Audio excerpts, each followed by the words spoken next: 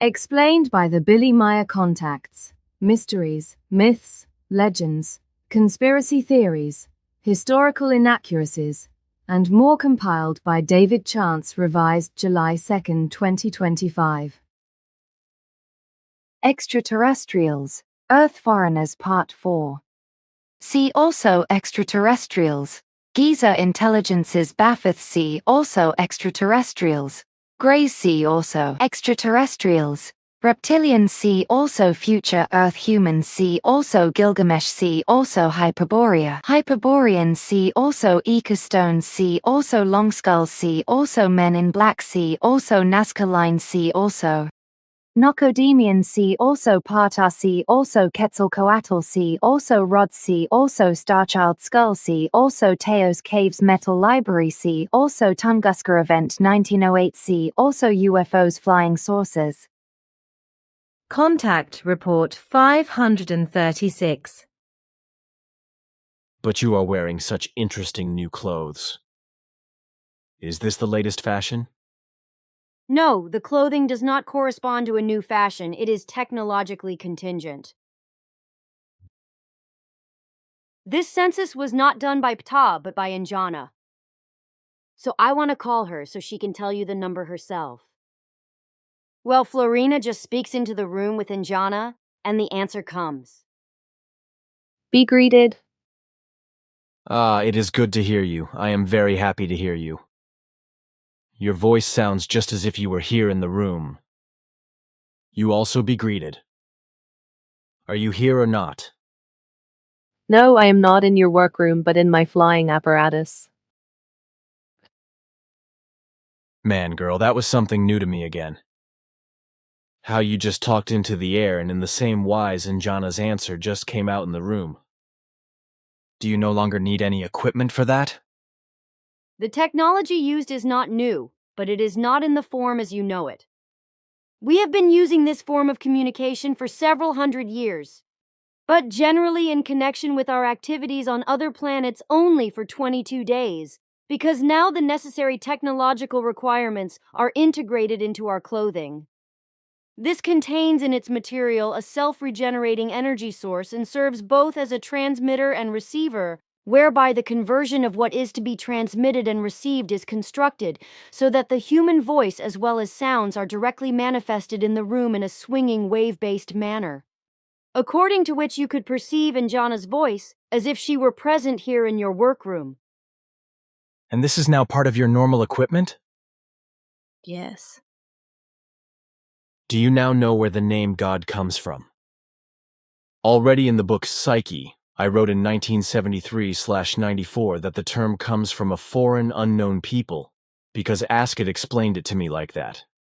This could indeed be fathomed. So I can say that the term God goes back to our ancestors, the ancient Lyran peoples, who used the word God to refer to an imaginary being who was portrayed as the supreme, supraplanetary, omnipotent, omniscient, and omnicapable creational figure in the imaginative tales they invented.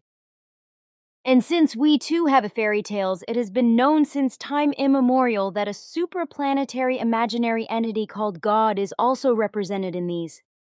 The origin of the term God, however, we only found last year. In 2011, when we were given access to very old Lyran fables that had been lost until then, and from which it emerges that the fables were, the fairy tale figure God is attributed to Sirius refugees, who were generally only called the peoples of Kudra in the Nissan system beyond the sun, because they settled on the other side of the galaxy, respectively beyond the galactic center, just beyond the galactic central sun. Parts of these refugees emigrated to the Lyra areas when they were discovered by ancient Lyran explorers. Contact Report 538. If you would say something about what is actually meant by a real democracy.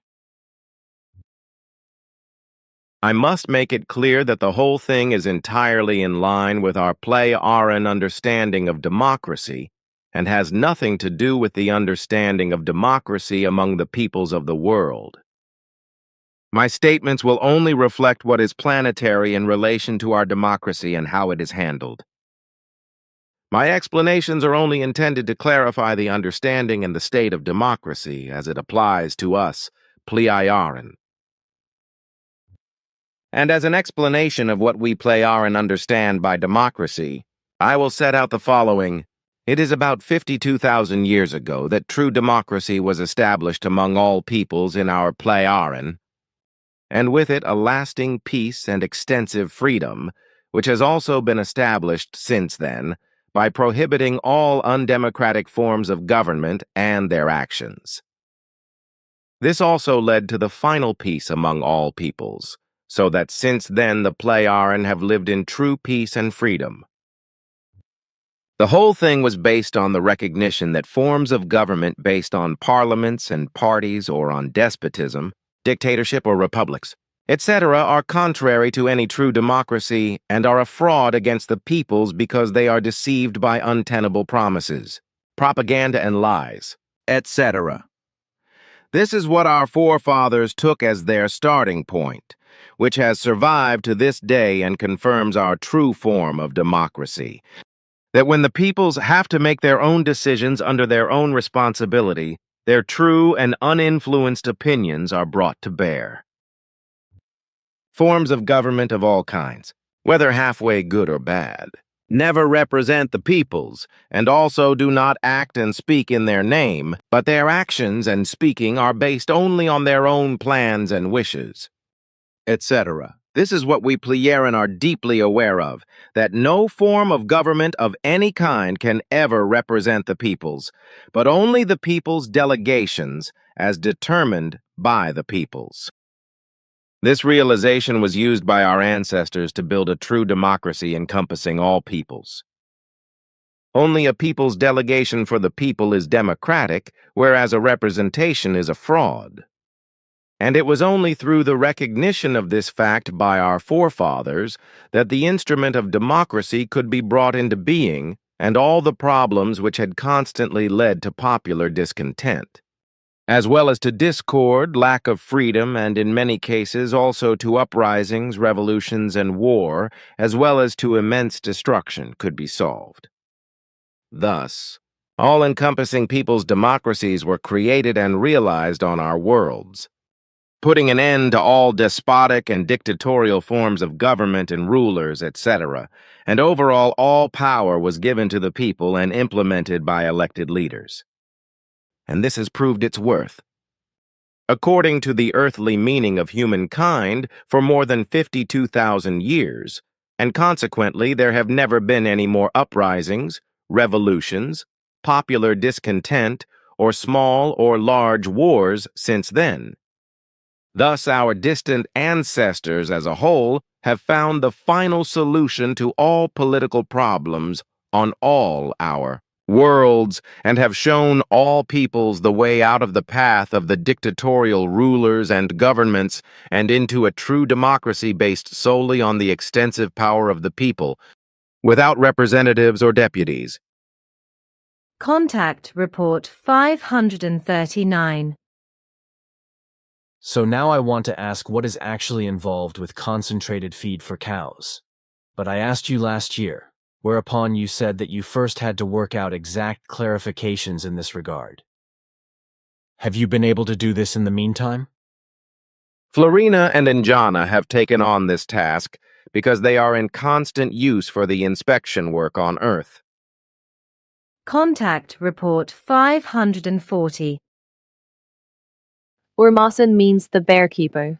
Urmasana is the female name and means the bearkeeper.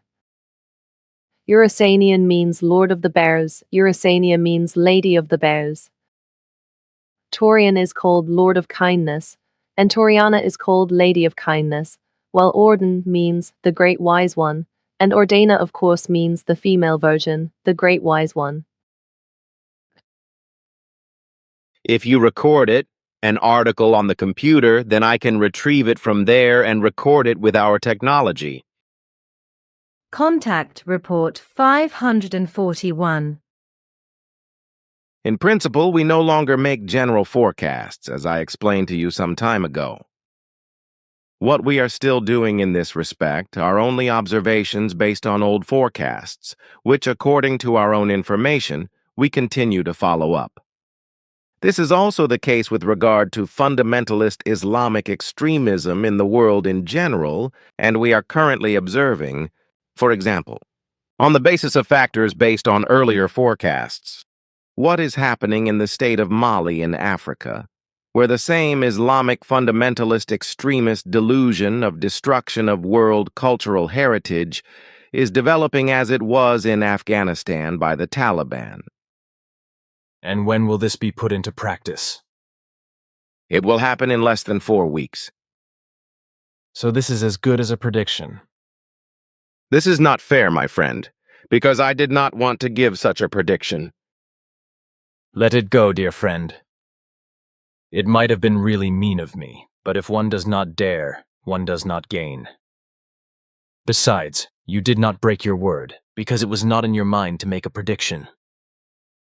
Actually, I confused you and elicited an answer from you, which you simply answered quickly and unguardedly. You can see it so, yes, but I am disconcerted. You do not have to be, because it was not done intentionally in the sense that you wanted to break your word. So let it go. A question for you also arises, namely, how is it with regard to friendships and enmities with you Pleiaren, as well as with regard to G-Vault and coercion? In the article I have written, that when friendships are sought after, that also enemies, and thus adversaries, will then appear. Hostilities and enmities and Ausar tend consequences in the sense that G-Vault and coercion arise, such as is the case with the Earth humans, do not appear, at least amongst our Pleiaren people. If necessary, we answer G-Vault and coercion with logical G-Vault force, but never in the sense that life is endangered. And that is the case even if an attacking G-Vault or coercion would be directed against us, because we combat such os artenda Gevalt activities in the extreme case without life-endangering arms, through which the antagonists are incapacitated only through fine spiritual perceptionlessness making, that is to say, through anesthetization. This, however, has no longer been necessary for thousands of years. However, this only applies for our own Pleiaren peoples, because it's different within our diverse federation, however, and in no case is it so bad, as it is among the Earth humans with their killing, murder, and destruction. Naturally, even with us Pleiaren there is resentment, irritation, malice, and bitterness, and so forth, because from these no human being's nature is immune. However, with us these unvirtues are kept within limits and in no case ever get badly out of the control of the good human nature. Without exception, such virtuelessness holds only a short time, a few days at most, after which intellect and rationality, honor, dignity, compassion, and mutual benevolence again prevail and return to normalcy.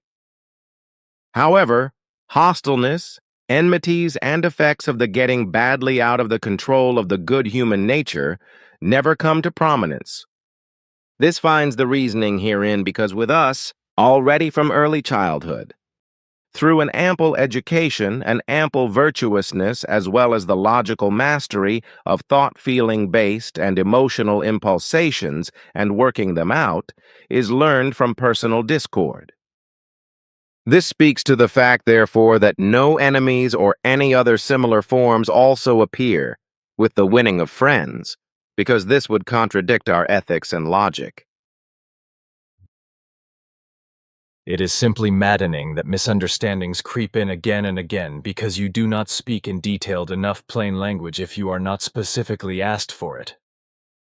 This corresponds to a mutuality because you always answer only to direct questions without giving further details thereof. And so, as you keep to in this regard, we adhere to this as well. This form of questions and answers is indeed also correct in principle, because thereby one does not go adrift into hardly important details. With which you are also naturally right again. Contact Report 542. What I have explained to you concerning electronic books refers to both Zaphanat-Paneah's, Quetzal's, and also from our committee and my own experiences. Electronic texts, which also exist with us Pleioran, of course, in much more sophisticated forms, serve only for the dissemination of information and communication. Contrary to this, we have bookworks, however, that do not consist of paper and cardboard covers, but of uncorruptible artificial materials, which are not inscribed in a form of printing process, but in a form that has the resemblance of a photographic technology. These artificial materials for bookworks are, as said, uncorruptible, and the bookworks find great popularity among our populations and therefore frequent use. In particular, since we are permitted to have your papers and books, your educational works, these have actually found dissemination in great measure. Electronic bookworks are not made out of it, except in the wise that they are reproduced in appropriate mode on large screens, suitable for reading for all audiences, and then can be explained to the audience during teachings with the creation energy leaders. You Pleioran also do sports and competitions, which, as you once said, are largely in accordance with the earthly Olympic Games, but as you also do other sports. Do you also practice extreme sports that are life-threatening or simply primitive? I explained to you earlier that primitive extreme sports and competitions that are life-threatening are not common and not given in our country, because we Pleioran value physical integrity and the protection of life very highly, as you know. Boxing and other activities in a similar and in any other primitive framework, as well as other extreme sports and competitions, etc., as you called them, which directly endanger the body and life, do not exist with us, because such action and doing are beneath every human dignity. And even among primitive peoples, such things do not appear in the form in which they are deliberately practiced by so-called civilized human beings. And as for football, as it is practiced on Earth by adult Earth humans, we Pleioran cannot accept this kind of children's game as a primitive adult sport and as an adult game, nor can we accept other similarly primitive so-called sports practiced by adult Earth humans. I can also say that we have never seen any primitive people, not even their children, fall into this kind of activity. It is understandable that children in the civilized world play football because they know and possess the appropriate balls. But that the human beings who believe they are grown-ups show such childish and even immature behavior is shameful. We Pleioran would be ashamed to act in this respect, as well as in relation to other primitive things done by Earth humans who believe themselves to be adults. Every adult Pleioran human beings would sink into their own shame and disgrace in behaving like primitive natives and running after a ball as a grown-up in order to push it with their feet through the air and then into a certain target. Our games, sports, and competitions for adults correspond to forms which are actually intended for the human beings who are grown up, and which are also not dangerous to the body or life. Nor do they pollute the atmosphere, as is the case, for example, with combustion engines in relation to motorsports. We also know of no fanaticism in this respect, which is peculiar to many Earth humans, as well as no forms of hooligan-based Ausartungan, behavior that gets very badly out of control of the good human nature. We Pleioran keep our thought-feeling-based impulses under control in this respect, as elsewhere, so that there can also be no excesses and Ausartungan, etc., in any things, events, and situations, etc. But now my next question, which I have to put forward. It concerns you, the Pleioran, and your federates. You Pleioran are also active in your federation for the spreading of the teaching of the truth. Teaching of the spirit, creation energy, teaching of the life. and I would like to ask how far you are trying to go in this respect, and whether your federation is also involved.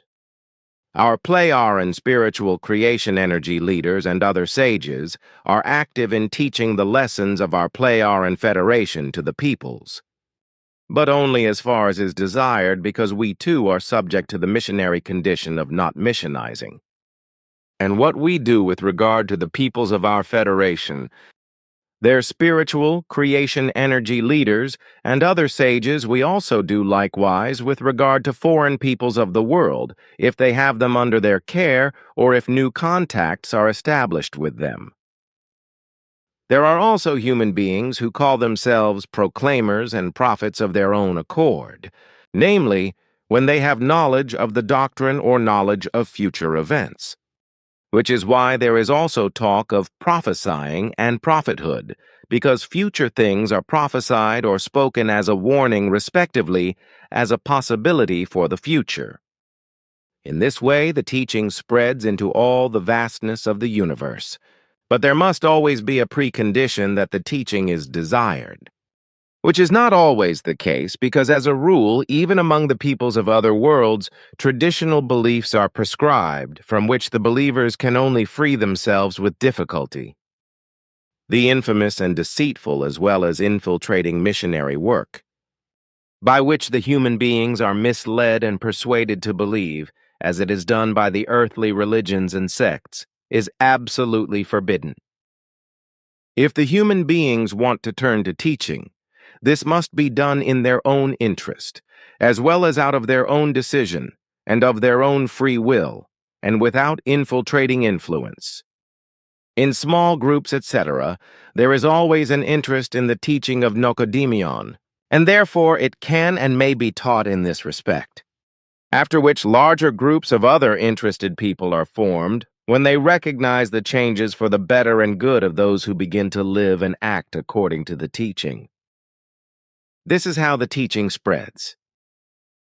But also in this respect, any kind of missionary work is excluded. Then regarding mistakes, I would like to say that no human being is free from making mistakes. And on the other hand, this also proves that you Pleioran are only human beings and not superhumans or the like, and therefore not perfect. And he who believes himself to be free from error, cast the first stone. So it has been said since ancient times. What you say hits the nail on the head, as you sometimes like to say. Contact Report 544. For this reason, one must prevent that at least our highly developed and very far-reaching technical, physical, medical, biological, chemical, astronomical, etc., very comprehensive cognitions, cognizances, practices, capabilities, possibilities, and politics are not explained and not released to the human beings of Earth, because through their irresponsibility, they would cause much greater calamity than they have done already for millennia and continue to do.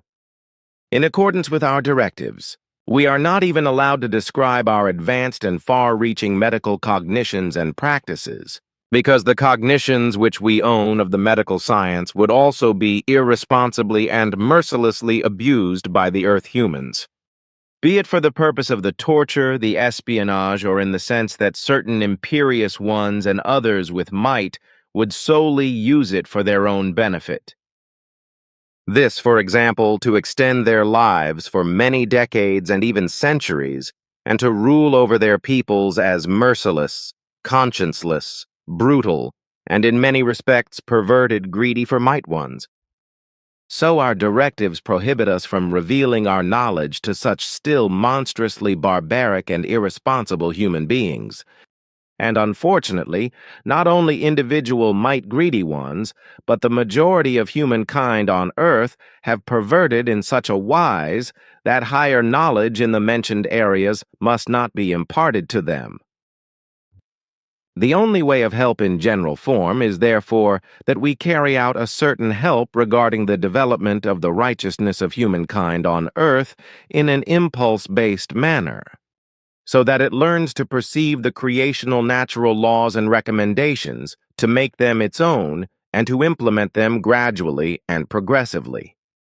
In the case of certain human kinds, we are therefore striving to teach inconspicuous persons, by means of impulsations, of the universally exactly corresponding creational natural laws and recommendations, so that they can become teaching-based, active among their peoples, but without themselves having any intuition that impulsation-based tuitions are imparted to them. On worlds where larger groups of most distant descendants of the Nokodemion lineage exist, when they have reached a certain evolutive state of consciousness, wise ones are inserted among the people through whom then the tuition takes place. This is in a similar wise also the case concerning the human beings of Earth, whereby this case, however, represents a direct lineage to the Nokodemion prophethood, to which a larger number of ancient mission participants are bound, which I certainly do not have to specifically explain to you. But to tell the truth, I got upset when I was confronted with it. Hence I raised my voice quite loudly. Things would probably have been the same for me as for you, even if I have no great tendency to get loud. However, such perversions, as you have explained them and which have been brought to you, really require a hard and clear statement which cannot be made in a low voice. Interesting. In all the years that I now know you, I had never noticed that you think in this wise. Although I know that you can become quite energetic, which I have also already experienced with you, but that you can also get loud according to your words. That is new to me. In certain situations it is necessary, or it happens when the nerves are overstrained. This can also happen to me and may in general also occur with us Pleiaren, whereby then, however, no Ausartungen do appear. But that what you say, that you too can react in the aforementioned wise, that only makes you all the more human. We Pleiaren are also indeed nothing other than human beings, even if, compared to Earth humans, we are far more advanced in every form of development. We are human beings in every respect, and also remain human beings, at least as long as we do still have human bodies and have not yet entered the level of the High Council. Contact Report 545. My name is the Warden, and I am from Era. I have a very good command of the German language, because I prepared myself to learn it extensively, because I wanted to meet you, as was also the case with my sister's daughter. You met her on the 2nd of July 2005 because she was allowed to visit you. Because she won the merit of visiting you in the search for a name for your mission with the designation of Silent Revolution of Truth. Cladena Icarina told us a lot about her visit to you through our public communication organs, and she also told me a lot and rhapsodized about her visit to you. Through Cladena Icarina's public narratives, several persons were interested in meeting you. But Ptah and his committee refused to do so, because only absolute exceptions should be allowed, and these should also only be given if they were connected with an activity on the Earth. For the reason that I am burdened by a great problem, which I do not dare to entrust to anyone other than you, I applied for an activity on your homeworld. This when I was told that for the time of Florena's and Anjana's absence for 3 months, substitute workers would have to take over their activities. Through my application, I gained the possibility that my work could lead me to this planet, and also to you. This was connected with the strict duty to learn all the necessary facts about you, your mission and your trusted ones, as well as about the history of the Earth, the earthly history of humankind, up to the present time, and the general state of affairs in all things. And since I knew that you have an unusually good command of the German language, and that you are also interested in the study of names, I naturally learned everything to the best of my ability to visit you, and to communicate with you in a good wise. And to my name is to say that it means he who is loved by the gods, and my age I can tell you at 298 years.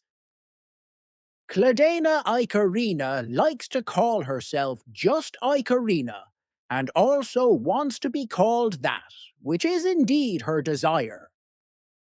Icarina has grown into a young woman, and she is very diligent in her efforts to educate herself in various important matters. She asked me to send you many good wishes and greetings, and also to tell you that she embraces you in her thoughts, and that she thinks of you very often. She would like to visit you again if there is a chance for her to do so. That is very sweet, very kind, thanks. Also, give my best wishes to Icarina, and my best wishes for her life and learning. Icarina also appears to me again and again in my thoughts, because the girl has made a great impression on me. Despite her young age, she was so very grown up. It is a bit embarrassing that at my age but I really need your advice. What you are explaining makes me very confident and excites me joyfully. Your name refers to gods, and thus to deities who are individually referred to as God. In what context are these gods to be understood? Respectively, what is their relation to your name? Regarding the meaning of your name, are these gods to be understood as mythical creatures, as you call them in fairy tales as supreme beings, or do they have to be understood as Jeshvish? Ptah once explained that with you Pleiaren, gods, goddesses, or a single god or goddess as the highest mythical creature in fairy tales, are attributed a meaning in the sense that a god, goddess, or gods and goddesses are imaginarily given fabulous power over everything and anything. In your fairy tales, these imaginary beings form something like a very wise world-directing omnipotence. Do you know about these things? The meaning of my name, he who is loved by the gods, comes from our traditional understanding of fairy tales, in which truly non-existent female and male beings are conceived as deities with supreme power, who have a benevolent dominion over life and all that exists. On the other hand, there is also a form of god and goddess that was used in ancient times for human beings who were initiated in the degree of Anjashwish or Anjashrish, whereby the terms god and goddess, however, were only in use for a few millennia, and were also used to evaluate name meanings, as was the case with fairy tales in which the terms god, goddess, and gods and goddesses were used as the highest imaginary mythical creatures for name meanings. However, the name meanings coined in this wise very early on, with the correspondingly very old terms god, goddess, gods, and goddesses have remained unchanged until today. The use of the meanings with regard to the mythical creatures as god or goddess, or as gods and goddesses, however, remain purely fairy tale related, while the use of the meaning god or goddess in connection with Anjeshwish Oren Yishrish is related to reality and represents a great honor and value. Aha. Then one must always pay attention to whether the meaning of the name is fable-based in relation to mythical creatures, or effectively in relation to reality in terms of J-Schwishes and J-Skrishes. And according to the ancient naming system, the terms god, goddess, gods, and goddesses were also brought to Earth by the early Lyrans, Vegans, and Pleiaren, or... Yes, that is also how I learnt it. So then, with every name you have to consider, in terms of its meaning, whether it has to be evaluated in terms of an Jeshwish or an Jeshrish or a highest mythical creature. Emmanuel, for example, means he with divine knowledge. So I understand that divine knowledge is not the knowledge of a mythical creature, a god, but an Jeshwish knowledge, no? If this is so, then the whole of any meaning of the name that contains God. Goddess, gods, or goddesses must be specifically equated according to the meaning of Jeshwish, respectively, Shrish, or with an imaginary highest mythical creature. This corresponds to the correct understanding. Contact Report 546. However, before I get to the answering of the question, I want to tell you and also express my gratitude for the fact that I followed your advice and achieved an unexpected success. Consequently, all my concerns together with those seemingly unsolvable have evaporated. For this, I will always be very grateful to you, just as I will keep you in my memory as a good friend. Furthermore, Icarina wants me to send you very dear greetings and tell you that she will never forget you. Contact Report 547. Things have changed fundamentally since then, and the danger that existed for us at that time in terms of keeping our secrets and the danger to our culture and habitats has been averted. However, in 1995, when we dissolved our stations on Earth, the danger still existed. According to our calculations of probability, from that time on, there was the impending possibility that we Pleiar peoples could have been drawn into a war. As we explained to you at that time, to which we obliged you to remain silent, an attack on Earth could have taken place. Namely, by a large armada of space planes of a planet-wide dictatorially led and warlike multi-ethnic state, from the same space-time structure from which we Pleiaren also come. These peoples, who did not belong to the Pleiaren Federation, were very warlike and conquest-addicted in nature, similar to Earth humans. They had been constantly fighting with their own races for more than 1,700 years, and at that time they were about to penetrate the space-time structure of the Dern universe through their space technology, on the same path that also gives us the possibility to enter this dimension, where the Milky Way galaxy, and therefore also the Sol system and Earth, are located. With us, the Pleiaren, these peoples maintained constant and contentious contacts, and often warlike actions were also threatened because the dictatorial powers of the planetary multi-ethnic state called Hardem were constantly trying to invade and conquer the Pleiaren worlds. As a result, we had to be on constant defensive alert to these peoples, while also keeping our secrets, which were related to many things of our technology and which we had to protect, in order to protect ourselves against these ever-present aggressors. But through infamous machinations, they managed to get hold of the technology regarding the possibility of breaking through into other space-time structures. So they learned to master them in the course of time and also gain knowledge regarding the Dern space-time structure and the Milky Way, as well as the Sol system and the Earth. Then, however, about 95 Earth years ago, a completely different form of government was introduced and other rulers came to power. more peace-loving but still subject to the urge for war and conquest, but to a somewhat lesser extent than the dictatorial rulers. Consequently, they tried to join our Plejaran Federation, but they were denied the possibility of being admitted, with the possibility of being admitted if they would give up all their warlike conduct and make peace in every respect, which they were not prepared to do in 1918 through some unpleasant events. They learned of our efforts in the Sol system and on Earth, in terms of Earth years, so that from then on they tried to come into this space-time continuum and to Earth, which we always managed to prevent.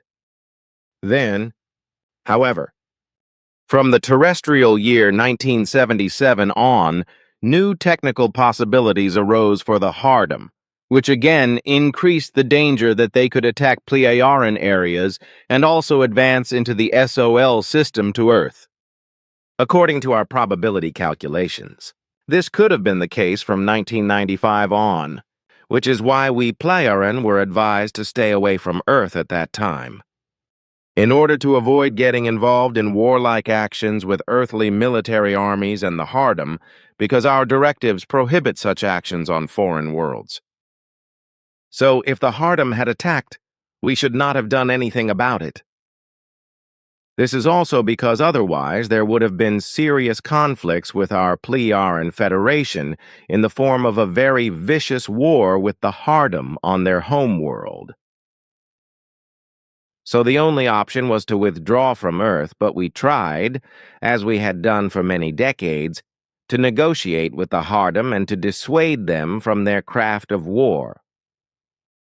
In the end, it became generally accepted on Hardom that a large group of people had an objective interest in the matter, and that this led to a planet-wide overthrow of power, by which all dictatorial rulers, who had all united to form a common world dictatorship, were driven out and executed by armies accustomed to war and violence. In 1996, the whole thing actually led to the new rulers coming to their senses and taking care not to allow any more power-hungry people to emulate any kind of war and also to dissuade their peoples from the art of war. Through us and our allies in the Federation, we have been advising the Hardom ever since, so that the war-loving peoples could also be pacified. Through our and our Federation's efforts, and the manifold assistance provided, the peoples have been taught how to live peacefully and will also continue to do so. This has been going on since 1996. And fortunately, the Hardom are making a very serious effort to grow into a completely new way of life, which in just 16 years has led to the Hardom being incorporated into our Plejaran Federation protection, and thus becoming a candidate for our Plejaran Federation. It was only in this wise that we were able to interfere in the foreign things, and that it was also possible to stop the Hardom from breaking through into your space-time structure and wreaking havoc on the Earth. If this possibility would not have arisen for us, then it would have been possible for the warlike multi-ethnic state Hardom that an attack on Earth could have taken place. According to our probability calculations, this Earth would have been conquered because Earth humans would not have had anything to oppose the war technology and all weapon possibilities of the Hardom. All this should not have been mentioned in contact reports back in 1995, etc., because the spreading of these reports would have caused a tremendous panic among Earth humans in many places. Although the Hardom do not yet belong to the Plejaran Federation, they are under its protection, which ensures that they are no longer a threat. But what interests me is this. You always speak of the Hardom in a way that is also true of you, Plejaran. You call yourselves Plejaran, and your homeworld's also Plejaran. Is it the same with the Hardom if they do not call themselves Hardomer or similar, but as Hardom equally also their world? That is indeed the case. Contact Report 549. A pastor's son of German origin was the crucial point in the USA's choice of English as the official language. That is also what we have learned from our history books dealing with these events. The learning of these things is a duty for all of us Pleiaren if we want to carry out operations on the Earth. Contact Report 550. But what you say about security and other weapons and means is also correct. And if you refer to our Pleiaren system with regard to weapons, then with regard to firearms, it would also be the only correct form for Earth humans. In this respect, a law would have to be enacted and enforced, which would allow the purchase and use of a firearm only if the Earth human being in question can be considered absolutely reliable and responsible, which would have to be clarified by authorities and psychological experts. In addition, it must be ensured during the production of a firearm that the human being carrying the firearm are registered and that the operation of the firearm is solely adapted to the owner, for which there are good possibilities. A hand or long firearm must be secured to such an extent that it can only be operated by the person for whom it is registered and authorized. On an electronic basis, this is very well possible if the weapon handle is sensorially adjusted to the brain vibrations of the person concerned, so that no other human being can handle the weapon than the owner. It is also mandatory that every person who carries a weapon or simply owns one is required to demonstrate, through an appropriate training course, that he or she knows how to handle the weapon and is also not in danger of misusing it. Only in this wise can a much greater degree of security with regard to the misuse of a firearm be guaranteed. In addition to what I have just mentioned, namely that there should be strict control and clarification with regard to the person to whom a lethal weapon is permitted. Such legislation applies to us, and also to all law enforcement agencies and security forces. Law enforcement agencies and security forces. Can I understand them to be police and military in an earthly sense? Yes. With us, what you call the police is simply called a guardian of law and order, and the military, as you say, a protective association. We have spoken about sport before, when you also said that it is not practiced as a profession or as a main occupation in your land. That is correct, because our legislation is based on the idea that any kind of sport must be exclusively recreational and should never be practiced as a professional activity. In this respect, it is also stipulated that no profits may ever be made from any kind of sport, as well as that every person who practices a sport, individually or in a group, must carry out a 2-hour useful daily work of community service and another private useful daily activity. For health reasons, this also includes physical exercise, which of course can be done voluntarily in a variety of kinds and ways, ranging from walks to gymnastics to special activities.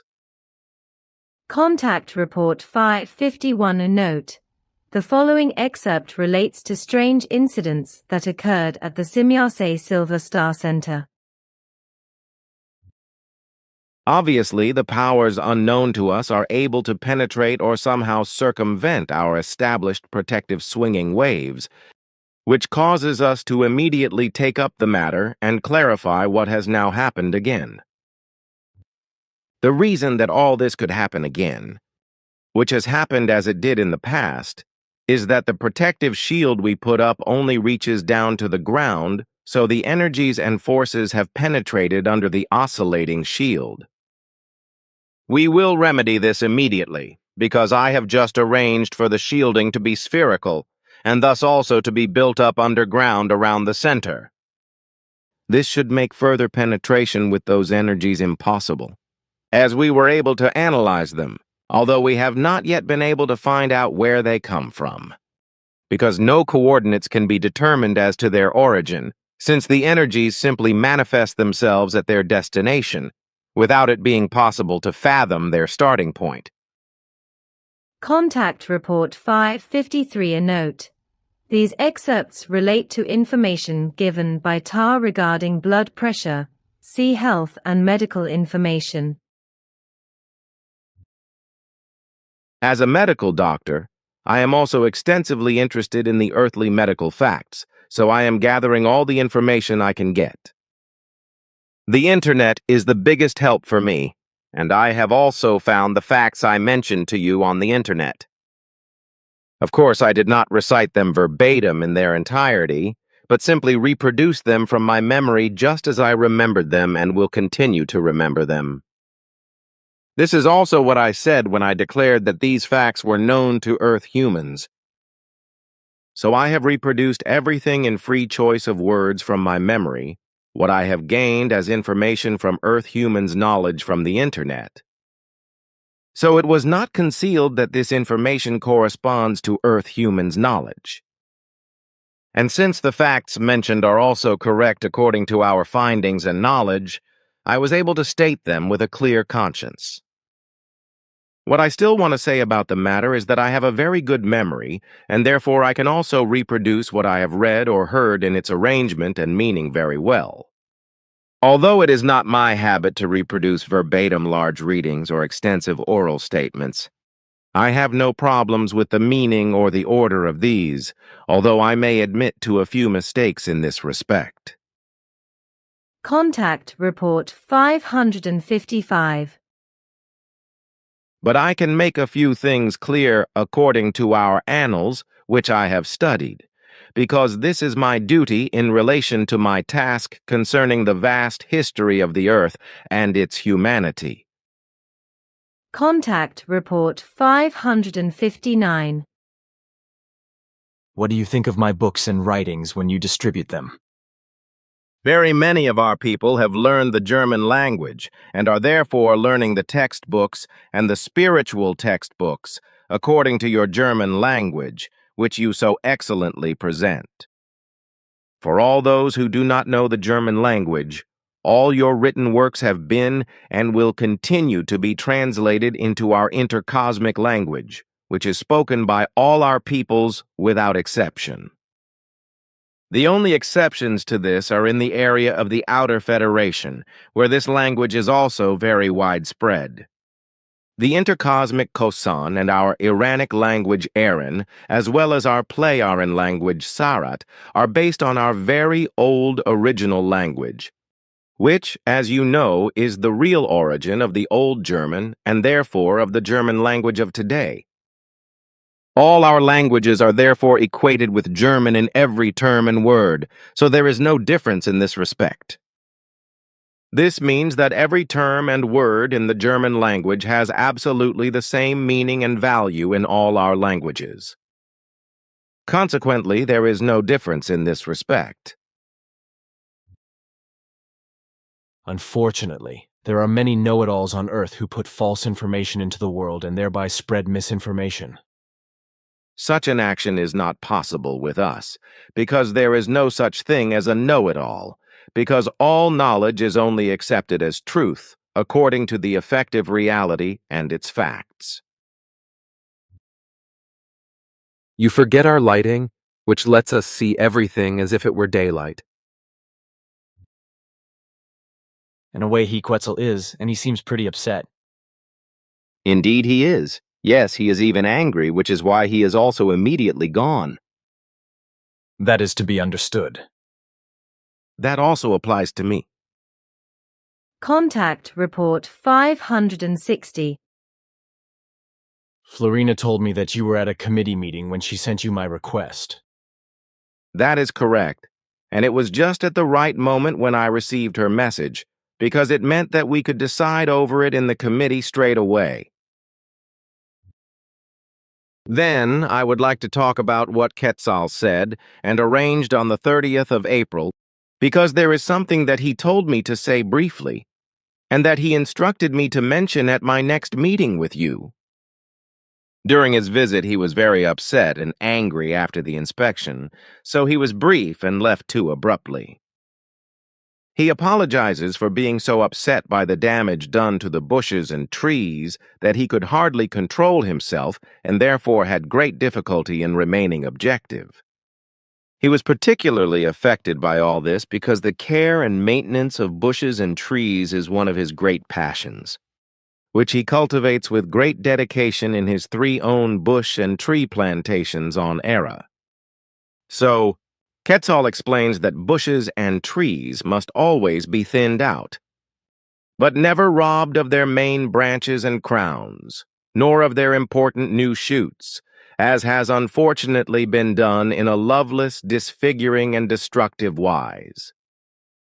Through this unloving action, explains Quetzal, the bushes and trees have suffered greatly, and in some cases have also died.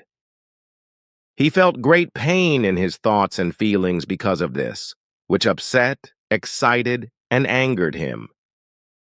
Goodbye, dear friend. The whole thing with the bushes and trees is also very vexatious to me. Contact Report 561.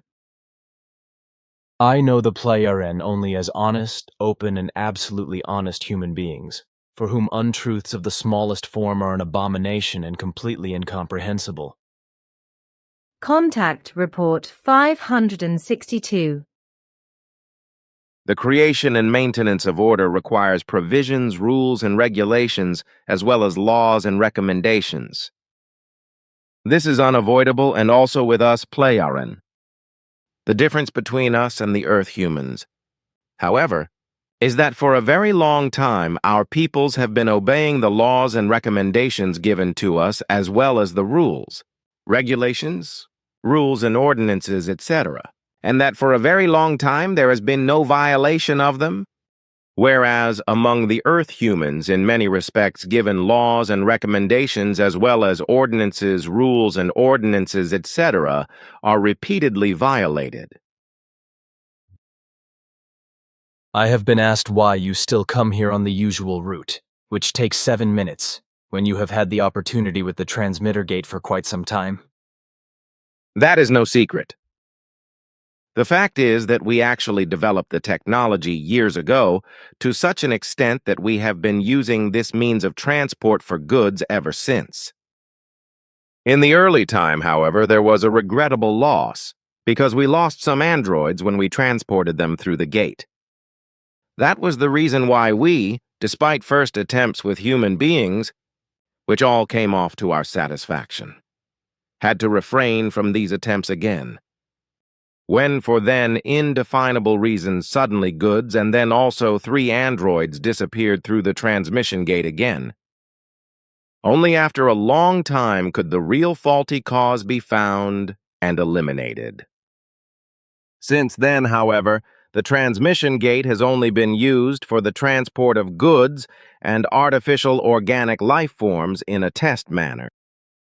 These tests will be completed this year, after which animals and human beings may and can also be transported through the transmission gate. If that is the case, then we who are visiting you will also use this means of transport from Era or from my great spacer flying machine. Then the traveling via the beam ships is no longer relevant. But when will that be? It will be in July. But what about the beam ships? Can a transmission gate also be used by them? Or do we still have to beam from them, like when Florina or Injana come here? This will not yet be possible, but our technology is also being developed in this respect, so it will also be possible in this wise in the foreseeable future. However, the technology for this is still under development and should take several months. Contact Report 563. My question is about child supervision. Why do I want to ask how you Pleiaren handle this, or just how you see it? Here on Earth we have not only families with children, but also nurseries, playgroups, kindergartens, scout groups, general schools and youth organizations, etc., in which the children and adolescents are supervised by designated supervisors, who are also responsible for the children and their safety and actions. And please also mention up to which age you will place children and adolescents under supervision before they can supervise themselves in a certain wise and should also take responsibility for it. If I may speak as a father, and if I should also mention our general approach to the care and supervision of children and adolescents, there is indeed a lot to be said. With regard to the last part of your question, it is to be said that legitimate self-supervision and responsibility of the adolescents happens, as the case may be, at the earliest from the age of 14, but at the latest from the age of 17. In our approach to this, we take into account the development and mental maturity, understanding of responsibility, etc.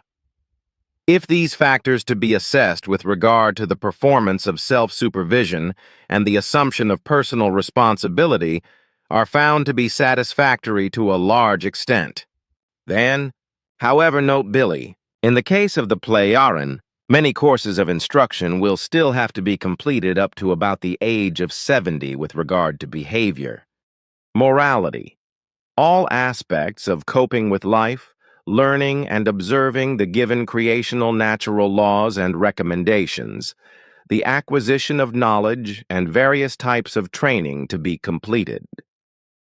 And it is only when all these courses have been completed that we will declare the human being to be sufficiently educated for life, which you express with your concept of age of majority.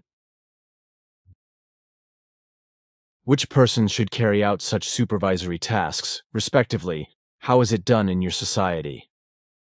This varies, but the rule is that mothers carry out this task because they are the ones directly involved, and they are closest and most familiar with their children and adolescents. Of course, they can also be fathers, which is fine. But the father relationship is not the same because it is more practical, material, objective, etc., as opposed to the mother relationship, which is more human, mental, moral, loving, and caring. In this wise, it is also held with us, and it is also the case that supervision of children and adolescents is done by persons from schools, etc., as it is with you on the earth. Parents, however, mothers and fathers, as well as supervisors, who in the above-mentioned manner do not fulfill their duty of care and supervision of their own children and adolescents, or those entrusted to them for care and supervision, are irresponsible.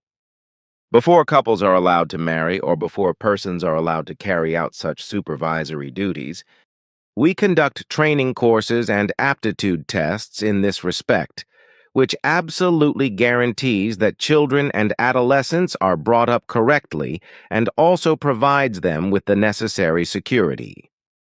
It must be said, however, that it is also the case with us that there is no complete supervision and control with regard to the supervision of children and adolescents. Therefore, it is also unavoidable that incidents or accidents involving children and adolescents occur with us. Our impulse contacts, which we used to have with Earth humans, but for them unconsciously and to such an extent that they assumed their advanced ideas were their own. In particular, these impulse contacts from our side to scientists took place in order to promote the sciences of medicine and technology among Earth humans, which has also been proven by the very rapid developments in the last decades through many inventions and innovations, etc., as is actually the case. Our contacts were also such that the recipients of our impulse transmissions had no knowledge of the entirety of the unconscious telepathic information impulses. Contact Report 564. And indeed, I am sad and upset at the same time. Contact Report 565. But first I would like to say that there is one more point to be mentioned regarding the competence of the Australian Landesgruppe, the National Figu Group of Australia, which I unfortunately forgot to explain, because I have a lot of things to think about all the time, so some things simply escape me. So I am not the only one. Not only does one get older, but with increasing age, the rationally thinking human being also has more and more things to do, and therefore also has a head full of countless things to think about, and also to otherwise do. That hits the heart of the matter. What we are interested in relates to the geological processes of volcanoes, glaciers, earthquakes, plate tectonics and climatic and natural changes, etc., as well as to the development and change of all flora and fauna, as well as to the political effects, military and economic events, etc. This also includes the general development of the consciousness, intellect and rationality of Earth humans, medicine, politics, and military matters, as well as the worldwide social structure of Earth humanity, all these things being, in our opinion, are still very underdeveloped.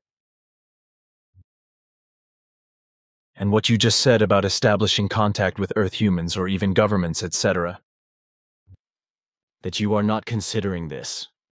That should make it clear enough to those who repeatedly think that you might attack the Earth, that you play Yaren have no such ambitions, and that you also do not interfere in earthly matters. That this does not occur is a result of your directives that prohibit such things.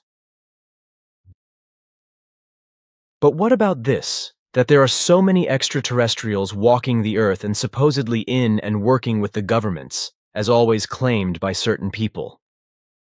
I cannot really imagine that.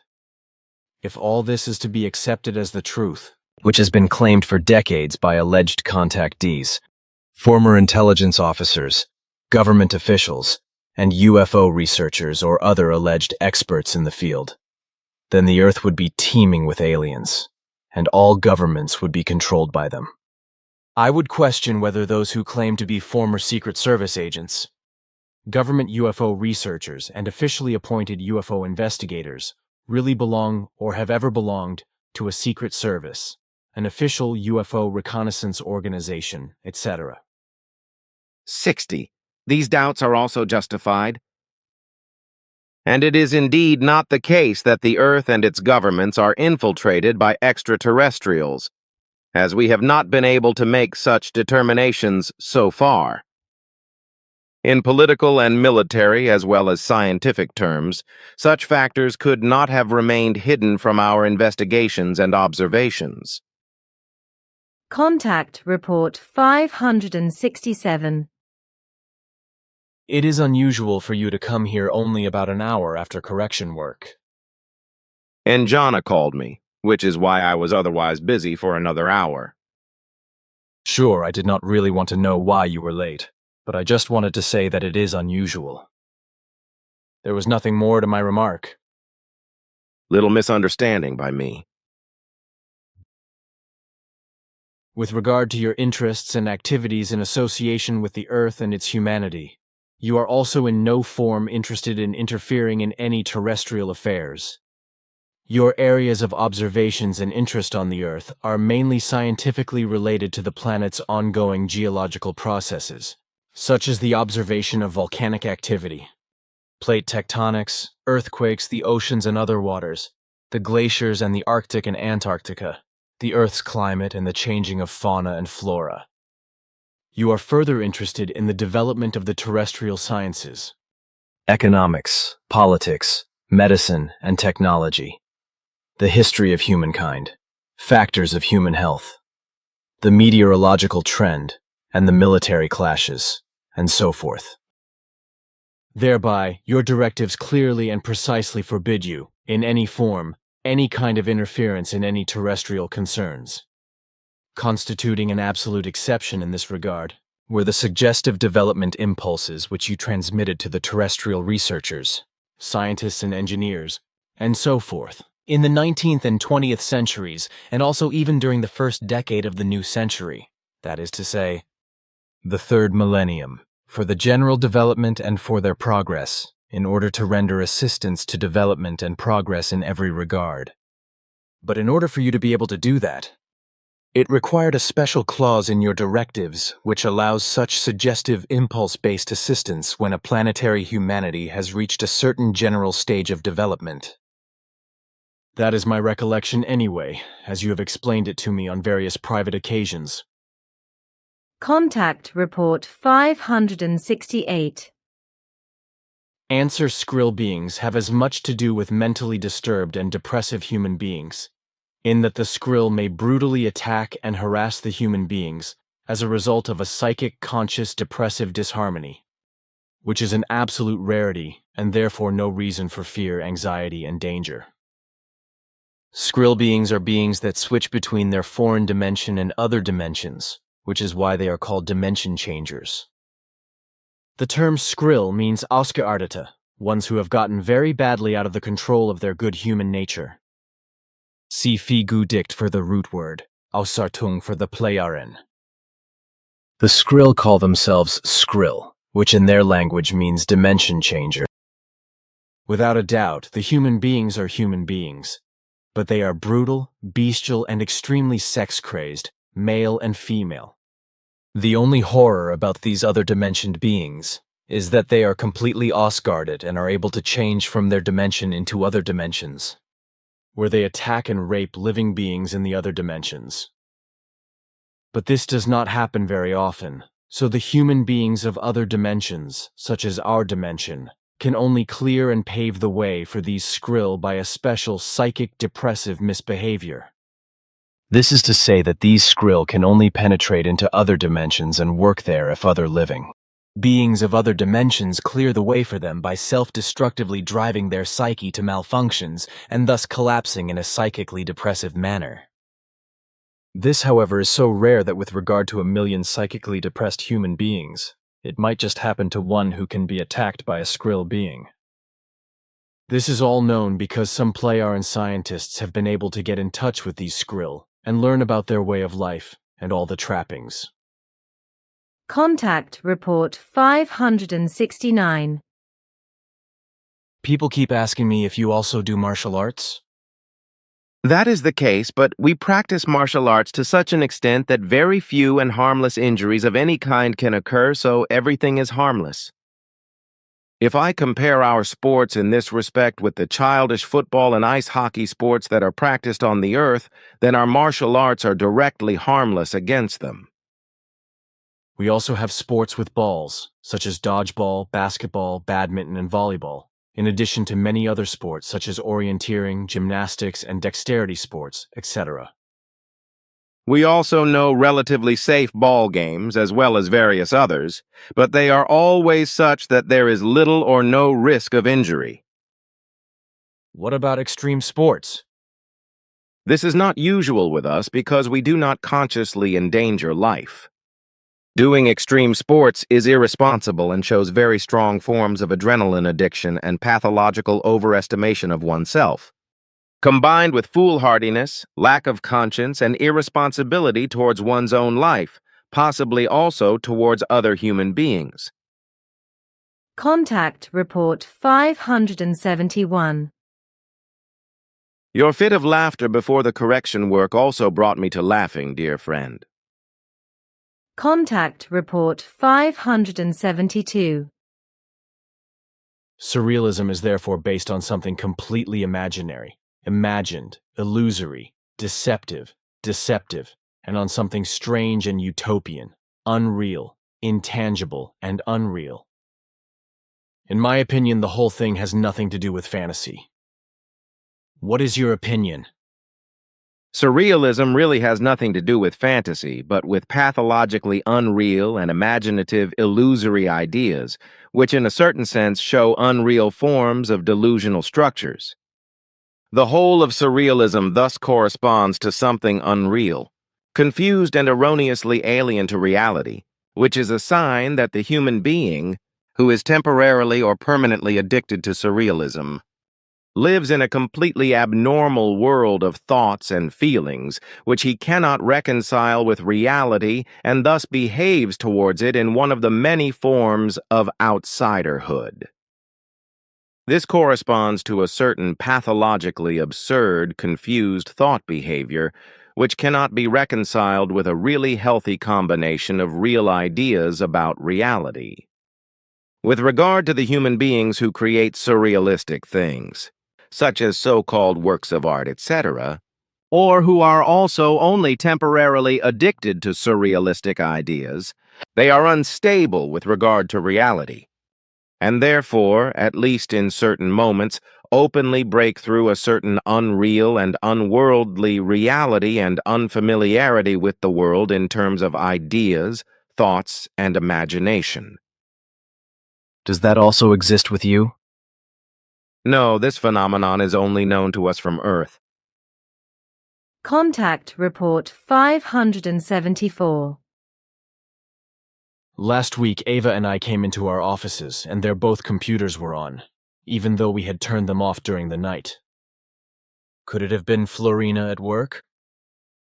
That is correct, but it was not only Florina, but also en-GB, who both searched the internet for certain information. Contact Report 576.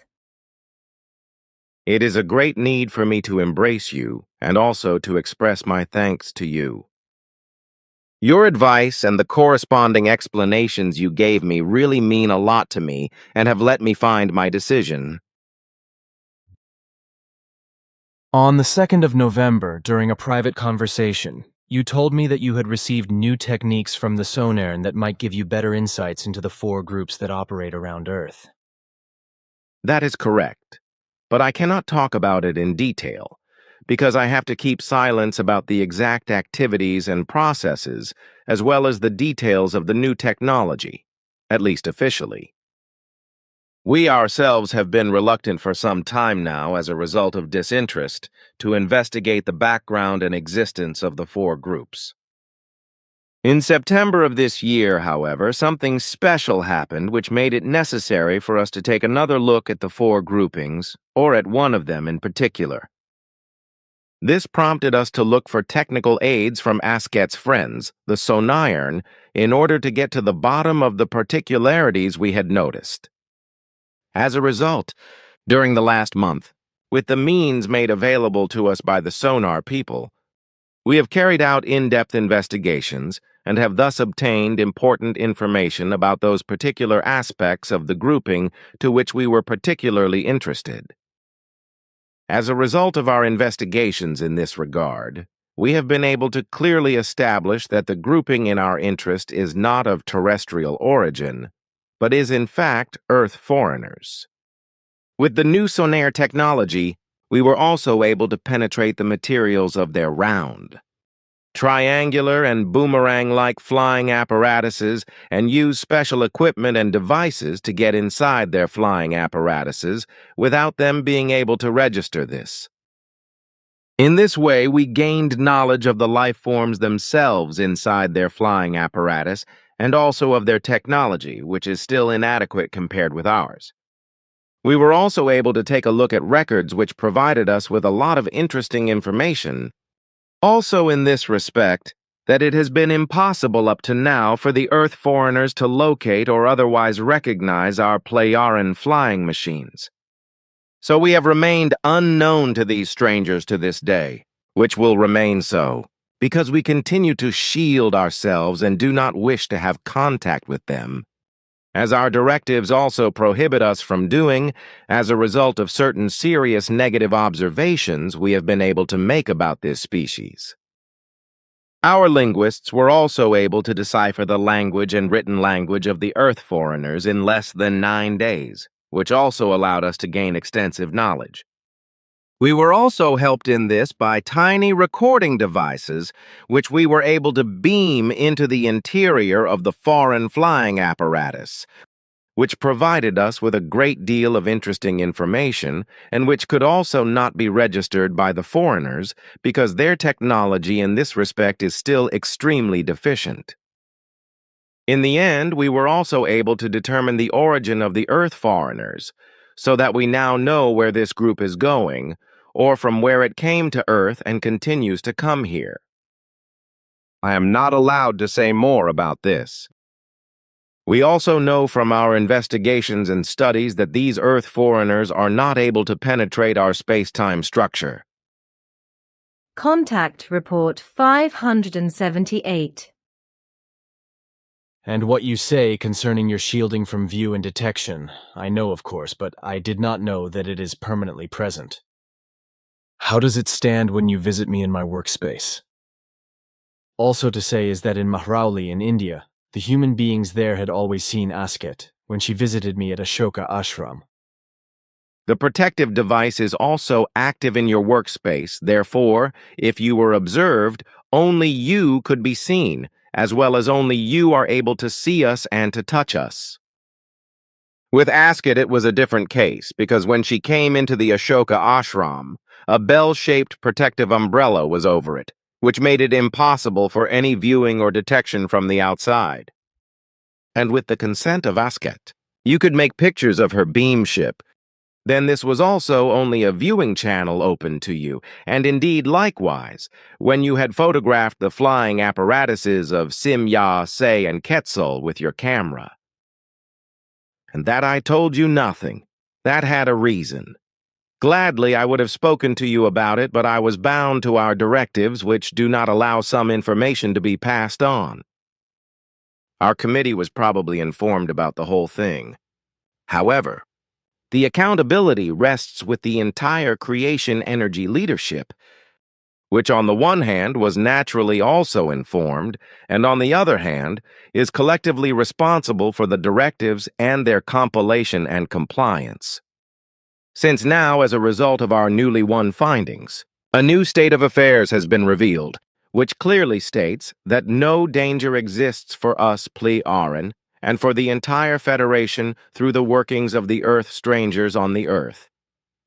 The overall creation energy leadership issued an annulment of the directive specified by me with regard to the necessity of our silence. Therefore, I now stand able to talk and answer you.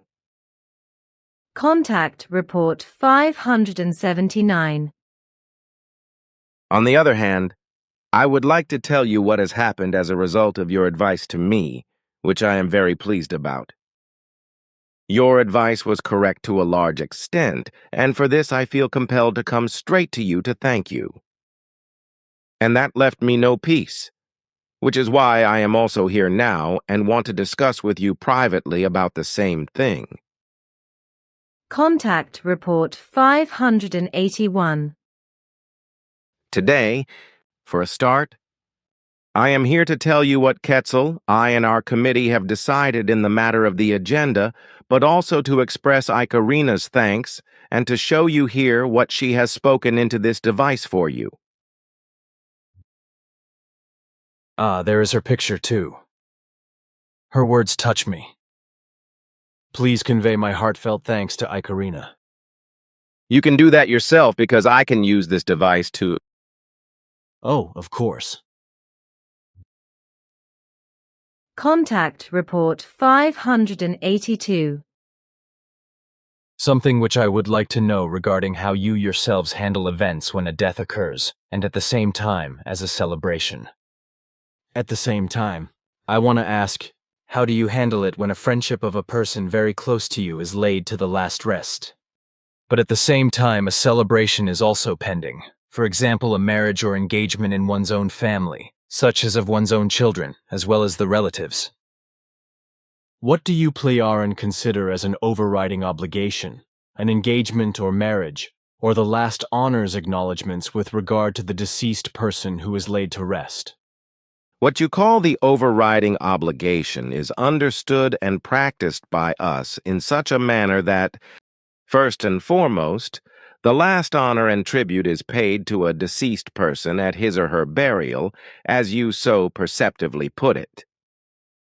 This goes before all festivities of any kind, indeed even if such arises in one's own family, therefore if a laying to rest is pending at the same time as a marriage of one's own children, for example.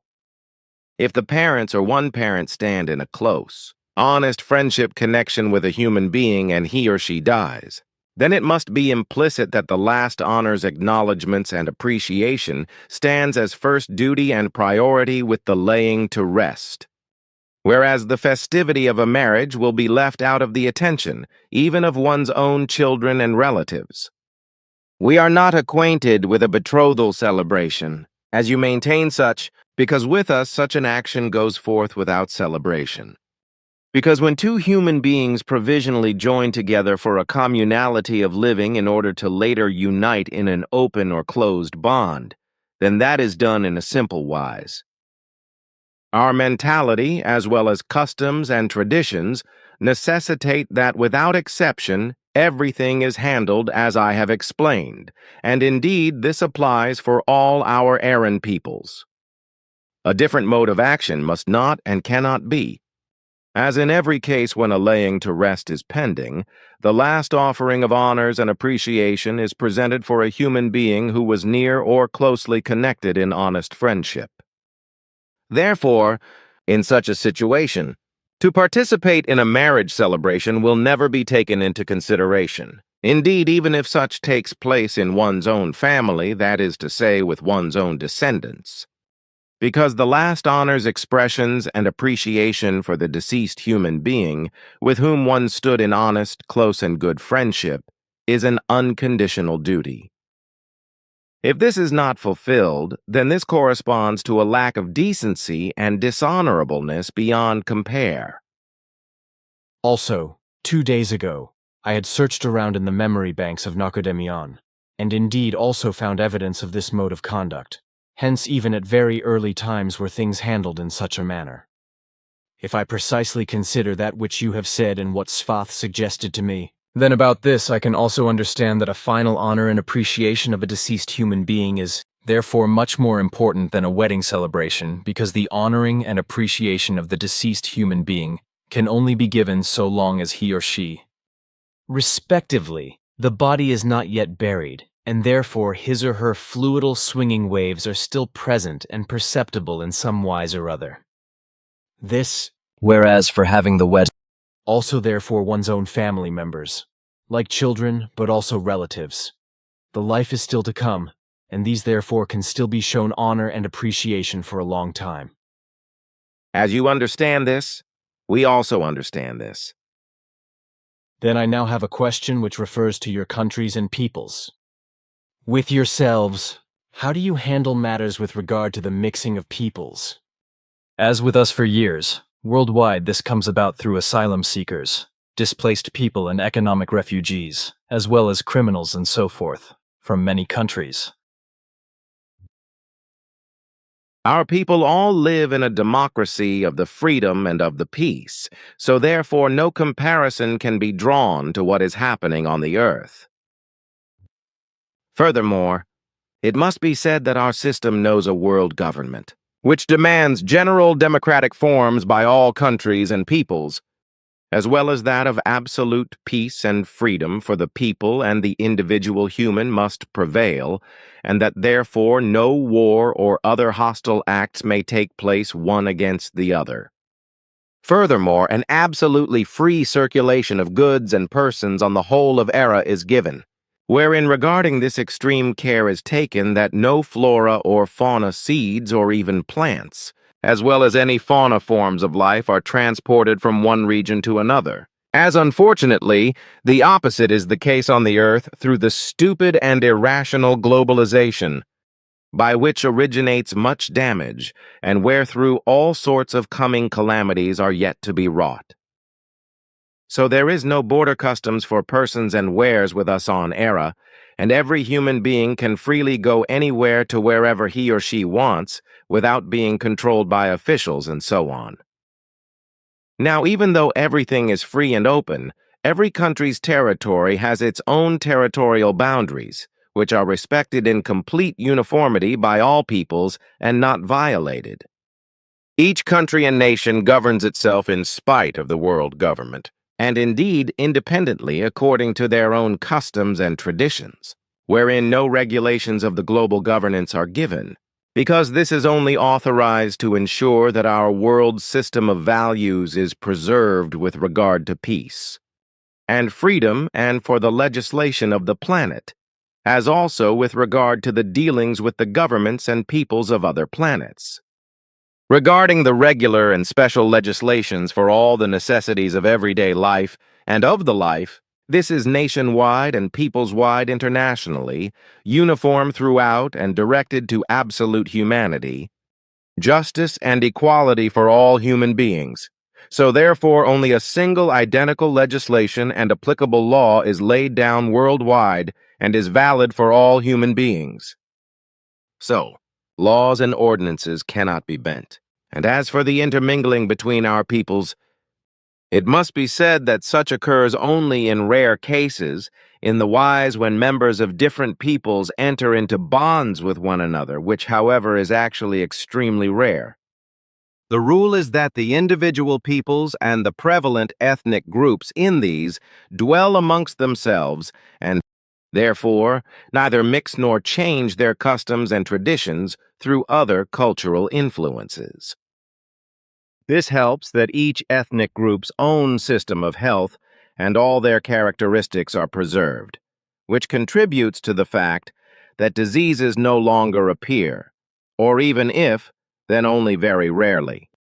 The whole issue of this non-mixing of peoples also contributes in that no diseases and epidemics are carried about, as well as one people's part doesn't clash into some troubles with another one's, either with regard to foreignness or race nor concerning goods, products or language, etc., since, as a rule, the members of a peoples remain amongst themselves, with only very few exceptions in very rare intermingling. Partnerships. Also, no mixing of peoples and foreign hostile and race hostile conflicts arise with other peoples or between families and neighbors, etc. And what is also extremely important is the fact that we know not of religions and sects, as well as not of different political parties and orientations. All Pleiaren nations are solely and equally inclined to the creational natural laws and recommendations, which are taught by the spiritual leadership. Consequently, with us Pleiaren, there is neither religious nor sect hatred, nor religious or sectarian cult activities, rites, or any other such sectarian hostilities. Finally, what is still very important to say is the fact that there is not any prostitution in all our peoples in accordance with their entire cultural behavior, and as a result of the legislation, such as regarding the turning to the creational natural laws and recommendations. Everything is so regulated with us with regard to the democratic determinations of the people, that all peoples, that is to say, their populations are information technology connected with the center of the world government as well as with the respective people's authority, which itself works out, on the one hand, agenda items as well as proposals from the authorities of the people or individual persons' proposals, and puts these up for the evaluation and vote of all populations. Regarding this, all peoples, that is to say their populations, are requested 3 hours before a vote, that is to say before a ballot, as you say in the given situation, to be present for a ballot for a certain period of time at the corresponding devices or those several which are mounted in public everywhere and in dwellings for voting operations. The accrued matter which is brought to a vote will then firstly be officially announced just 3 hours after the populations are present at the ballot devices. The announcing of the ballot agenda item, which is always handled just a single item per time, takes place in such a wise that not only will all advantages be named and explained in detail, but also all of the disadvantages. Only after this, when all the facts of the positives and negatives are cited, begins the period of the considering and reconsidering of the ballot agenda item put forward, for which a period of around 30 minutes, according to your terms of time, is set, while the human beings of all populations can electronically make known their position, that is to say, a yes or no, which of course will be automatically registered and tallied up. In this wise, it is given that no gatherings of people can take place, in order to bring about a mass persuasion. Therefore all persons voting must make their own opinion known. All accrued election agenda items of any kind are handled in this wise, and indeed also with regard to an appointing of persons in the world government and the people's authorities. Additionally, it must still be said that the world government and the authorities are no more and no less than merely democratic representatives of the people. These exercise only the supervision with regard to the compliance with the laws and regulations, as well as the decisions of the indigenous peoples, together with their corresponding assigned forces of order, whereby, however, they have no self-determining gewalt, because the determination of all concerns and things is situated solely in the might of the planetary or national population.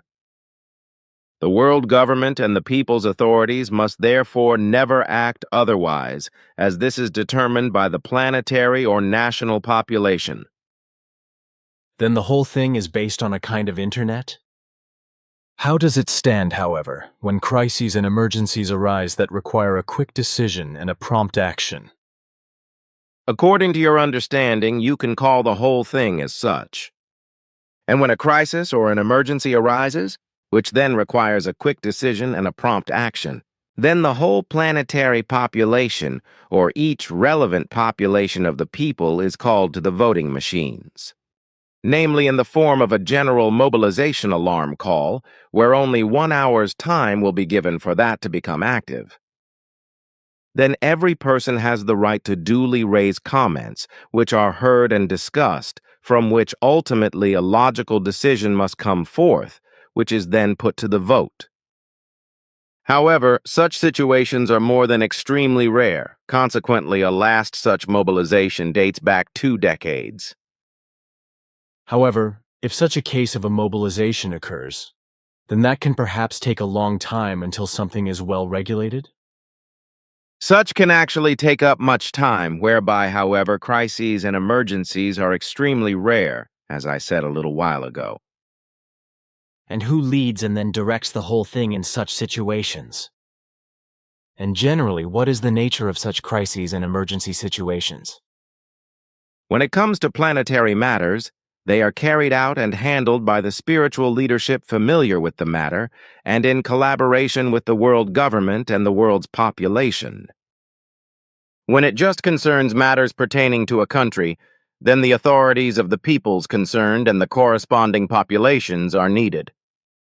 And concerning the crisis and emergency situations, these can be very different, such as, for example, regarding a tactical intervention, if such is demanded from a region of a people or an entire planet of the Playaran Federation.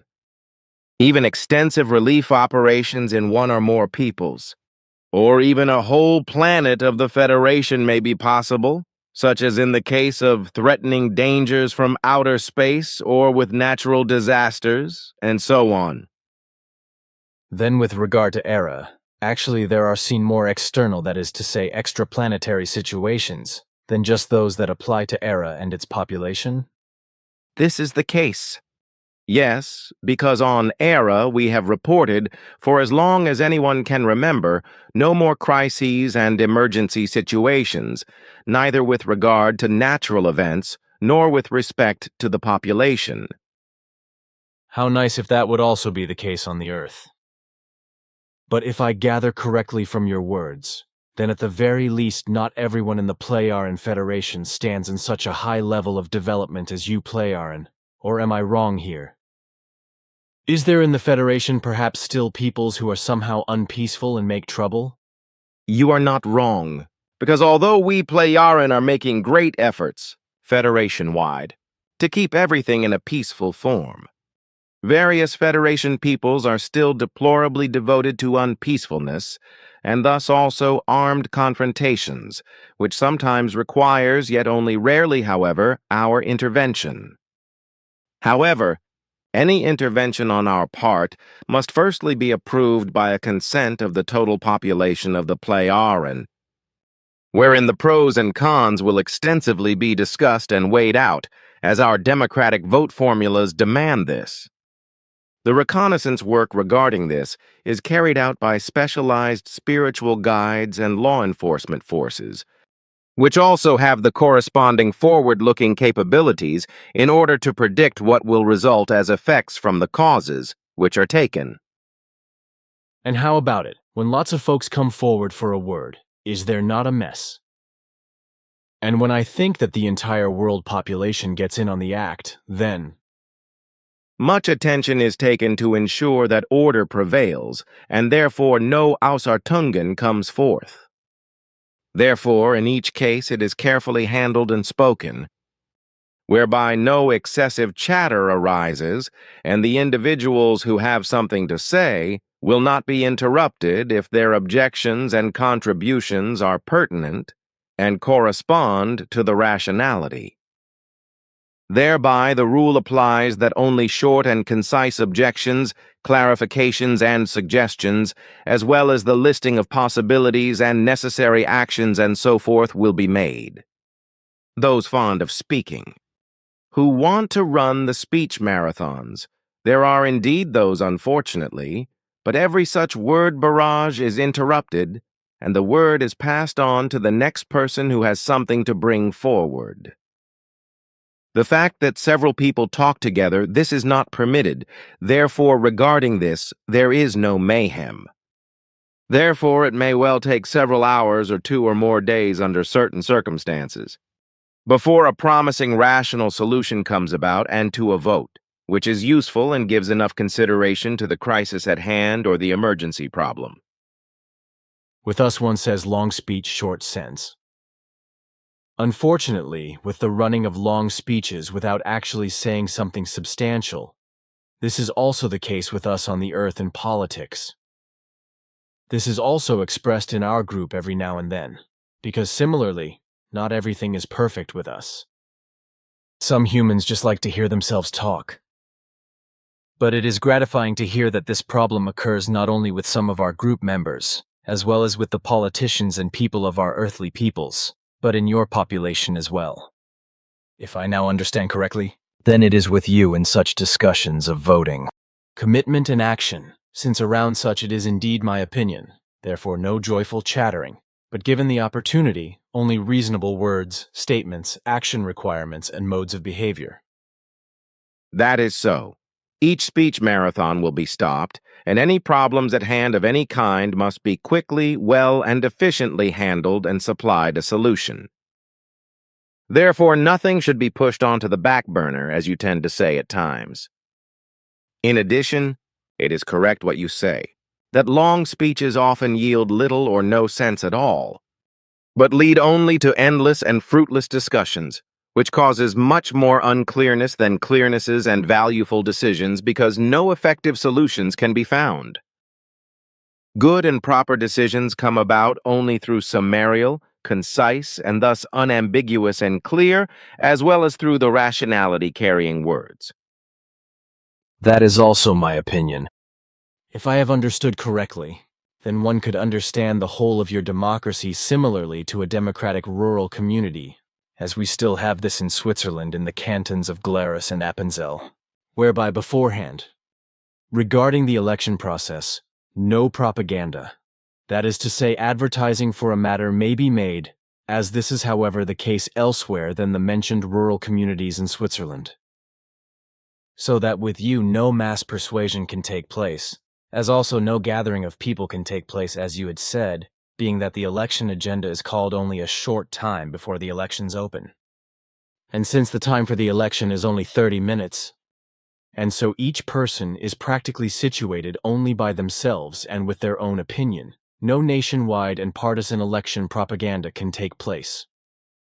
Also, as a result, no party system and no party dictatorship can take place, and I find that fair, good, and democratic. That is correct. We handle a direct democracy in this wise, which in every respect prescribes that neither the world government nor the authorities of the countries and their peoples may take any of their own decisions, nor make regulations, unless the entire planet's population has decided about that based on a ballot and has considered something as right. As I explained, all countries, that is to say, their populations, have a uniform legislation, valid planet, wide, and a determination of might, as well as with regard to all other things that uniformly affect all peoples. If the authorities are elected in a nation, then this of course pertains only to the nation, that is to say, its population, although the voting process remains the same as if a planet-wide vote takes place. So only the people can determine who belongs to the people's authority or to the world government. This is indeed so because such a process of a direct democracy corresponds solely in this wise. Contact Report 583. My greetings to you as well. And at the same time, I want to apologize to you for my abrupt departure and my behavior during my last visit on the 30th of April last year, note Billy. 559th contact, because I was angry and very upset. Today, however, I am better able to control my emotions than I was a year ago, when I was very angry and frightened, so I would like to express myself in a more objective manner. Contact Report 584. How do you plural feel about neutrality? We cultivate it very seriously. But what is it like in relation to your federation? On all the worlds of our federation, the same laws, rights, and regulations apply, both to the world governments of the different worlds and to the governments of the people. Our Pleiadian world government is the guideline for all other world governments, as it is also the case for the governments of the people. No world government, as well as no people's government, which you call, for example, cantonal or district and municipal government, etc., interferes in any way in the interests of others, because they maintain neutrality throughout. On the 1st of March, you said that you Pleiadian on other worlds of your federation are entitled to intervene in emergency situations or in the maintenance of order, etc. What about your neutrality? Interventions are only made according to established treaties with the different worlds. But such interventions do not mean more than assistance, which, above all, is only given when it is demanded by the majority of the respective world population. By aid, I mean aid that is really only aimed at doing the best possible for the benefit of the respective populations. I also understand that this does not mean going to arms, but really only providing assistance. But what is it like when situations and events of violence occur on any world of your federation? Then these are matters which have to be settled by the respective law-keeping powers of the respective Federation worlds, and this in a form which corresponds to Gewalt Samen Gewalt Los Ich Kite Note Billy. Gewalt Sam Ag Vault Los Ich Kite means active deployment without harmful Gewalt. In such things, if such things arise at all, which is extremely rare, we Pleiadian have no authority to interfere and become action-oriented. If, however, a decision is made by the respective world population to provide mediatory and advisory assistance, then we may of course become active in this way. Contact Report 585. This 3D printing technology, is it in any way comparable to your multi-cold duplicators, multi-duplicators, replicators, or whatever you want to call them, machines or devices? No, not at all, because it corresponds to a completely different technique than our duplicators, as you call these devices. These 3D printers need various materials to produce any kind of objects, etc., so they are still a rather primitive technology, and therefore no comparison can be made with our duplicators. Our devices do not need any materials, because their basic material for the production of all utility and other objects, as well as machines, flying apparatus, and residential buildings, etc., we obtain from the spheres of planets, as well as directly from the space of the universe, whereby we extract the necessary substances from the inexhaustible cosmic sea of electrons and generate the necessary matter from the electrons, in order to then duplicate all conceivably necessary products from them by means of programmed templates. I know that, because you said something in this context. I can remember it, because we talked about it on the 18th of May, 1991 at the 238th Contact Report, Pleiadian Contact Reports, Volume 6, pages 452/453. But I wanted to go into it and ask you again in connection with the 3D printer, especially whether this printer might be a first primitive forerunner of your multi-duplicators. My question is not just about wild animals that you do not hunt, but also about all other animals and all the creatures. You are also producing meat through your multipliers, which, as I mentioned in the extract, is equivalent to animal meat. This synthetic meat, on the one hand, is it made up of animal protein and all the other substances that animal meat has? And on the other hand, is it also possible for you to synthetically generate different kinds of meat from animals and from creatures and also their meat taste? That is, of course, the case. Then another question on this. Do you kill any animals at all, as well as reptiles, fish, birds, and other animal creatures? We play and respect and protect all life of every genus and species, so we do not kill animals, creatures, or other living creatures for food, care, or other purposes. If, however, necessity should require it, which is practically impossible, that as a result of life support and thus for the food of human beings, living beings would have to be killed, then these would only be very low animals, etc. This is also known to me, but I wanted to hear it from you again. But what do you define in terms of low animals and low animals? The comparison with earthly low animals is not just any kind of animal or creature, but their size, which is estimated to correspond to a dwarf rabbit of earthly norm. However, killing is only permitted if no other food source, such as fruits, vegetables, and herbs, etc., is available. You also keep pets, such as the Olrak, which runs around Quetzal's compound. Quetzal also has cattle and horses, etc., which he has brought from Earth to Era, because he loves to play farmer in an earthly way and often sits in his log cabin, which he has built in an earthly style. When he is there, in fact, I had to laugh out loud when I saw him, and he is reading old earthly newspapers. He has glasses on, but they only contain window glass. He finds it very romantic, so he pursues this leisure activity in his leisure hours. Many of the human beings on Era, as well as in our whole Federation, also indulge in some kind of speciality which they cultivate in their leisure time. We call it a hobby. Contact Report 586. Then I would like to talk about why you are not allowed to accept gifts from Earthlings, because I am always being asked to give you, your daughter Simyase or Florena, etc. things. It is simply not to be understood that you are forbidden to do so because of the possible introduction of bacteria and viruses, etc. into Era. It is true that if you drink or eat chocolate with me, you will first have to neutralize it with your little device, and you will always be surrounded by your own personal shield, which will protect you from being infected by bacteria or viruses here on Earth. It should not be forgotten that when you are with me, this shield also neutralizes everything you come into contact with, including me. On the one hand, our directives determine this in this way. On the other hand, we have to protect ourselves from all the earthly influences which are harmful to our health, because the Earth is full of dangers for us with regard to bacteria and viruses, etc.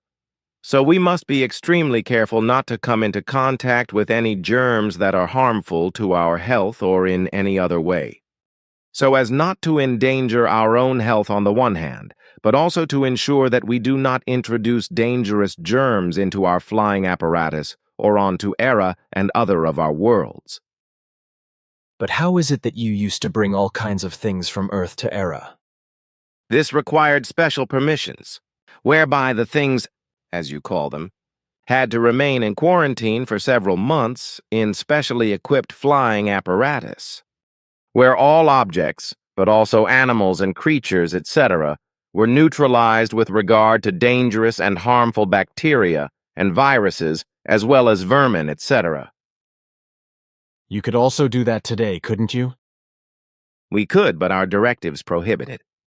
In special and important cases, exemptions can be granted. But these are very strictly weighed and are hardly ever granted anymore, because in the past, very bad experiences were made by importing objects, animals, and creatures, etc. to Era. Then it is also clear now that when we come together, you make me neutralized by vibrations each time, so to speak, and harmless to you in terms of bacteria and viruses. I knew this from the first meeting with Simya-se, because she told me in confidence. But if we are now talking openly about it, then this can also be said in the end. Which is nothing to object to. What else interests me about the exemptions? When things from other worlds want to be imported into Era, to what extent are such exemptions granted? To which persons, and also for hobbies? In principle, all persons can apply for exceptional permits, which as a rule are also granted, although all security precautions must be taken and observed. However, it is extremely rare that such applications are made because there is no great need in our populations for things, objects, and any goods from other worlds. The interest is usually in things and goods that exist and are available on Era.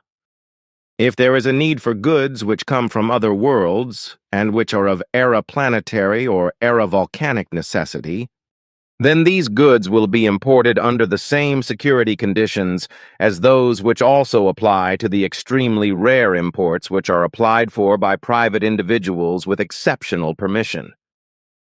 Quetzal and one of his friends have a hobby of terrestrial animals and vehicles.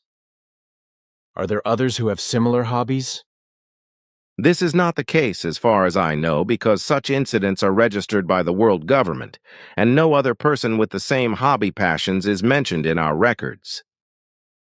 Nevertheless, there are persons who collect various things from other worlds and are passionately connected to them. As I have said, this is very rare because our people are more interested in our different cultures and all their connections to them than in things, objects, and goods from other worlds. So then, every human being has the right, when he wishes or wants, to obtain things and goods from other worlds. That is so, yes, but as I said before, such interests are extremely rare, because on Era we have everything that the human beings and the entire population need. So the Erans are very frugal in this respect, but they are also frugal in other ways, aren't they? That is so. Even if all Erans have everything possible at their disposal, they are also content with what is simply necessary for them. Which probably means that they do not overdo it in their demands, do not hoard, and do not grab all kinds of things, even though everything is available to them in good measure at their whim. You said it. Contact Report 588. Actually, it would be time to officially mention what you just pointed out. Namely that you retrieve the answers to many of my questions, etc. with your little device, just as your daughter Simya-se and Quetzal also did whenever it was necessary to answer my questions. Actually, we have never talked openly about this, because there was never any reason to do so. But it is indeed the case that I, as well as my daughter and Quetzal, cannot always reproduce all the data, etc., only from our memory. Which is why we always call up the corresponding data when it is necessary to be able to answer your questions. But still you have a fabulous memory. But it is perhaps good that the readers of the contact reports now know that many of my questions have always been answered in the way that you retrieved them with your little device. But I would also like to know how it all works. With this little device, I transmit your questions to my archive in my flying apparatus, where your words are automatically converted into the language of the archive at the moment of speaking. Evaluated, and at the same time the corresponding answer data is picked out and transmitted to me again, directly into my consciousness. Contact Report 590. While sitting at the biotope, I saw that the branches of the Caucasian elm were cut off in a disgraceful manner, which you should not have done and which irritates me. Now a question regarding your ulrak. Is the animal male or female? Ptah once told me that it is native to Era. It is a female mammal, and in fact, it is an animal native to Era. You Aren do not keep pets in the same sense as Earthlings, that is, that animals are kept in human living quarters. And how is it with you? Is it usual to keep animals in enclosures? As for example with us on Earth, where especially dogs and cats, guinea pigs, mice, rats, hamsters, birds, and fish are kept and given false love? This is not the case here, because all animal and gelatinous life forms, as well as all other life forms, live in the wild, where they may also have suitable stables and shelters, as you once called such buildings. But this is only true when animals or creatures, etc., are looked after by human beings, which is extremely rare. You are a hobby farmer with cattle that you brought from the Earth to Era. So you have cows and of course from time to time also calves, besides bisons, buffaloes and horses as well as various red deer, etc. I have also seen chickens, geese, ducks and rabbits on your very large grounds used for this purpose. And apart from a few animals that you look after yourself, there are also some cows that you milk, as well as 2 horses that you sometimes ride, all others living completely free and wild. You are also often surrounded by your ulrak, which has simply become accustomed to you without any special training or education, as you told me. But how big is, according to the earthly masses, the whole huge area of land, which you control with all the life forms on it in many different genera and species, and which is also partly cultivated by your androids? According to the masses known to you, the entire area is about 340 square kilometers.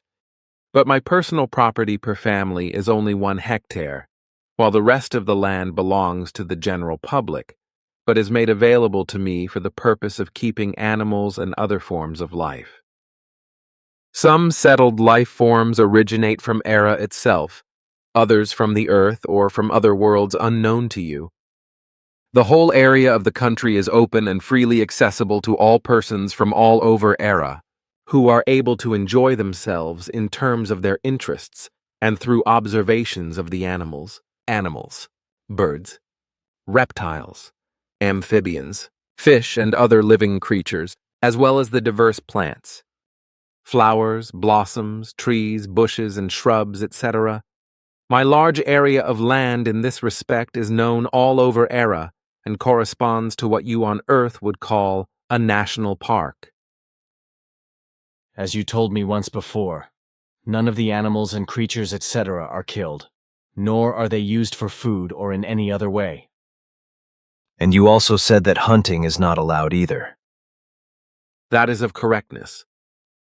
All animals and all creatures, etc., including those in the wild, may not be hunted or killed in our country, unless there is an emergency situation when an animal or creature living under human care is injured by some unfortunate circumstance to such an extent that it suffers terrible pain and is no longer viable. In such a case, it may be released from its suffering by killing. Hunting is not permitted as a matter of principle because every animal and creature, stock, etc., in the wild can and must regulate itself by its own laws. And predators and birds of prey, do you also have them? That is actually to be assumed. But what about the protection of the human beings from predators, especially when confrontations arise? That is of correct, because predators, beasts of prey and birds of prey, etc., are natural regulators of all wildlife in the wild. And since we do not interfere with our nature in any way through human activities, everything in the whole of Era's wildlife is regulated in a normal, natural way, so no human intervention is necessary. And what you ask about the protection of the human beings when they are confronted with predators and large birds of prey. Our largest Eran birds of prey have a wingspan of 6 meters, while the largest predators have a total length of 5 meters. They are driven away by vibrational vibrations. Our devices of this type are absolutely reliable, and when we go out into the wild and it is expected that a predator or dangerous birds of prey may be present in an area, each person carries an appropriate vibrating swinging wave device on them. This ensures all safety in connection with dangerous encounters and, as far as our records make clear, there has never been a dangerous confrontation between human beings and any predators, beasts of prey, etc., or birds of prey for hundreds of years. So we do not kill any animals, beasts of prey, etc., or birds of prey either, because no dangerous extreme situations can arise between them and the human beings. Contact Report 592. There are also similar mythologies in many peoples around the world, about the creation of the first woman, and how all the evil and wickedness came into the world. But you, Ptah, also know this, because you have dealt with such mythologies, as you once told me in private. Contact Report 593. In my opinion, I think that even when the human beings are dead, they should still be honored with a decent burial, and not simply buried shamefully. This also corresponds to our meaning. Contact Report 594. But when you talk about natural fertilizer, what is recommended in this respect? Do you know anything about this? My knowledge is sufficient to be able to say something about it, because in my spare time I am equally occupied with agriculture and horticulture, as is also Quetzal.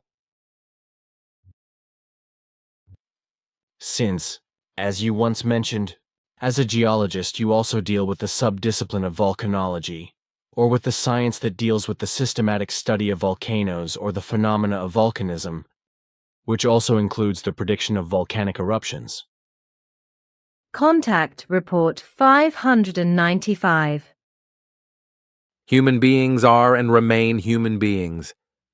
And this is also the case with us Pleiaren, and every human being is subject to error, also with regard to misbehavior in relation to decisions taken by a community, etc. Contact Report 596. I and Florina are also feeling better, but last weekend we were really extremely affected and felt great sorrow within us. But we still cannot understand how something like this could happen. That is why we would like to talk to you again about the whole unfortunate event, also because our emotions have still not calmed down. Quetzal has expressed this aptly in his way, although he speaks a different form of language than I do, because I, for my part, am not of a heated nature like he is. To this end, however, I think that, unlike my nature, he is more likely to strike the correct and harsh tone in his dealings with Earth humans than I am. Yes, he is apodictic, but human beings are just different in every way, universally, I think. And if you do not like harsh tones because they do not suit your nature, that does not change the fact that your form of language is also very valuable. When I think of all the years we have had our conversations together, in which you answer my questions so clearly and in a very pleasant tone and calmly, then I can honestly say that there is nothing negative as well as nothing detrimental about your nature and its form of speech. Contact Report 602. All this corresponds to what I also see and how it was the case with us Pleiaren at very early times, when our ancestors applied these Henok methods, including the multinational peace-fighting troops, which finally led to the fact that all wars were ended and all criminality as well as crimes of all kinds came to an end.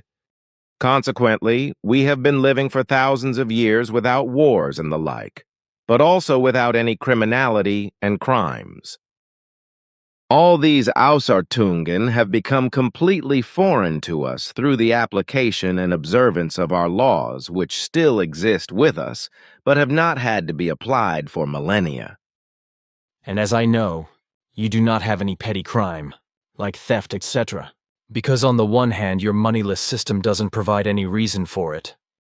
And on the other hand, all Plejaren can officially purchase all desired belongings of every kind, and so also every object, etc.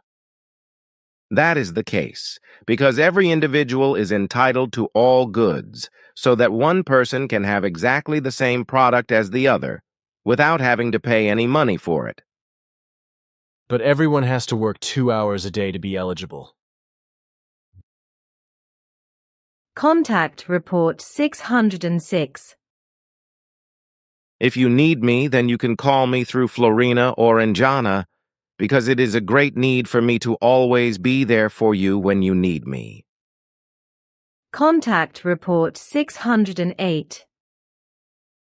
Excuse me, then I rushed to assume something wrong because I thought you would want to talk openly about the matter. Of course not, because I am surely not breaking my word. Excuse my false assumption. I really should refrain from such an assumption, and furthermore know precisely that you never break a promise. Contact Report 611. Among us Plejaren, for millennia it has no longer been a secret how much the music promotes, in many areas of the development of the human being, also cognitive, mental, emotional, and social capabilities. That is naturally correct, to which I must also say that I find the chirping of blue tits very harmonious and enjoy listening to it. Contact Report 612. I wonder why you photographed the previous device, Stack Cutter, and now want to do it with the new one. The purpose is to archive all your equipment and machines necessary for you, the mission and for the construction and maintenance of the center, as well as for the management of fields, paths, and forests. We have also recorded the work with the equipment, devices and machines in action since the very beginning in the center, both with all the group members and with you, when you were using the Caterpillar machine. Note Billy, loader crawler for earth moving with rear excavator, and the excavator. You have excavated the biotope and worked the pulpit lacquer and the garden with the tractor and the rotary cultivator, and plowed the snow with the snowplow, and the rotary cultivator has thrown away the snow. All that we have photographed, we have of course presented to our peoples on Era and also treated in public discussions, because the whole was completely foreign to our peoples, both in terms of earthly techniques as well as your work with only one arm and your tireless commitment. Our peoples could not imagine that, so the whole thing was only comprehensible to them by showing them the records. Then I can also mention, because I was asked how the development of the transmitter gate actually proceeded, that you and Quetzal, when you come here, have been walking into my office through your latest achievement for quite some time, just through the transmitter gate. This is in contrast to Florina and Anjana, who still appear here by beam. There are no other possibilities in their aircraft, although the existing ones are fully sufficient. And I also want to assure you that I will come here at any time, if that is possible for me and you call me.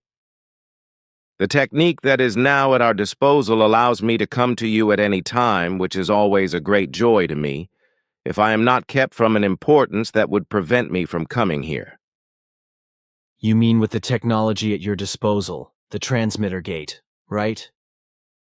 With this technique, you don't need any more time, or just as much as you need to go through it.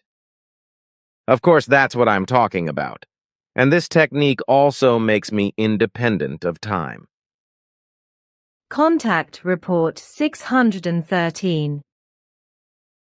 But if you want to play chess with me now, Edward, because I feel the need for it? Undoubtedly, dear friend. So let's play chess.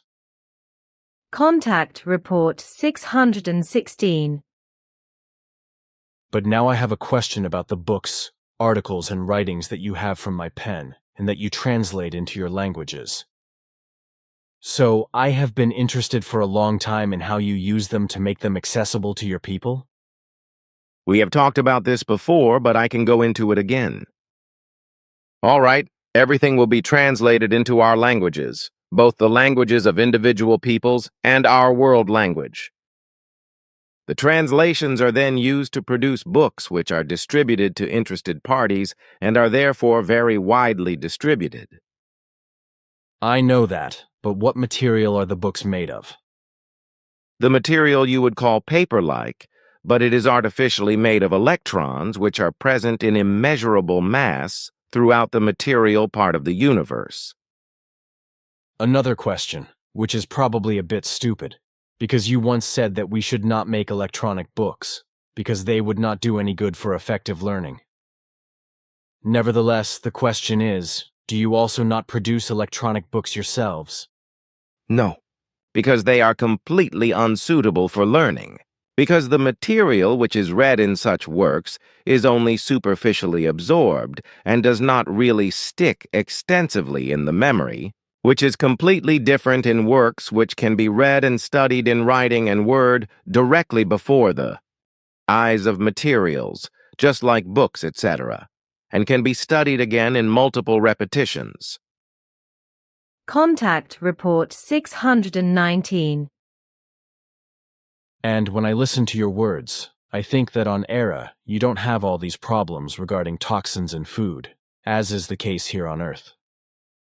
This is precisely because I think that you do not apply any poisons, and therefore no artificial fertilizers, pesticides, and pest poisons to your food, such as berries, fruits, vegetables, herbs, and fruit. Exactly. This is the case because we only use natural substances that are purely vegetable and absolutely non-toxic for the environment, plants and animals, and for humans in food cultivation and production. On the other hand, we also produce a great deal of food through multiduplicators, as you once called these devices, whereby the basic material for this type of food production are the all-pervasive and immeasurable masses of electrons from which anything can be produced. Aha, then this is also once clearly said. Contact Report 624. On Friday, the 5th of June, my dear Ava had to bring me to the university hospital in Zurich as an emergency, although I had originally planned to do so on Thursday, the 11th of June. At Ava's insistence, which was good and right, because otherwise I would not be here anymore. She brought me to the university hospital on the 5th of June, where all the necessary examinations, etc., were carried out and done so that I could have an emergency heart operation on the 12th of June. I was fitted with a new aortic heart valve, because my natural heart valve was so completely calcified that it hardly opened and could no longer let enough blood through, which caused constant dizziness and drove me to the brink of fainting again and again. What you said frightened me deeply, and I hope that you will now. It is like I am really fine with the circumstances with the new aortic valve. Then I am reassured. Ah, it is a bulletin reader's question along with my answer. The whole thing refers to bees, hornets, bumblebees, and wasps. The question is, what is it about the fact that bumblebee and wasp stings are very dangerous for humans and animals? That 3 hornet stings kill a human and 7 hornet stings kill a horse, and that Asian killer hornets are supposed to exterminate honeybees? I'm interested too. May I read these pages? I'm also interested in it. We gladly take it with us and hand it over to Ptah, because I know that he is also interested in these important insects, because he is concerned with entomology, which is why he certainly wants to know what you write about it. Contact Report 626. A note. This contact report contains details of another assassination attempt on Billy's life, as well as information about previous attempts. This is all extremely annoying, but in terms of exact clarifications in the center area, if we were to carry out such clarifications, they would really be very time-consuming. This is in addition to the fact that, according to our directives, it would not be permissible outside the direct vibration protection area of the center to find a person in question and name him or her, and that he or she could be punished. According to our directives, we are not allowed to interfere in such matters, such as the fact that we would carry out investigations on our own initiative and bring guilty persons directly or indirectly to punishment. Such action on our part would be tantamount to unauthorized intervention and interference in the affairs, concerns, laws and rights of another world or a foreign state, which, however, is forbidden by our directives, which for us means strict law. Consequently, we do not violate them in any way, which has also prevented our Plejaran peoples from falling into any conflicts with foreign worlds or states for decades. So, of course, we also adhere to our directives on Earth, which must be understood and followed as legislations, and which also guarantee that we Plejaran would never exercise and carry out warlike, conquering or otherwise military machinations on foreign worlds or in foreign states. So, even though we Plejaran are equipped with very effective weapons, which have no equal on Earth and are so superior to all Earth weapons of any kind, and so highly futuristic for Earth humans that they themselves have not the slightest objection to them, we never use them for purposes of aggression, offensive actions, or conquest, if necessary. However, we use them for defense, in which case we act exclusively according to the traditional rules and regulations of the Nokodemion directives or laws, which stipulate that only non-violence by force may be used without exception, which also stipulates that enemies or culprits may only be put out of action by suitable non-lethal means and may only be killed in direct self-defense. We Plejaran have not engaged in offensive warfare or other military actions for tens of millennia, just as we have not been forced to engage in defensive actions in this regard for thousands of years. However, if offensive actions were to occur against us, we would of course respond and act defensively, but strictly in accordance with our directives or laws, which prescribe non-violence by force in every case, as you described in detail during our last official 625th conversation on the 15th of August. And what remains to be explained is the following: our self-chosen, or desired by peoples and worlds, tasks on other worlds, so also on Earth, are on the one hand always and thus without exception of an observing, investigating, and peaceful nature. On the other hand, however, in certain cases also in a form of secret, impulsive aid to development and progress, if the respective state of development of the peoples concerned is given for this purpose. Thus, in a voluntary, pleasing and altruistic way, we are active in terms of development impulses with regard to medicine, technology, and other sciences, as well as the teaching of the truth, teaching of the spirit, teaching of the life, as well as with regard to the living together of human beings in a family, acquaintance, friendship, community, as well as with regard to the manifestations, developments, and laws of the social life of states, peoples, and worlds. These remarks and explanations bring an open and strong light to your presence on Earth. It had been asked long and often in this regard, but I thought that without a question to that effect you should speak of it once, which you have now done. Two things. Firstly, when it is said that Florina took my written pages and now also Bernadette's book with her, or that things will be taken with her, then this is not to be understood literally, because you are not allowed to take any materials with you. Subsequently, it must be said once that the taking along consists in the fact that the materials are photographed, and thus records made by you are taken along. That was always the case, which is why I do not understand why you are talking about it. So that there is no further misunderstanding, because it was variously assumed that materials were taken by you, which you are not allowed to do. The fact is that I always print out copy pages from the computer and prepare them for you to photograph.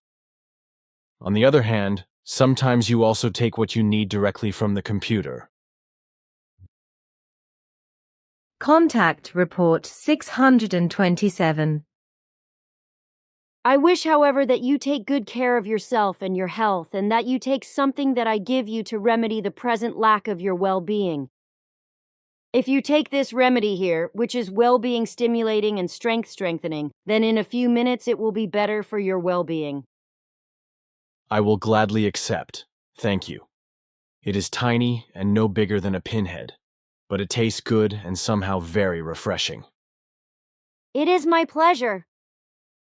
On the one hand, that I may help you, and that you have taken the remedy, which is a rarity because you always refuse our help, and on the other hand, because it will now quickly increase your well-being. Contact Report 628. About 20 minutes ago, we talked in the kitchen about the fact that you protect yourselves against the earthly environment, against bacteria and viruses by a vibrating screen. On one side against the prokaryotes, which I know are called bacteria and archaea, while a third form is called eukaryotes. I explained to the listeners in the kitchen that you are carrying a tiny, millimeter-sized device with you, which has a vibration protection screen around you, with a radius of action of about 1 meter. Sphere of influence, half diameter. Sphere of action, that is to say a diameter of 2 meters, which protects you on Earth, or on other foreign worlds, etc., from bacteria and viruses, but also from insects and vermin, as well as from dirt, rain, etc., and from any atmosphere. This protective umbrella, in which you are also given your own atmosphere, which I did not explain, allows you to embrace me or each other, allowing the umbrella to be squeezed imperceptibly to a fraction of a millimeter without being damaged in any way or ineffective for you as protection. In the same way Quetzal, Simyase, and Ptah provided me with such a personal shield when I was on Era, as well as on a few other worlds where atmospheric conditions prevailed that would not have been breathable for all of us who were there. Special suits we had only on a small Oddvelt, whose gravity was so small that we could have drifted off into free space. Contact Report 633. Earthlings who have fallen into this kind of arrogance, violent psychopaths, and I am talking exclusively about these, because such wrong behavior does not appear in our peoples, because our educational concepts prevent such forms in childhood and teach equality and equal treatment, etc., to all people, have degenerated in their thoughts and feelings as well as in their behavior towards their fellow human beings. Contact Report 641. I would like to ask you about the state of the world's population, because in the last 2 weeks I have been asked about it several times. Our records on the 31st of December 2015 at exactly midnight showed a result of 8,634,006,014 Earth humans. I would be interested to know how you make your notes and calculate the final result. Our recordings are made by an automatic registration every second from 00 hours on the 1st of January during the following 365 days until 00 hours on the 31st of December. The automatic registration is carried out by appropriate equipment, which on the one hand records all deaths and all births, but on the other hand also simultaneously calculates the total population resulting from dying and birth processes. Describing these apparatuses might be a little complicated, might it not? This is in fact the case, for it is a series of highly developed ultrafine techniques which are not even unparalleled on Earth in their beginnings, but which are described theoretically in science fiction novels and presented visually in science fiction films. Yes, I know this from the Enterprise and Star Trek movies. For example, but in this respect only human life forms on planets, etc., can be recognized, but no person-specific registrations of entire planet populations, as you can do. For this technology, the earthly researchers, constructors, physicists, and scientists first need the basic ideas and findings that still have to be made.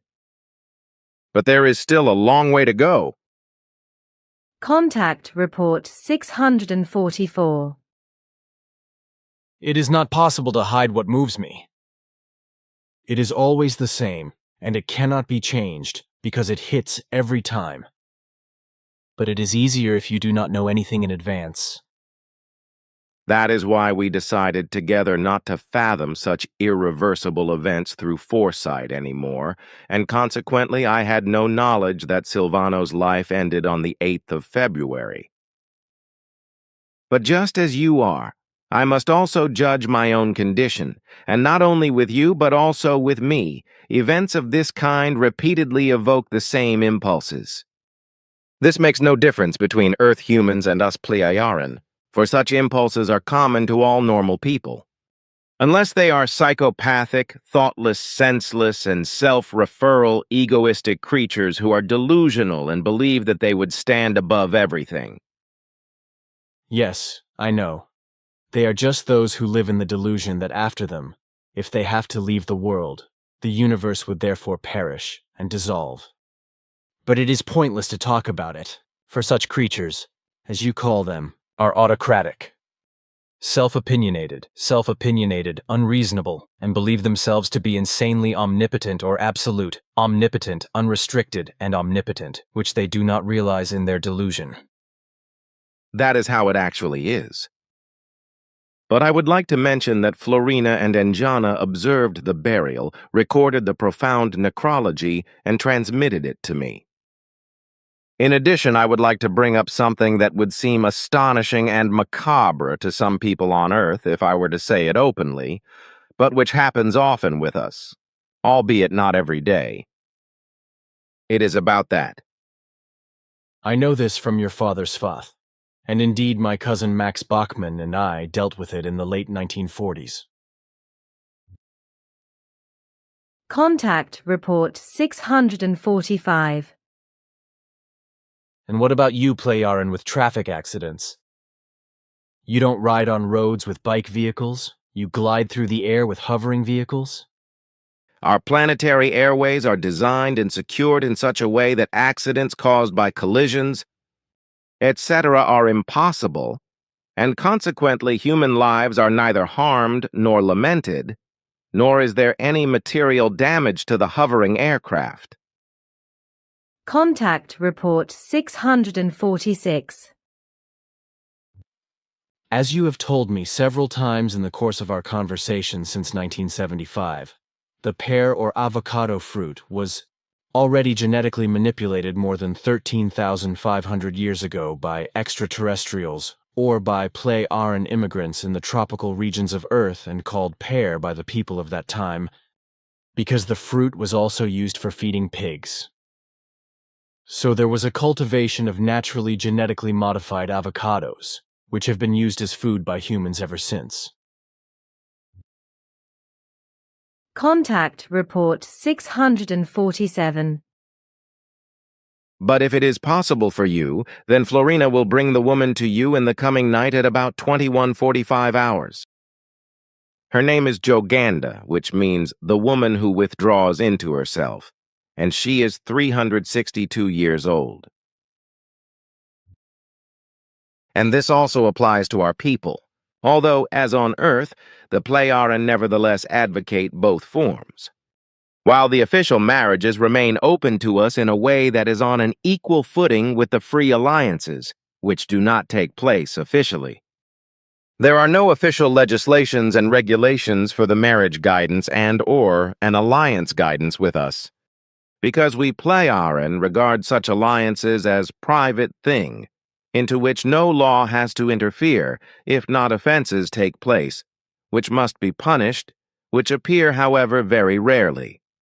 If it turns out that two persons wish to enter into an official marriage, this will only take place after a longer period of clarification and probation with regard to the persons concerned. in order to be able to guarantee in advance that harmonious marital alliances arise in which no problems arise which could lead to the dissolution of the marriage alliance. Of course, we Pleiaren are only human beings and can make mistakes. Even in this relationship, which is why it can happen, but really only in extremely rare cases, that officially advocated marriage alliances are dissolved again. In the case of free alliances in which two or more persons join together, the persons concerned also carry out longer periods of clarification and probation before a real union takes place, and only very rarely does the alliance dissolve again. In both forms of alliances, there are only very few dissolutions, so that decades or even 1 or 2 centuries can pass in the individual people before such an event occurs. And this is so, although with you, Pleiaren, the polygamy is given. That is true, but it is not only polygamy that prevails, because many also cultivate monogamous alliances, for which there are various reasons of an individual nature. Polygamy is such that it is sealed both by the authorities in the form of a marriage alliance with a man and a maximum of 4 women, as is the case with free alliances within the same framework. And what can be said about same-sex alliances in this respect? The same framework applies here, although the majority of same-sex alliances among our people are not polygamous but monogamous.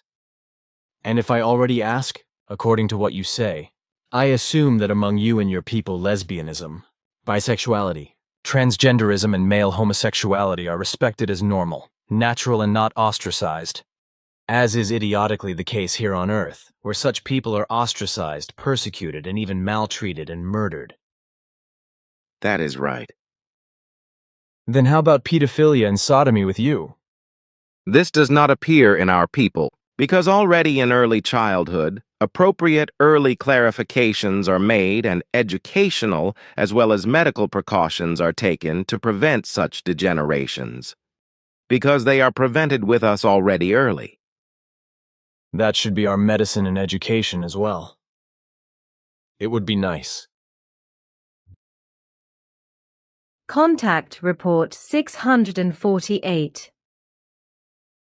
But for my part, I consider it very questionable how many people on Earth are dishonorable and undignified and can act in the way it has now been brought up. It has always been the case with you that, as a result of your high mentality, your attitude of consciousness, way of thinking, attitude, conviction, attitude of life, and worldview, you cannot cope with the values in this regard which the majority of Earthlings display as unworthy values.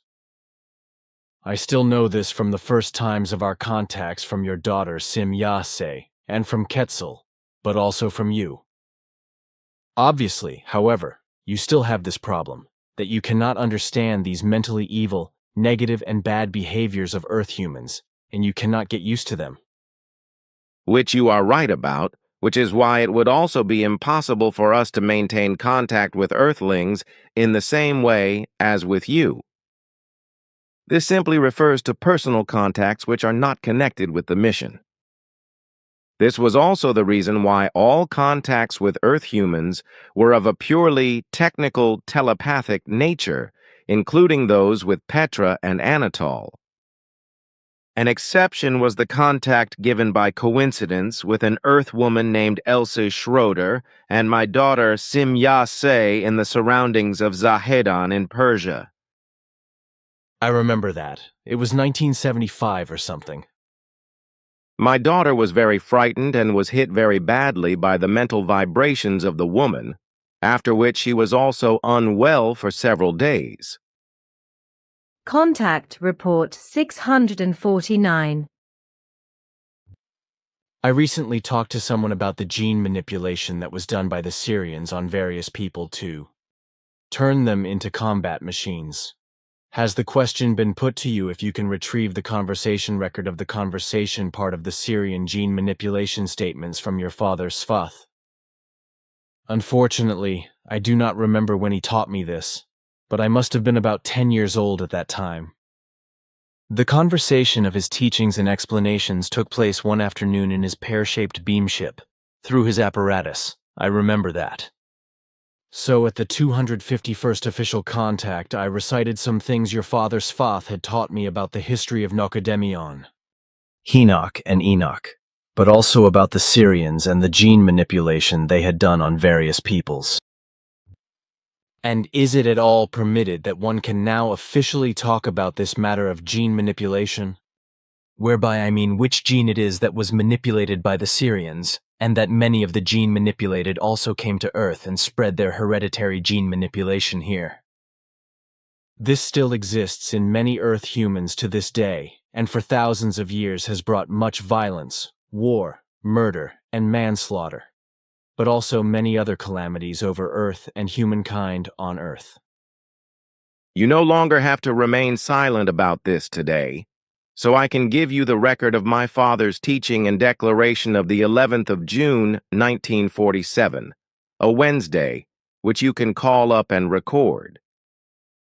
Excerpt from the Teachings and Explanations by Bafath, from 11th June, 1947. The genetically manipulated have all sorts of readiness, as well as a strong propensity for risk, whereby they are also strongly success-oriented. The genetic manipulation was carried out in early times by Syrians on various ancient peoples in order to misuse them for warlike purposes. The hereditary gene manipulation on the X chromosome of both men and women was reprehensible, forming them on the one hand into a willingness to use violence, to fight and to take risks, and on the other hand into beings who in many relationships were extremely coldly calculating and intent on their advantages.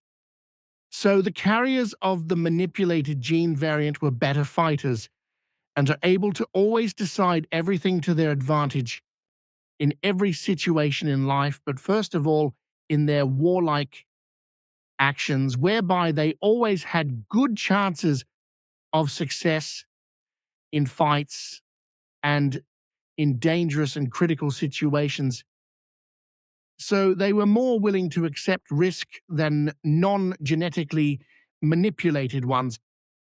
This gene manipulation was carried out especially on men, but also on women, who as a result of this gene manipulation also infested their offspring with the manipulated X chromosome, which the Syrians called the battle gene. However, this gene manipulation had no or much less effect on the women themselves because, in contrast to the man who only has one X chromosome, the woman carries two X chromosomes. The manipulative modification of the X chromosome also led to a more aggressive, violent, and impulsive behavior, which is why this kind of gene manipulation was also carried out to make fighters out of the people who defended their homeworld against battle-tested aggressors for the Syrians who were incapable of fighting and who had been given Syrian freedom. Earth human behavior is very complex and is influenced by genes as well as by personal and fellow human behavior, environment, and circumstances. The manipulated X chromosome can unfold its full effect at any time with every human being on Earth, whether female or male, which leads to many violent degenerations as earthly history of humankind proves sufficiently. It has to be said about these conversations that, in the meantime, since my father's instruction and explanation in 1947, earthly scientists have discovered gene manipulation, but have no idea that it is an artificially created gene manipulation of the X chromosome of male and female humans by the Syrians, so they regard the whole thing as a whim of nature.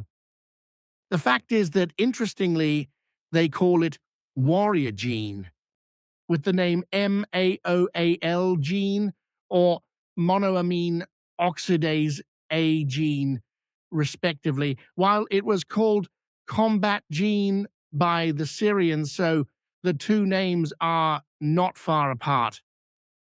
Uh-huh. Then once again some statements from earlier conversations are confirmed. But this will certainly again call antagonists and know-it-alls as well as envy and hatred to the wall to insult me with lies. Although I have not heard anything about the research of earthly scientists in this matter, it could not have been any different than that the researchers sooner or later had to come across this gene manipulation on the X chromosome. That was inevitable because a certain had studied the discussion reports and began with appropriate investigations. And how large is the percentage of earthly population in relation to the gene manipulation that still exists today and in the future? And is it possible that those people who are still gene manipulated and who do not have such manipulation of the X chromosome are suggestively influenced by the manipulated and also become violent, etc., by the still gene manipulated? We do not have precise data on this, but only estimates which show that the entire Earth's population is roughly equal.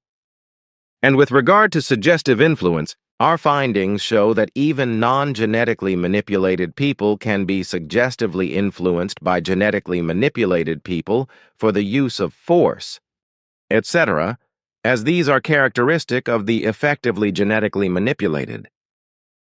However, it must be said that the influence is much smaller than from gene manipulated to gene manipulated.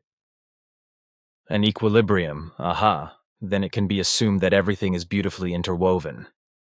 And that non-genetically manipulated people can be suggestively influenced, as of course also genetically manipulated people. Depends, in my opinion, with regard to the strength of the influence ability of the individual people, on how the people in question are influenced with regard to their character traits, their sense of justice, their steadfast own positive opinion, their courage to resist degeneration, dishonor, inhumanity, injustice, lack of dignity, as well as the courage to decide for themselves, self-determination and attitude to life, behavior, perception of responsibility, perception of reality and truth, righteousness, etc., are of a kind. And I think the less of these factors people have in a positive way, and to a good extent, the less resistance they have to influence. This is true, because every time a person is influenced by other people, the values you have mentioned are the most important factors that determine whether or not an influence can take place. A person who carries and uses the factors you have mentioned as good values and in good measure will never be influenced. Persuaded and transformed by suggestive influence on evil, negative, and iniquitous things. So only people who lack the corresponding values, as I have called them, tip over and allow themselves to be influenced in an unjust way, regardless of whether they are gene manipulated or non-gene manipulated. There is no doubt about it. Your father Bafath explained to me in the 1940s that the gene manipulation of the X chromosome carried out by Syrians could be reversed by the gene-manipulated persons themselves over the course of time, and the new births of the always new personalities, which also happens continuously with Earth humans. Of course this is correct, because the gene manipulation can be changed and dissolved by the world of thoughts and feelings and by the factors you mentioned, and can therefore be reversed, which has also happened continuously since the immigration of the refugees from the Syrian area, and consequently many people have freed themselves from the gene manipulation that took place on the X chromosome. As I already know from your father Bafath, gene changes normally correspond to an evolutive process, whereby in the first and main way the thoughts and feelings of man, as well as his state of consciousness and psychic state and heredity do the most important work for gene changes. While only in the second place, all natural influences and changes of the planet, etc., are decisive. This corresponds to what is given regarding gene formations. Thank you, then that is all clear. What interests me now, though, How and when did this man come to the information regarding gene manipulation? You had in Hinwil, when you were resident 1975 at the Vihaldenstrasse 10, from where you and my daughter Sim Yase also got in contact with each other for the first time. Active contact with the physics professor. However, like other names in this context, you should not openly mention its name for reasons of the protection of personality. Professorial was very interested in everything that arose with regard to our contacts as a result of newspaper articles and word of mouth. You told him the story of the Syrians, and with it the history of gene manipulation as my father taught you, with Professor recording everything on a sound recorder. He was friends with Professor and told him what you told him from my father's teachings and explanations. He was also interested in everything. Following that, he passed the story on to his son, who was interested in genetics, and following that, he also was interested in it and privately began with appropriate research in order to fathom what could be true at the thing of the gene manipulation. This has led to new research in the field of genome coding. Thanks to the rapid earthly development of modern research methods, great progress could then be made in the following decades in the field of genome analysis, whereby, according to our findings, thousands of scientists from all over the world were and continue to be concerned solely with the enlightenment of the human genome. As a result, the manipulation of the X chromosome could not fail to be discovered and finally found, but mistakenly considered to be a natural gene, but not recognized as an artificially manipulated gene. By genome, I mean the totality of the hereditary predispositions of a living being, whereby this includes the total number of base pairs in the DNA of all forms of life, including humans. But what interests me now is when gene research actually began in earnest. What you say is correct. And with regard to when earthly scientists began their actual research in order to sequence the entire human genome, that is to say, to clarify the sequence of nucleotide building blocks A, T, C, and G, it has to be said that this only happened 10 years later after your discussions with Professor. The first serious discussion was in 1985, but it was not until 1990 that a corresponding project was launched to sequence the human genome or to determine the sequence of bases in the DNA.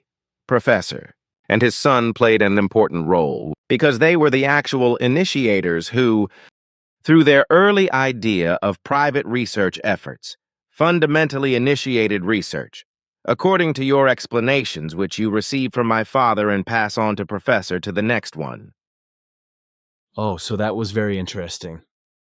But then it was not a proper conversation report that I had recorded in writing, but rather one of the various conversation reports that was recorded on tape.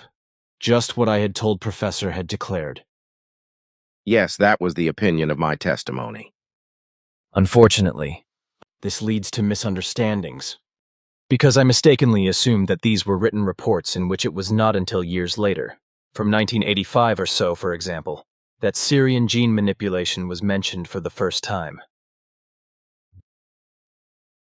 Contact Report 650. Then the following, which would interest me, namely the matter of the little more than 144,000 extraterrestrials who came to Earth from the subsequent peoples of Nokodemion and also died here. Their spirit forms were and are since then on Earth, of course, always classified as reincarnation, even in bodies of newborn personalities again and again. It must be said, however, that these 144,000 or so people must in no way be associated with the alleged 144,000 light beings from the Santinians who are supposed to live on Earth, which corresponds to complete nonsense. Also absurd is the Christian religious assertion that allegedly 144,000 are chosen, according to Christian faith. Of course, only Christians should be the ones who are therefore favored by the Christian religion and its sects, who are to be deprived and saved when the world perishes, as already absurdly claimed in the Bible. But what interests me now is, where do the 144,000 spirit forms enliven today's people, Or where do the associated personalities live today, who came to Earth about 13,500 years ago? And my question only refers to these 144,000, but not to others of the same number. To my knowledge, they should at the present time be scattered all over the entire Earth, indeed mostly one by one, as it emerges from the Nokodemion storage bank. We have detailed records of this, which lead back to the prophet Enoch, and which also say exactly what you just said. The little more than 144,000 spirit forms of the then distant descendants from Nokodemion peoples, who immigrated to Earth about 13,500 years ago, exist at present partly in living personalities, which are scattered all over Earth practically in all peoples, whereby they usually live their lives individually. Today there are also a few small groups, but they are really very small and consist of only a few people and are concerned with the teaching of the truth, teaching of the spirit, teaching of the life. These new personalities have come together in modern times, whose primeval ancestors came to Earth from foreign worlds at an early age, to form small groups from the 144,000 or so Nokodemion peoples, as a result of the missionary spread emanating from you and the Figu. Thus, it is said that these small groupings have arisen from the ongoing mission efforts, whereby among these groupings there are of course not only personalities who come from the 144,000 or so former successors of Nokodemion, but there are also persons among them who possess pure Earth-created spirit forms, following that they are pure Earth humans. But also these, or at least a part of them, are oriented towards the creational natural laws and recommendations as taught by the doctrine, and also with them everything happens apart from religions and sects. In any case, these are our findings, which we have arrived at as a result of our curiosity through clarifications and observations. And it must still be said that of course only a certain part of each of the 144,000 or so spirit forms enlivens new personalities who are in current lives, whereby we assume an estimate of about half in this respect. So about half. Then they are quite thinly sown in the mass Earth humanity of more than 8.5 billion, 8.5 billion. Private conversation excerpt after the 236th official contact conversation from the 26th of April, 1990.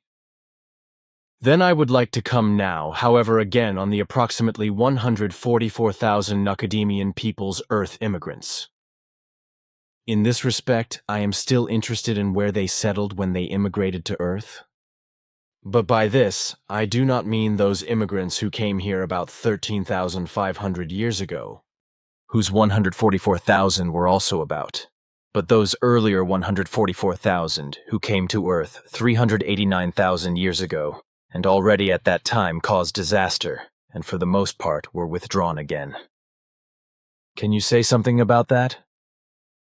I am also interested in why this number was so important then, if you know about it. Also about this, there are exact details in our annals which I have studied so I can answer your questions. First, the number of 144,000 people corresponds to a very early norm of a emigration power created by Nokodemion, which was usually led by 228 commanders, although there were seldom small exceptions, who, together with the emigration power, were under the command of an emigration Swiss.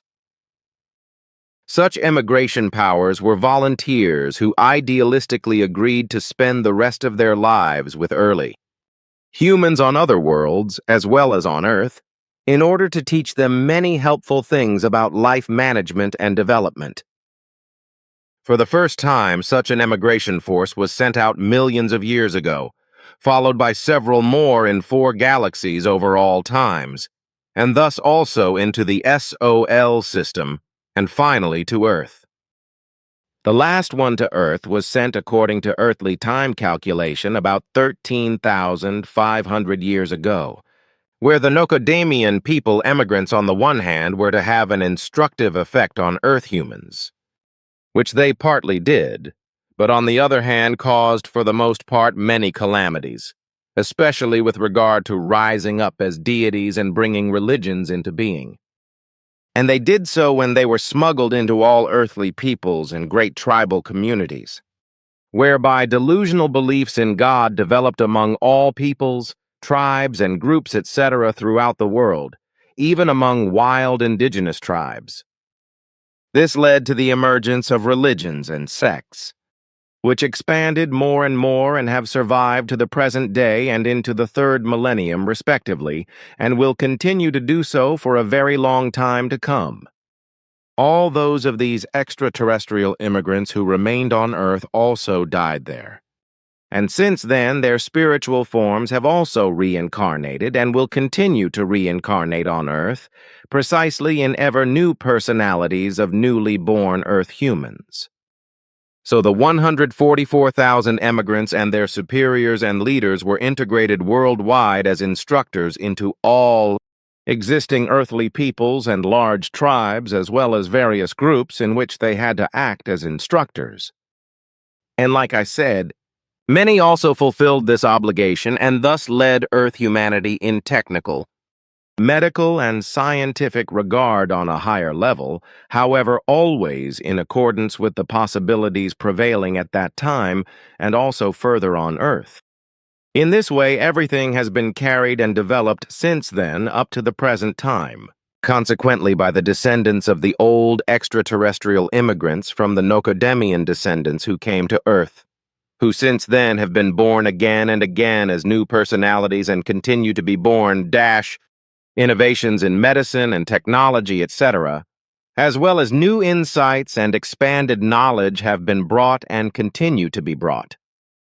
And many of these distant descendants of the former 144,000 Nokodemion descendants, ethnic emigrants became and are, as a result of their evolution of consciousness and their abilities of various kinds transferred to them by their total conscious blocks, very talented in certain areas, and powerful in this respect in progressive innovations which are not yet possible for the pure Earth-created Earthmen. And such persons from the number of 144,000, as well as various others at other times, but also in the number of 144,000 each, were also the ones whom we, as the authoritative inventors, researchers, physicians, technicians, computer scientists and scientists, etc., of certain areas on Earth, taught about knowledge, insights, and developments in an apparatus impulse hypnotic manner and without their knowledge, which was made possible for us by our directives. Therefore, when we committed ourselves to this teaching activity, we were only allowed to take care of the distant descendants of the former immigrants of the Nokodemion descendant peoples who were in active life. But we were not allowed to take care of any pure terrestrial human beings who existed from the ground up. How often did the Nokodemion descendants of such emigration powers, each comprising 144,000 people, come to Earth? And what would also be of interest to me here would be the number of people who have finally remained on Earth and died there as a whole of these immigrants, so that they were born again on Earth as new personalities and continue to be born? It would really be very interesting to know this, if you have records of it. Such records actually exist in our annals, some of which are directly attributed to the prophet Nokodemion, but also to his successors Enoch and Enoch. If for a moment, our annals refer to a number of 8 different emigration powers of 144,000 persons each, and 228 superiors each, who came to Earth in the course of more than 2 million years from the Nokodemion descendant peoples. And here is a total number of 1,151,828 people who were involved. Of these persons, 575,914 remained on Earth, died there, and are born again with their old reincarnating spirit forms as new personalities. And these have been decisive since time immemorial with regard to all developments and great achievements of humanity on Earth. are also active in the modern age and will continue to be so in the future. Through their help, in the course of time, many pure Earth humans could also develop to a high level of knowledge and can. Consequently, a great deal of progress has been made for some time in all areas, and in every respect also by pure Earth humans, I think. Is it not? That is true, but it is still mainly the reborn new personalities of the former Nokodemion descendants who are in the foreground. Can I understand it? But how did it happen that 144,000 each agreed to give up their highly developed culture and live on Earth with early humans like Homo erectus? On the one hand, they were pronounced idealists who were willing to provide development aid, so to speak, as is similarly the case on Earth, where such aid is provided for third world countries, etc. On the other hand, they were also very active in the field of development aid. Then it kind of rubbed off on Earth humans. One can say so. But on the other hand, there were also genetically manipulated refugees from the Sirius regions among the immigrants from the Nokodemion post-driving peoples, as well as the mistakes and the mistakes.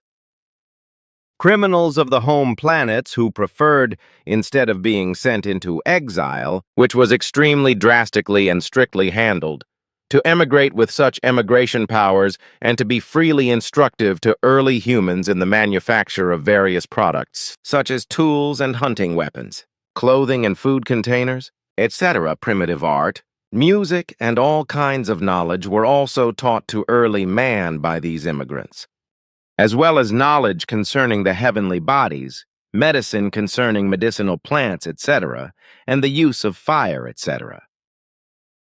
And how and where were the distributions of these immigrant persons made among the early earthly human beings?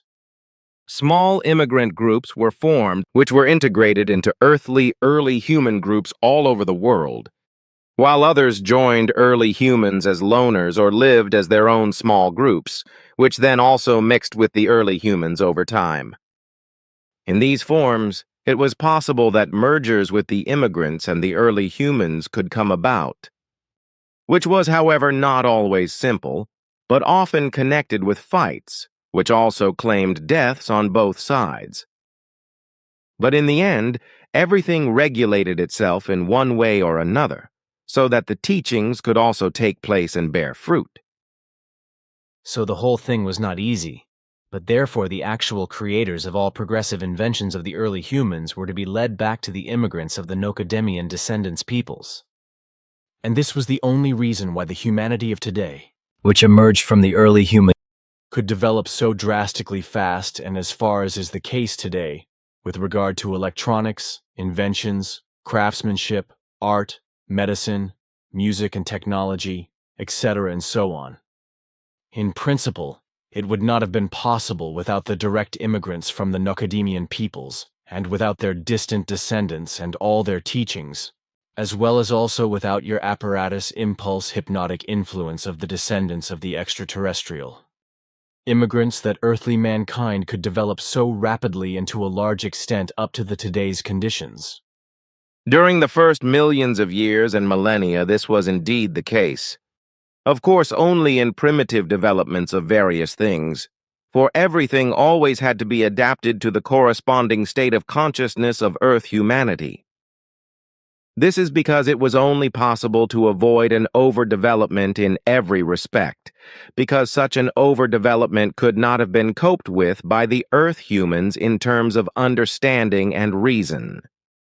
The early extraterrestrial immigrants naturally had to withhold their knowledge as well as their abilities and possibilities in every imaginable form, and to downgrade themselves in this respect in order not to overtax the early earthly humans, who became known as Homo erectus through research in modern times, and also later the more highly developed earthly humans with excessive abilities, on the one hand, and on the other hand in order to adapt to them in every necessary way. However, the early Earth humans were very instructive, as are to some extent the Earth humans of today, but unfortunately not with regard to the teaching of truth, teaching of the spirit, teaching of life, and quickly learned the simple things, followed by a relatively fast development and continued to do so. As a result, they also created advances, inventions, knowledge and developments, which have continued to behave in this way in all the long periods of time since then, and have carried us into the future, even to the point of Homo sapiens, and also into the present time of Homo sapiens sapiens.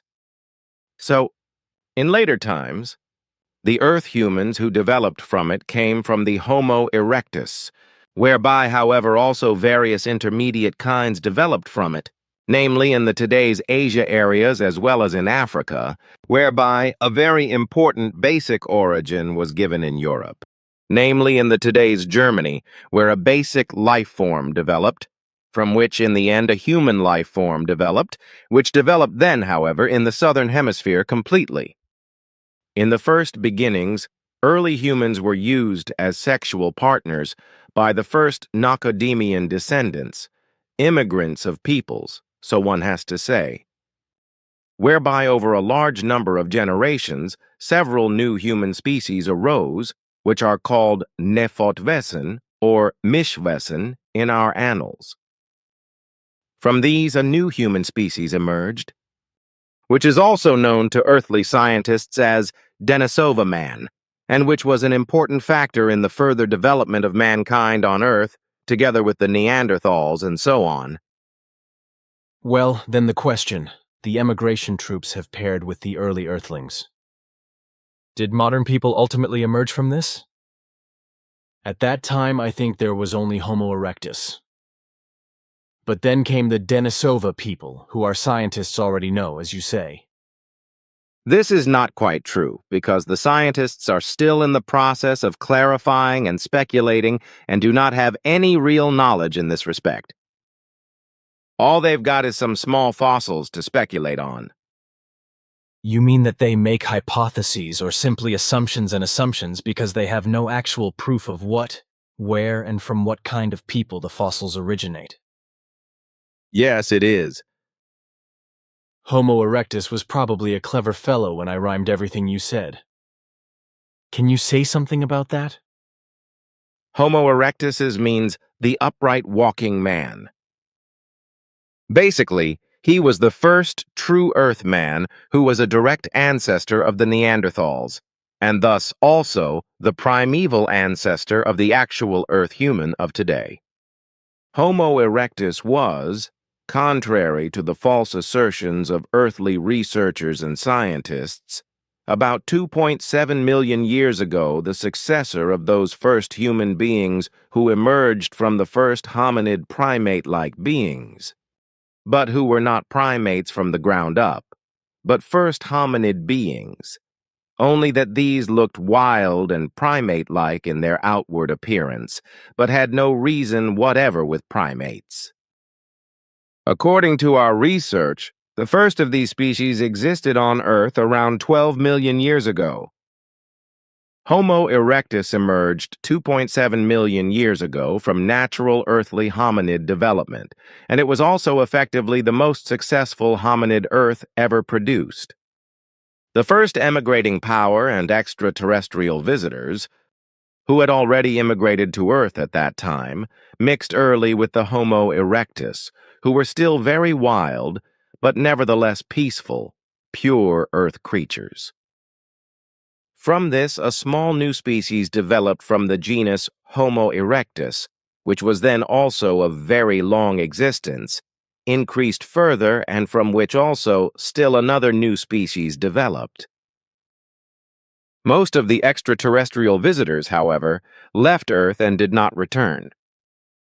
After that, about 1 million years ago and also afterwards, 4 more emigration powers came to Earth, of which a small number remained, while the majority left again. Then, 389,000 years ago, the 144,000 more immigrants of the distant descendants of the Nokodemion descendants, who also mixed worldwide, like all other immigrants, with pure terrestrial human beings, came, as you mentioned, 144,000 more immigrants. From all these, and in mixture with other hominid forms of development, Earthman, Homo sapiens sapiens, living today emerged in the end, since primeval times, actually as a very far developed Homo erectus, who is to be called the actual direct primeval ancestor of Earthman.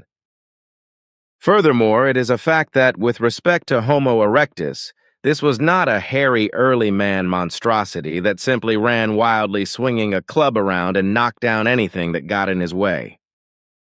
The Homo erectus did not just growl and make any dull noises either, because in fact it was already able to articulate itself understandably. So the early ancestor of the terrestrial man was different in this respect from the false views of terrestrial researchers. Homo erectus already had a lot of abilities very early on through the teachings of the extraterrestrial visitors, e.g. with regard to the production and use of fire. He was also not simply a cave dweller, even if there were such exceptions, because he effectively built huts for his own use, made hunting weapons and tools, partly cooked his food and built boats for water, etc., all through the teachings of the extraterrestrial immigrants. And these abilities, along with many others, which Homo erectus had learned through the immigrants, he also passed on to his descendants, whereby these values have been preserved up to the present time in the terrestrial human being and have, moreover, been extraordinarily extended in terms of development. Already at the first time of its existence, Homo erectus was very adaptable and comparatively peaceful, which has been preserved to this day in those terrestrial humans who are not affected by the hereditary gene manipulation of the X chromosome caused by the Sirians.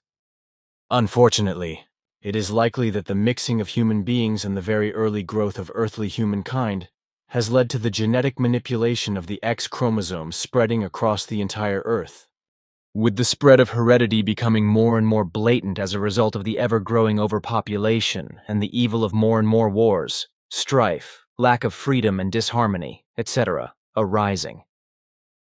That is how it can be explained and seen, yes. If I may go back to it, you said that according to your estimates about half of the 144,000 people in modern times would be in active lives. Do I simply have to start from those who came to Earth about 13,500 years ago? Or do I also have to include those who were left behind of the other and former emigration powers? Our estimates refer to all those left behind of all emigration powers. That is to say, to the known number of 575,914 of all emigration powers of 1,151,828 persons, whereby according to our calculations in modern times, and thus also at present approximately 287,707 personalities are in active life on Earth, whereby the majority of them work in many important fields, and only very few are of minor importance. We cannot exactly determine the exact number, because we do not yet have any possibilities to fathom the state of consciousness very precisely. And all these about 287,707 personalities are distributed practically in all peoples of Earth, if I have understood correctly, right? That is true, and we include in it the constant change that results from the change of deaths and births. Thank you. Then we will finally have clarity in this respect as to how everything has happened. This also refutes the weak-headed assertion of those lunatics who swear that humanity on Earth was created by extraterrestrials, such as the Raelian sect and other sects spread this nonsense. Extraterrestrials have in very early and also in more recent times only interfered in the development of the ancient terrestrial early human beings, which is why they have played certain determining roles in this respect and have also brought calamity to the Earth. This, too, in the wise of their mating and mixing with the terrestrial early humans beings, and so bringing the Syrian genetic manipulation to the Earth. The latter has then spread on a large scale among the earthly humankind by way of heredity, and has through aggression, disharmony, jealousy, wars, murders, manslaughter, unpeace and unfreedom, etc., brought a great deal of calamity and has preserved it up to the present time. But so this did not happen as a result of a creation of Earth humans by extraterrestrials and alleged Elohim, etc., by extraterrestrial immigrants, who mated and mixed with the early herd people. On the one hand, only the Syrian gene manipulation and other gene transfers caused by race were spread worldwide by inheritance. And on the other hand, already early, the generally all-encompassing and at that time possible primitive development was promoted in various relations. Only in these forms did the extraterrestrial immigrants of all times make reference to the terrestrial human beings, but never in such a way that terrestrial humanity was created by them, extraterrestrials. So the effective truth is that humanity on Earth has emerged as its own creation from the development of life forms on Earth itself, although certain genetic factors of extraterrestrial immigrants have remained in it from the early days of early earthly humans and also from later times, as well as Syrian gene manipulation in large parts. And that you, Pleiaren, through your teachings, try to do something against the misconduct and the mischief of the old extraterrestrial immigrants. Just by teaching and informing, you consider this simply as your obligation, because the old immigrants belong to the Nokodemion descendant peoples, just like you, Pleiaren. That's the point, isn't it? That's so, yes. Contact Report 651. How do the Pleiarians and the members of their federation feel about alliance love, or about entering into love relationships? How high is the proportion of Pleiarian women and men in the total population who are classified into a polygamous alliance?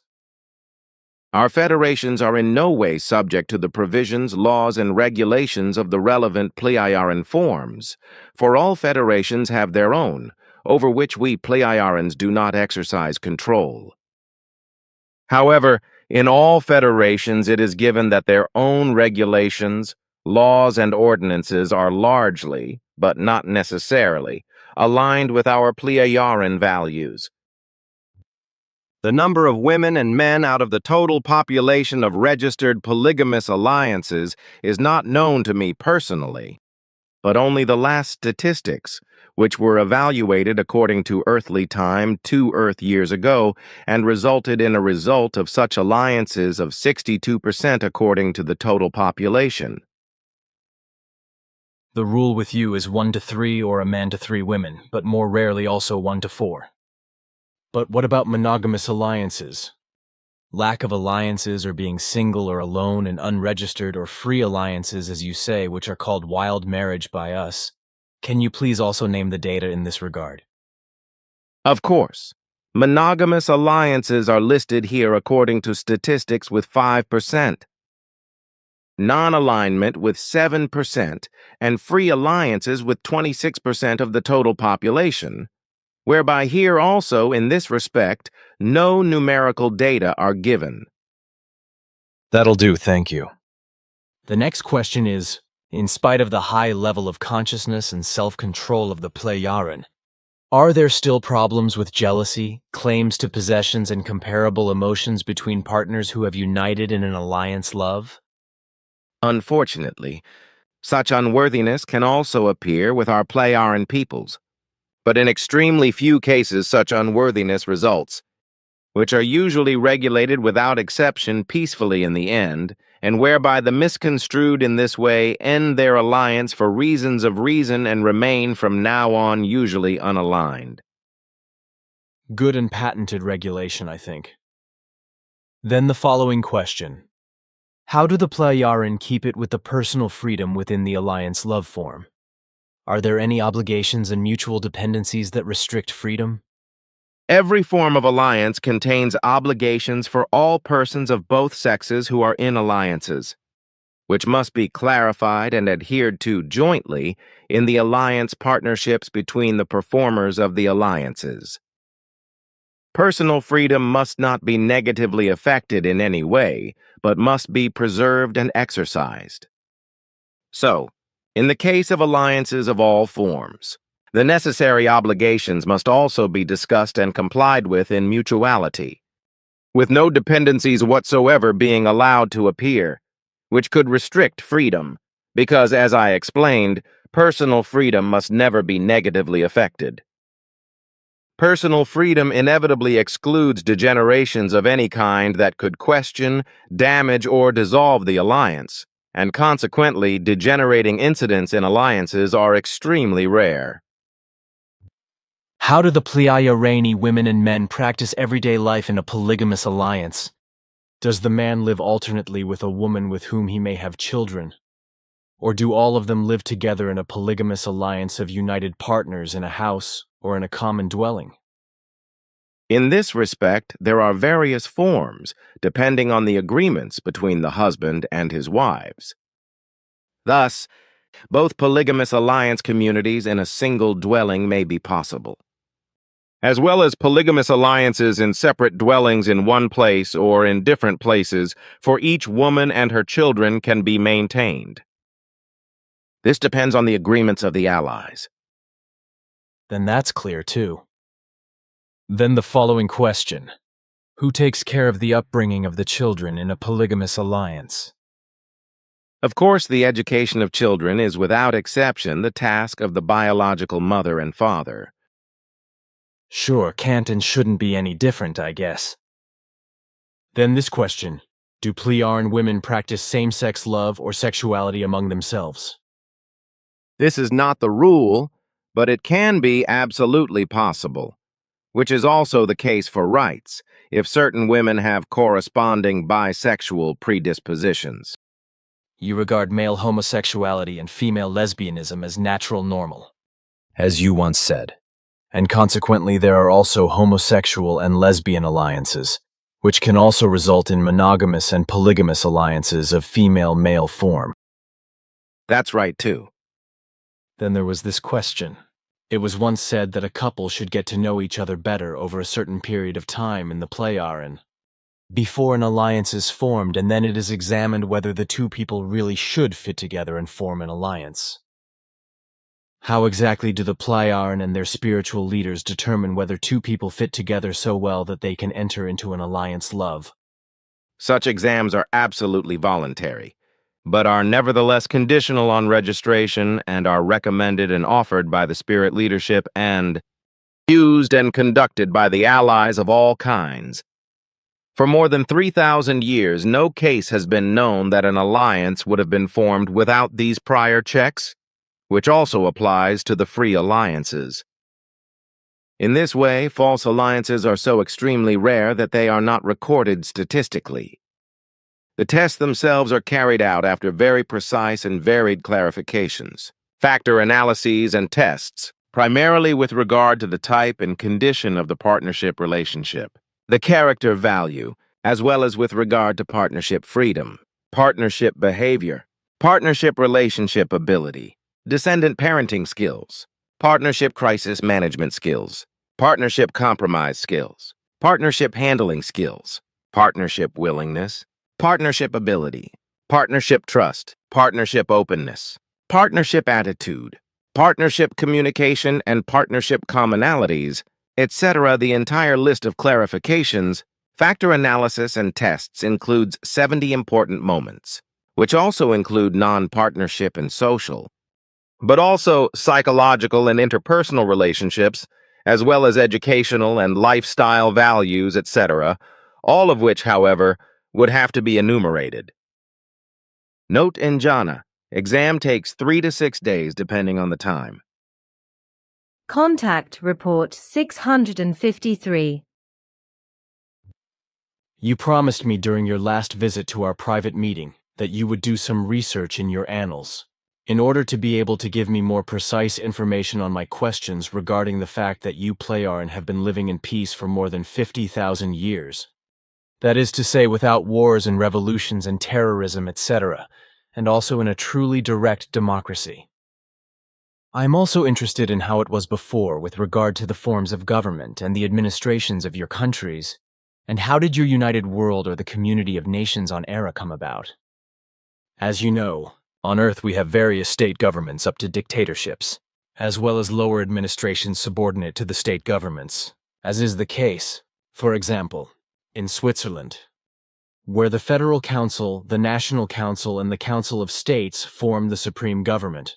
Then in the cantonal governments, as well as district and municipal administrations, and so on. Did you, Plejarin, have similar conditions in earlier times? Or what was it like? But now I have another question. Whether you, Plejarin, previously had similar forms of government to those that exist today on Earth. That was in fact the case. As the ancient records regarding a peaceful global world, leadership among several Plejarin folks were not heeded, for which reason insurrections, wars, revolutions, and diverse forms of terrorism occurred. But that resulted from the fact that 5 different folks distantly descended from the Nokodemion lineage had settled on Era, who were rivals to each other, about which, however, I should give a few significant explanations for your information. Of course, I cannot be too detailed with those, but will only discuss the most important information, because the whole history is so extensive that a day-long lecture would be required to discuss it all. Hence, I shall begin. Our folk, from which I myself am distantly descended, bore since time immemorial the designation Nokodemion, which means, in the language of our ancestors, in brief, folk of Nokodemion. This folk comprised 11 folks, which had their homeworld on a planet called Arana in a star system called Istkura. When the astronomers realized that a destructive change was happening in the star system Istikura, in which our ancestors lived, and that an annihilation of the whole system was imminent and the destruction was spreading rapidly, through which the home planet Arana was also threatened with destruction, a resettlement possibility in another star system on another planet was sought for all the folks. Such a star system was in fact found after a few years. So all 11 folks, who in total comprised 510 million human beings, were resettled in the new system within 28 years, namely on 2 different planets in 2 different solar systems. The cosmic destruction process of the Istkura star system lasted 214 years before the whole system was entirely wiped out. The resettlement in the new star system, which was about 6 light years across, happened about 26 million years ago, and since then till the present time we have been based in the Plejarin system, which will also remain so. The resettlement occurred into 2 different solar systems on 2 life-bearing able planets in a large star system, that is to say a so-called open, loose star cluster. Already at the beginning of the colonization in the new star system, it was called Plejarin by our ancestors, namely an alteration of the name Plejara after the Yishrish presiding over the resettlement. Our ancestors chose this star system designation according to an old, passed-down tradition that stated that the first folk that colonized a formerly uninhabited but now habitable planet in a new star system should take for the name of the star system the name of the Ishwish, that is to say, or of the Ishrish or Shrish in charge of the action. Borrowing from the home planet Arana, the new home planet was then named, in abbreviated form, Era. This on the one hand. On the other hand, the new planet Era was colonized by the first 6 folks that had been following the teaching of the prophets since time immemorial and were therefore peaceful, democratic and heedful in following of the creational laws and recommendations. From this lineage descended all the clans of my genealogy, who have undertaken since time immemorial to follow and spread the teaching of the prophets, namely the teaching that had its origin with the universal prophet Nokodemion. The ancient undertaking traced back to then because, as our annals state, the most distant ancestors of my own lineage issue from the universal prophet Nokodemion. The mission on Earth is also in this succession of undertaking, which has lasted up to this day, and in which also our early, as well as our direct forebears, were involved in recent millennia. So, the home planet of the emigrants from the star system Idskura had been destroyed by a cosmic catastrophe, for which reason the humankind existing there had to leave and seek out a new home, which they found in the new star system, which was known to them and was located more than 4,000 light-years away, which after the colonization they named Pleiaren, and which contained, in the 6 light-year encompassing system space, about 563 system members. In this Pleiaren system there existed solar systems with planets, among which 2 were capable of bearing human and other diverse forms of life. Consequently, these worlds were considered for colonization by the settlers. So the first 6 folks, to which my ancestors also belonged, who formed a knowledgely and teaching successive community, colonized the planet that was called Era. The other 5 folks were entitled a planet in a neighboring solar system that was given the name Eris. This planet, too, was naturally a planet capable of bearing life for human beings and for other life forms. So the settlers remained there from then on.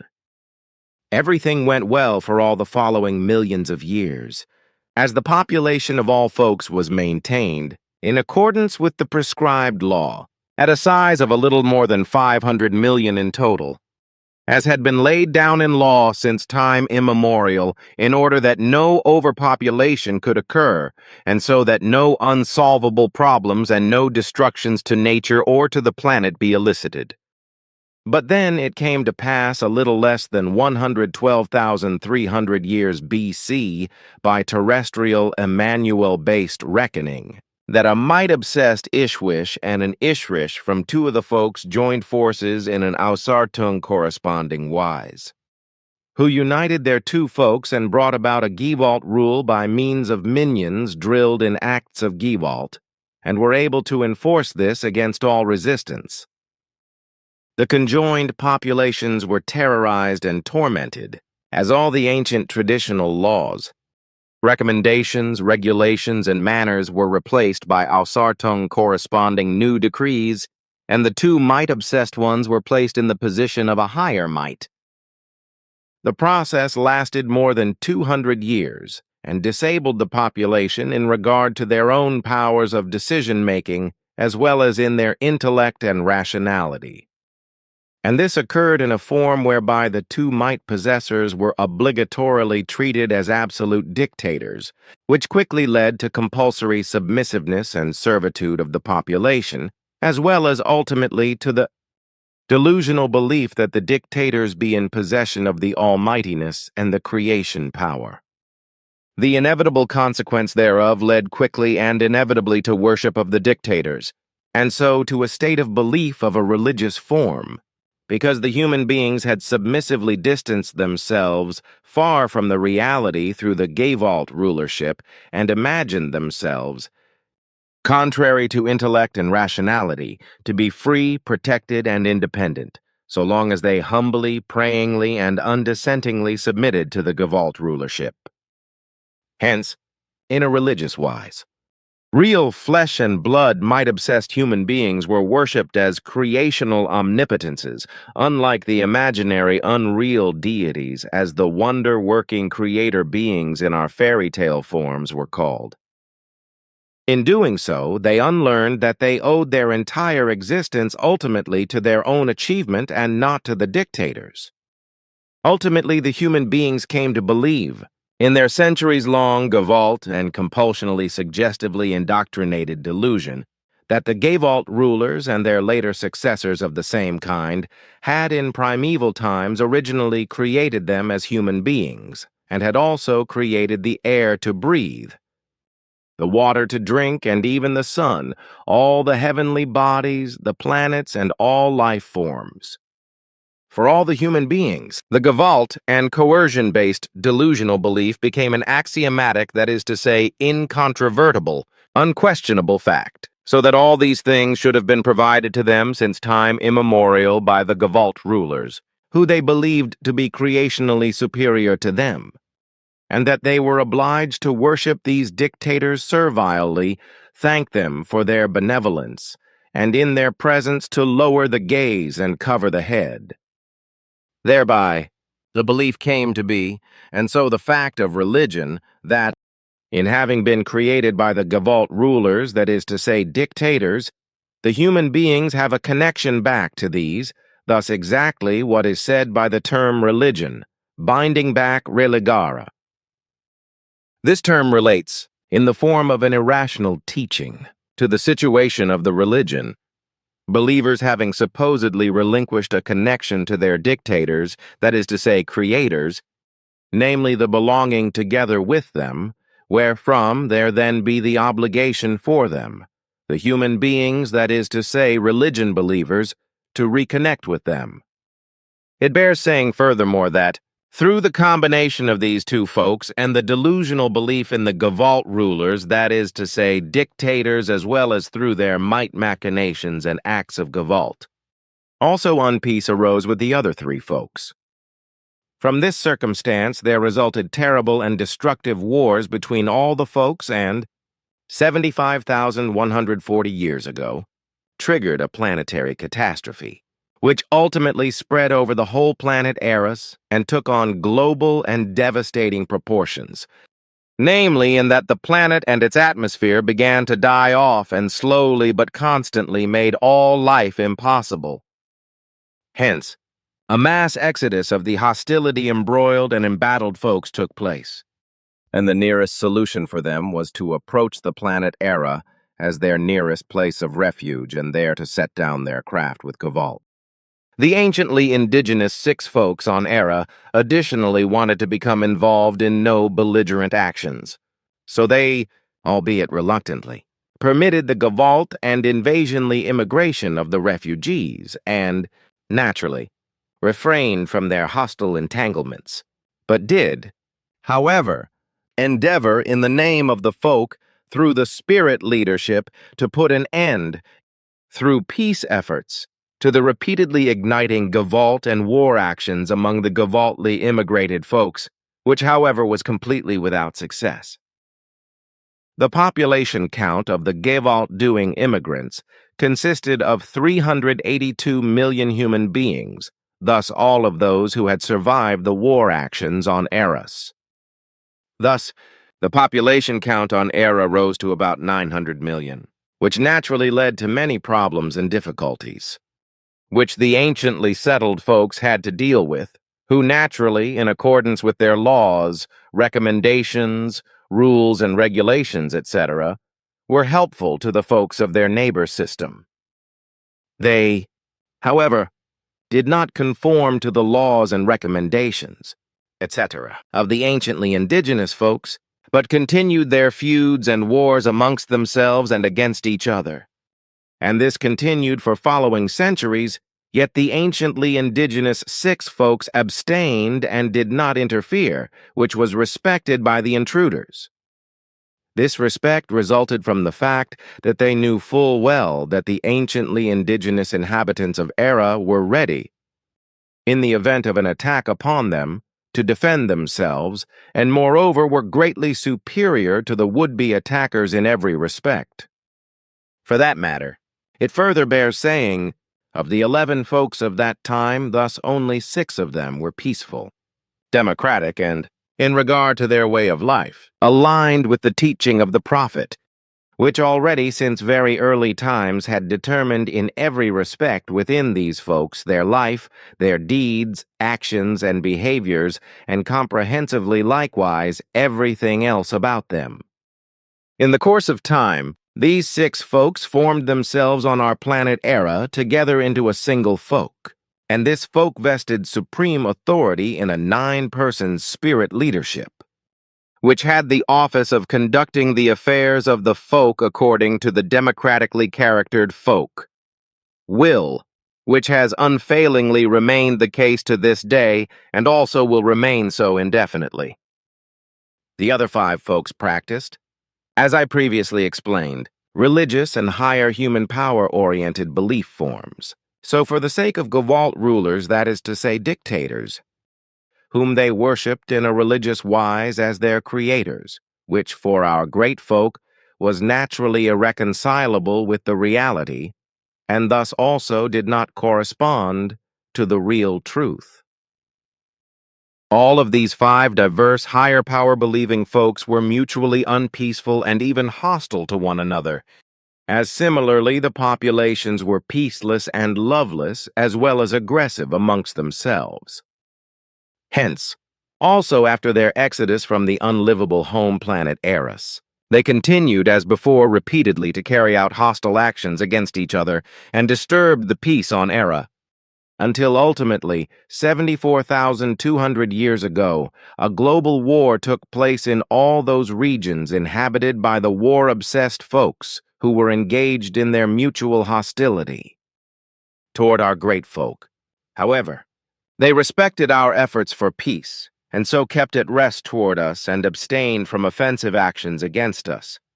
Yet this was also no doubt ensured by our much higher technology in regard to defensive actions, for ours were very superior to theirs. Insurrections. Wars, revolutions, and terrorism were inevitable among these folks of beliefly dictators because of the systems of government in operation over them, which were operated by the might-obsessed rulers. These ruled the folks in a gruesome wise, similar to how has been done on earth since time immemorial and as continues to be done, for this has been perpetuated into the present time. The whole of the undemocratic systems were on the one hand practiced in the form of monarchies, dictatorships and other Gestalt rulerships, as well as, however, through similar forms as are called republics, etc., in the terrestrial sense. Not until a final 7-year, extremely terrible and devastating global war, about 74,200 years ago, by the mutually hostile folks that had fled from Eris to Era, did it come about at last, after more than half of the human population of these hostility-embroiled folks was reduced through the war actions, that the Arasans' minds changed for the better. A political upheaval and transformation process was then sought with many ideas, which lasted around 14,000 years and did not bring any success, but always remained present and was taken up again from time to time. The remaining war folks of Eris engaged in rationality-wanting quarrels, were at odds with each other and brought forward some objections and proposals that could not be implemented. So everything came to naught. They frequently imagined themselves to be disadvantaged, wanted special conditions, more might and rights. So time and again the whole matter fell through, and the old forms of government were continued and validated. That led again and again to insurrections, actions of war, to revolutions and terrorism. Not until the individual spirit leaders of these quarreling, warlike folks confederated into a spirit leadership and unitarily gave teachings to the war folks, were the Arasans stimulated to concern themselves deeply rationally in the framework of the ancient traditional teaching of the ancient prophet and to learn it comprehensively. But the efforts for that fundamentally came from the spirit leadership of the anciently indigenous folks, who intended to debut a whole planetary leadership if the warlike folks could assent to it. Yet the teachings giving and teaching lasted a further about 3,000 years, before the teaching was sufficiently accepted by and integrated into the thought world of all the quarreling folks that had fled to Era and had incessantly sowed discord there, that the human beings began to cultivate a better attitude in themselves and toward the relations with the population of their own countries as well as the population of other countries. Nonetheless, time and again there still arose aggressions and ausartungs in regard to insurrections, acts of war and terrorism, and in general the responsible motives for these were religious and related to the various extant belief communities still believing in the Gestalt rulers and dictators. Eventually there came at last the point in time when, in cooperation with the indigenous spirit leadership, The spirit leadership of the hostile folks had also worked out a new form of state leadership, which was approved by all folks, according to the system of the old teaching of the prophet. Having at last grown weary of the insurrections, wars, revolutions, and terrorism, the countless dead and the destructions, ultimately, of the about 382 million human beings of the Gavalt-employingly immigrated hostile and embattled folks, more than half were killed by the global war, namely more than 217 million, and so there were only 165 million survivors. This ultimately led to the situation that the rest of the hostile folks were actually willing to heed the drawn-up rules and proposals of the spirit leadership and to approve these. That did occur only with great effort, but such that rapid progress was made and the human beings who had been devotees of the higher powers disengaged themselves from their delusional belief, broke free thereof and assimilated into the democracy of the indigenous Arans, and also unanimously into the rules and laws of the planetary spirit leaders who had been appointed by the great folk as the supreme planetary spirit leadership. Yet there was also likewise a spirit leadership responsible for each country, that is to say, state. Thus, for the entire planet and also for all the previously hostile, now however semi-peaceful countries, that is to say states, the planetary unanimous leadership form of the spirit leadership could be implemented.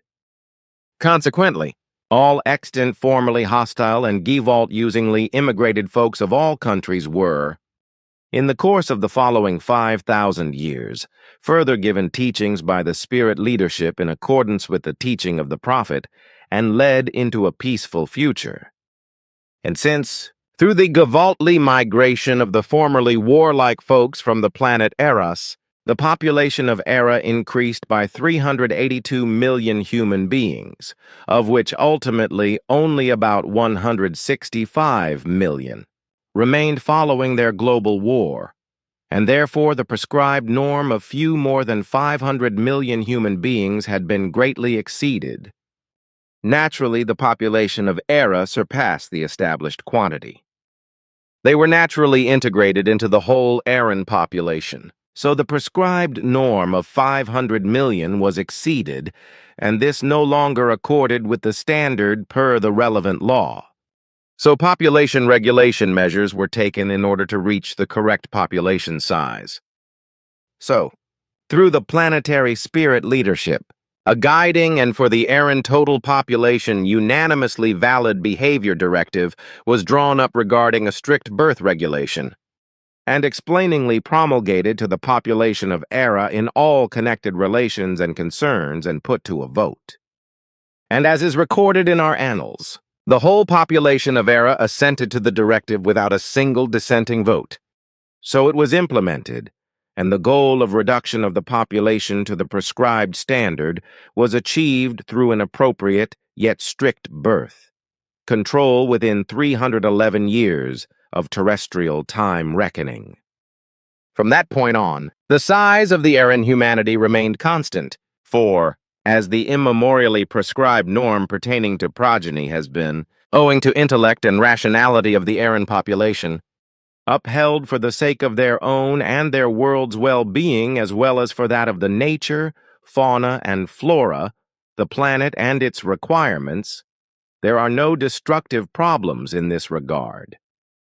Lastly, it is to be said that during the subsequent 5,000 years, that is before the definitive peace could be created, it also happened, and without Gavalt or coercion, rather only through the once hostile Erasans ever more following the teaching of the prophet and beginning to think, act, and live according to it, that resultingly all of their religious issues became resolved and eventually there existed no more religion believers on Era.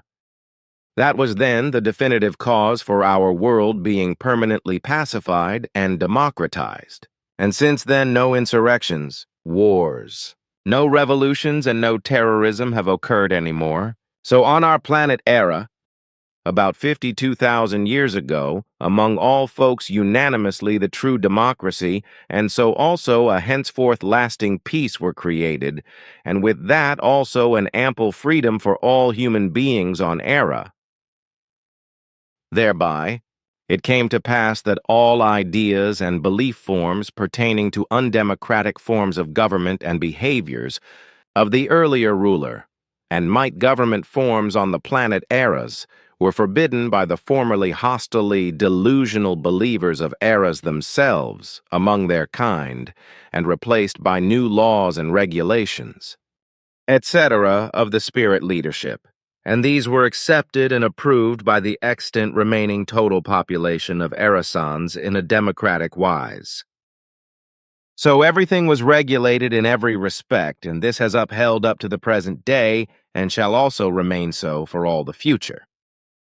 The consciousness development of the Eran population, which is to be assessed at between 20 and 30 million years higher than that of the terrestrial human beings, does not enable for us Plejaran any relapses into dark, de-evolutive, and inhuman machinations, because the entire Plejaran population has once and for all progressed onto the way of the teaching of the prophets and shall also, with sureness, tread that way further. Contact Report 654.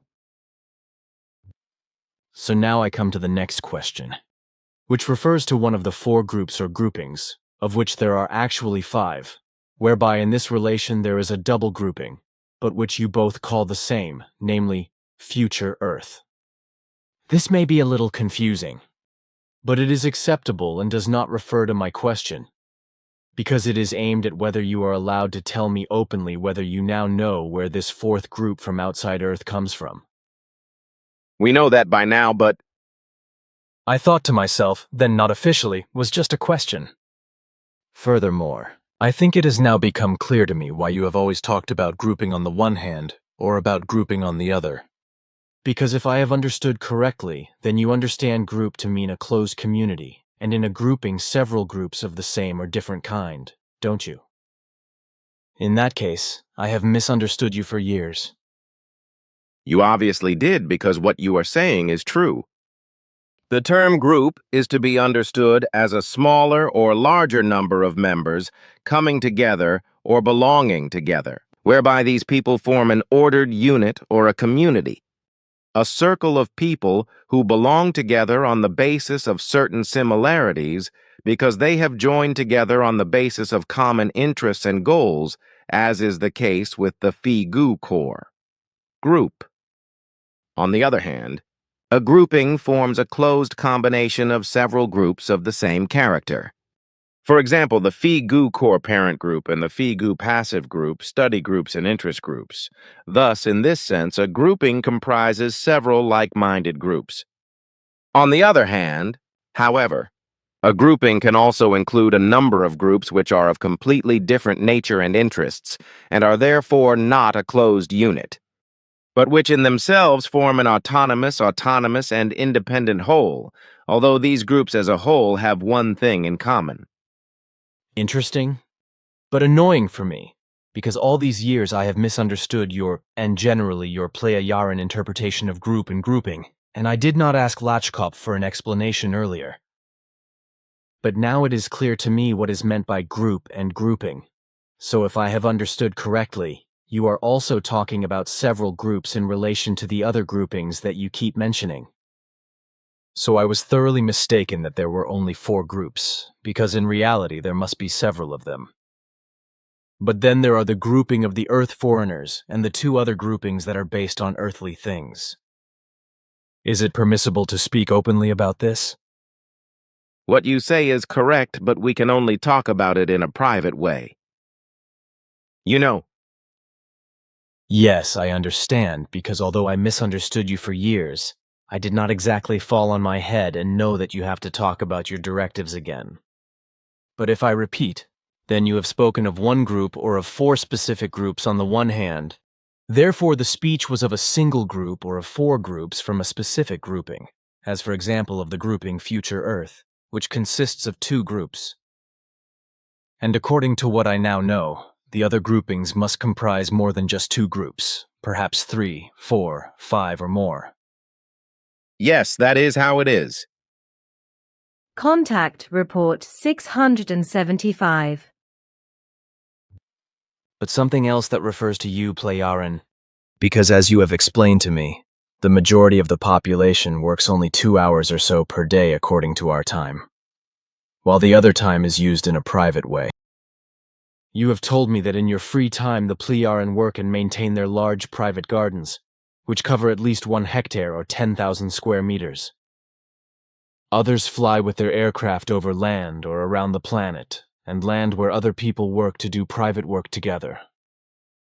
And all this happens without any financial compensation, because you have no financial economy anymore. But even if you are only about 530 million people on Era, there is quite a lot of work to be done to feed the whole population and to satisfy all their other needs. I will ask you how you manage this, so that everything can be created when the majority of your humanity works only 2 hours a day for the general public. Is there no problem with that? The whole thing would be impossible if we did not have our very sophisticated, extensive, and diverse technology at our disposal. Basically, of course, our planetary population also has to do a lot of work, which has to be carried out, but which is largely carried out by our highly developed technology. The main of all activities is carried out by elaborate androids, apparatuses, and machinery, which are monitored and controlled by the majority of the working population during the 2 hours of work. And these are effectively only surveillance and control works to be carried out by the majority of the Era population, according to times in day and night divisions, to which you once said, around the clock, in another context. The majority of the population, what does that mean? It must be understood to mean all persons at any age from 140 years of age, which is to be understood according to earthly years, and this is maintained until old age. Because every person in our society is involved throughout his or her life, either for the general public or in a purely private way.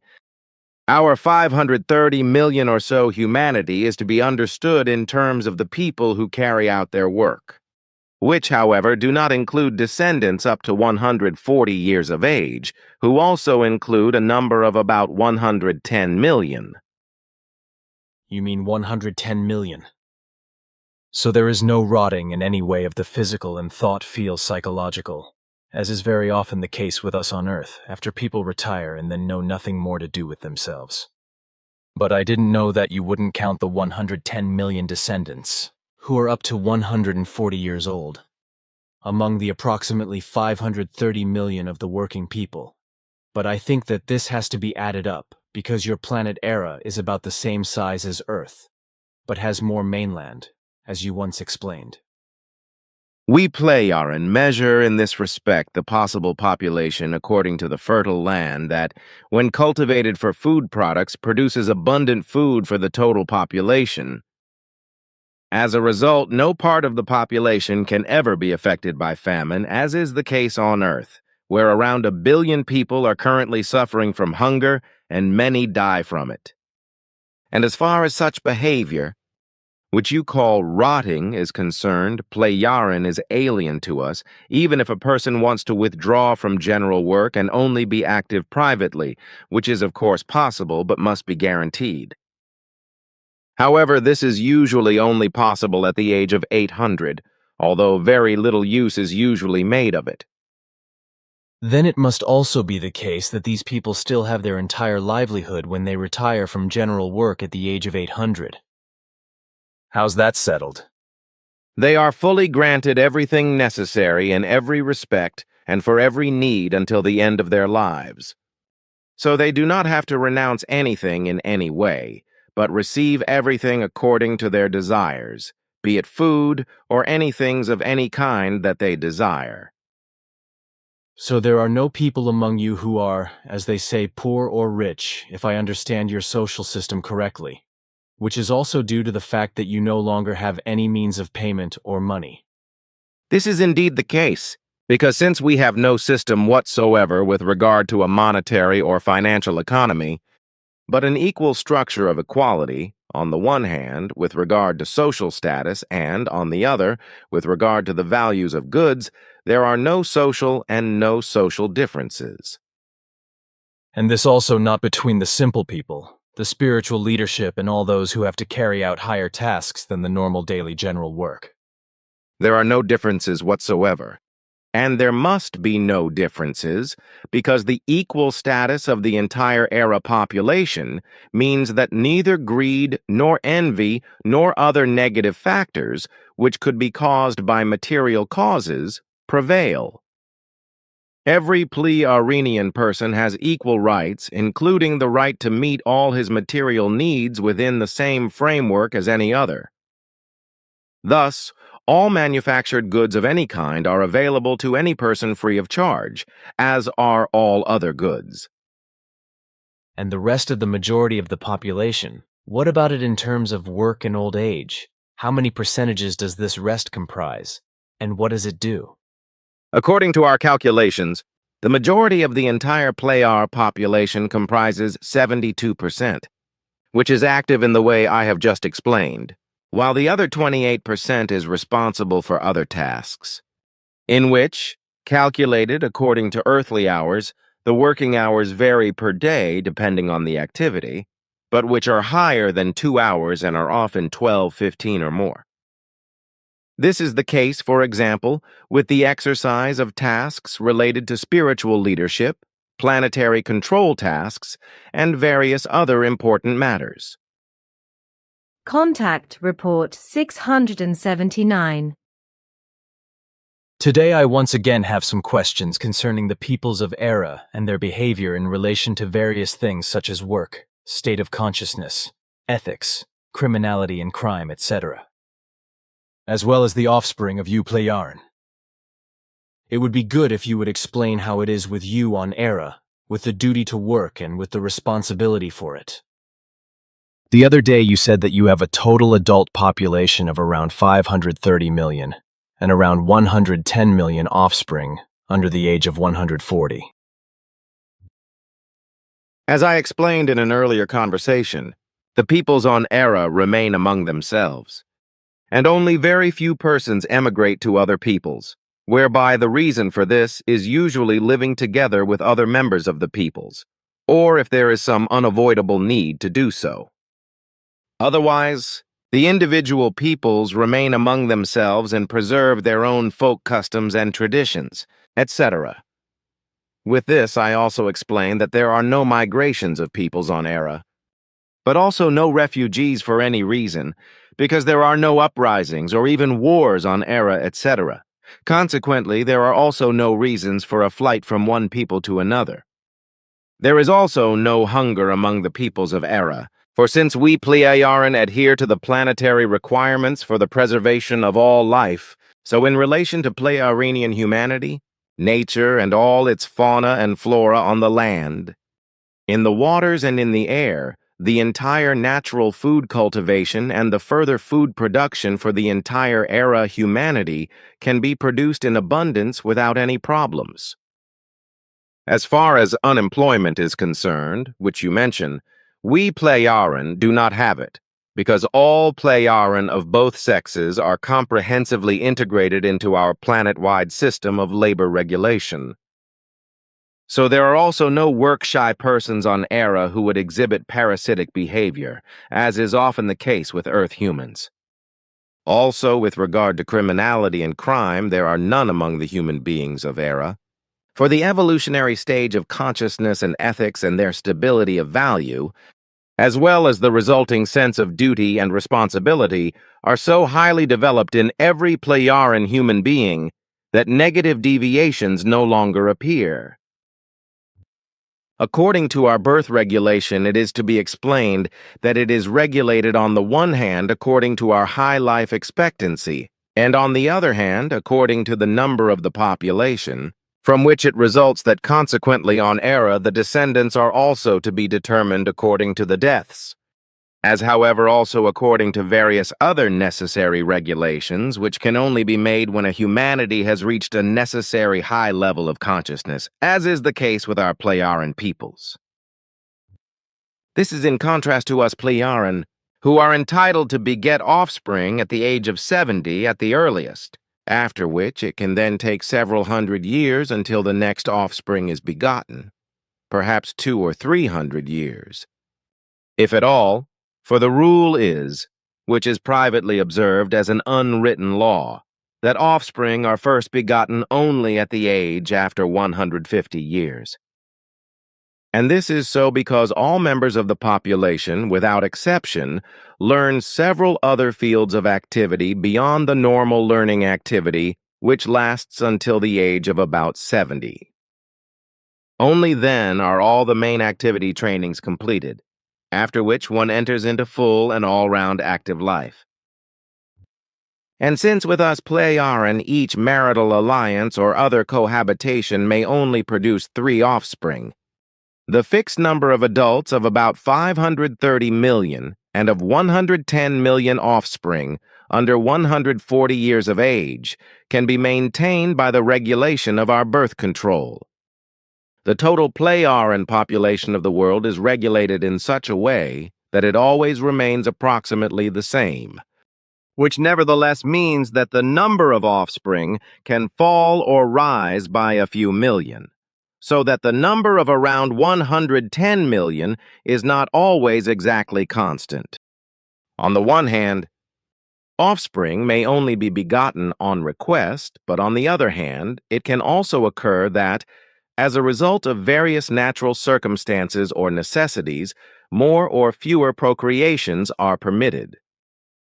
So when I gave the figure of about 530 million adults and 110 million errands under 140 years of age, these figures correspond to the present time. Your birth rate could not be introduced on Earth, I think.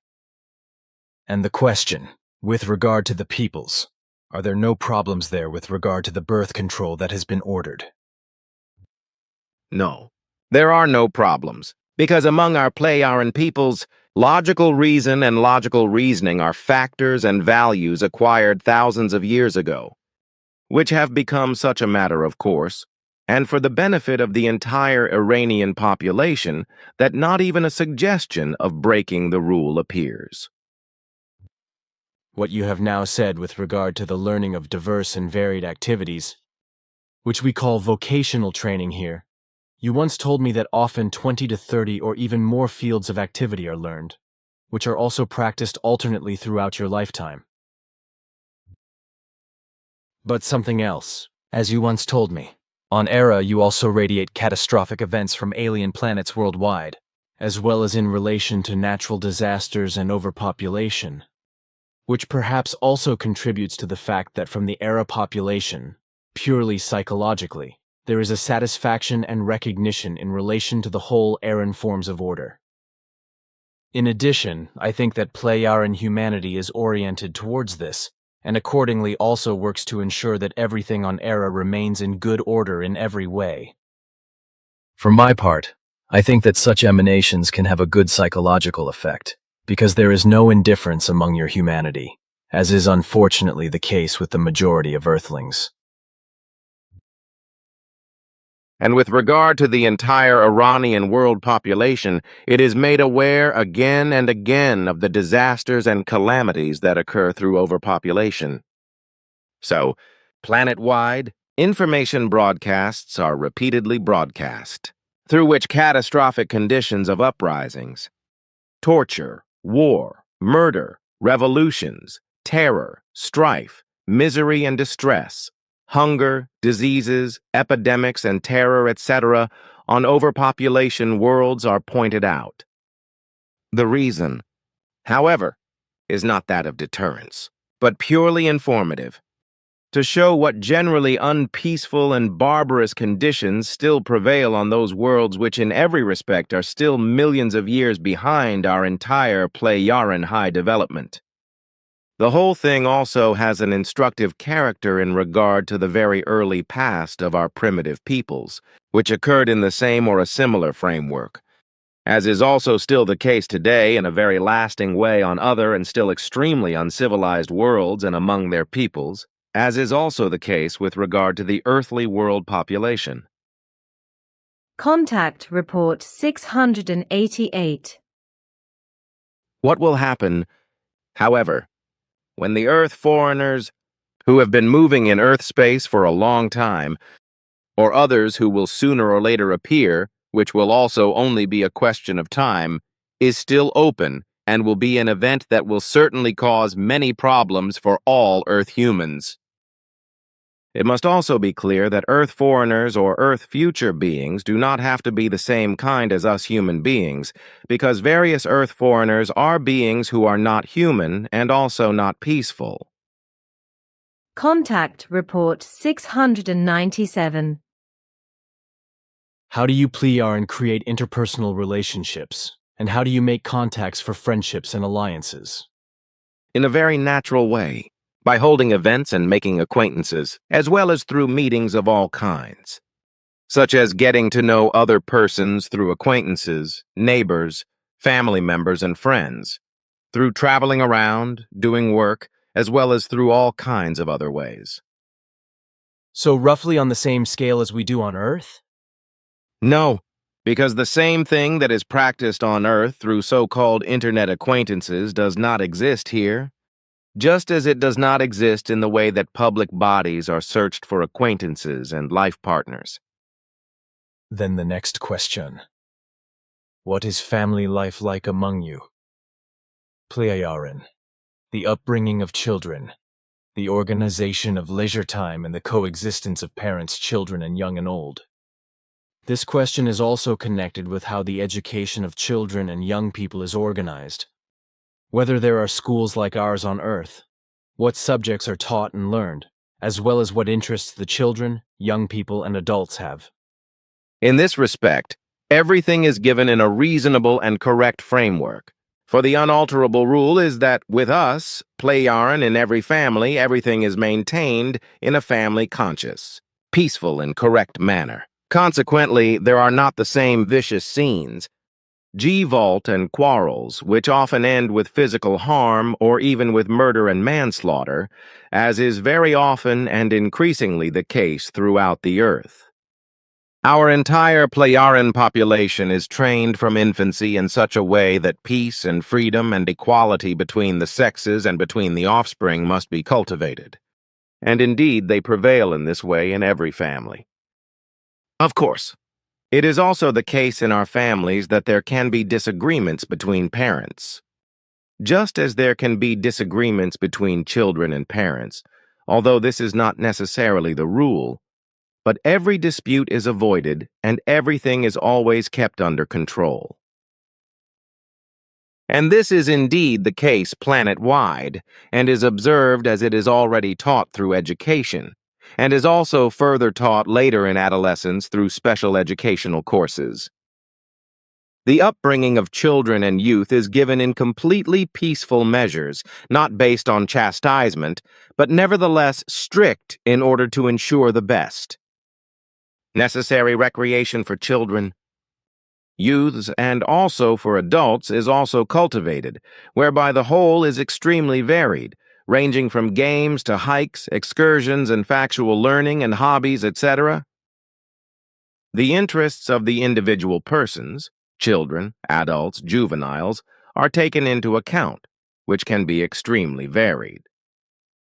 And as to the question of the subjects which can be learned, these are, of course, according to our entire stage of development, accessible to every Plejaranin and every Plejaran, according to their desire and ability, for learning and later practice, these subjects being as great in number as all our development so far created.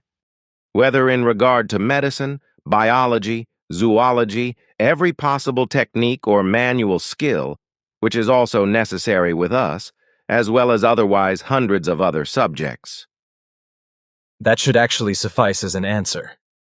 Then, what should actually be a statement and not a question? Namely, how you Plejaran observe the events on other planets and whether you are interested in world events, politics, society, art, culture of the Earth, and in how the human beings are on the Earth and deal with their lives. I think that should be obvious, otherwise you would not come here and observe and analyze everything. And as you observe what is happening on other planets, I think you do that equally as you do here on Earth, in that you can control everything through your apparatuses and devices in such a way that nothing remains unseen to you. So the whole thing needs no further answer or explanation. Exactly.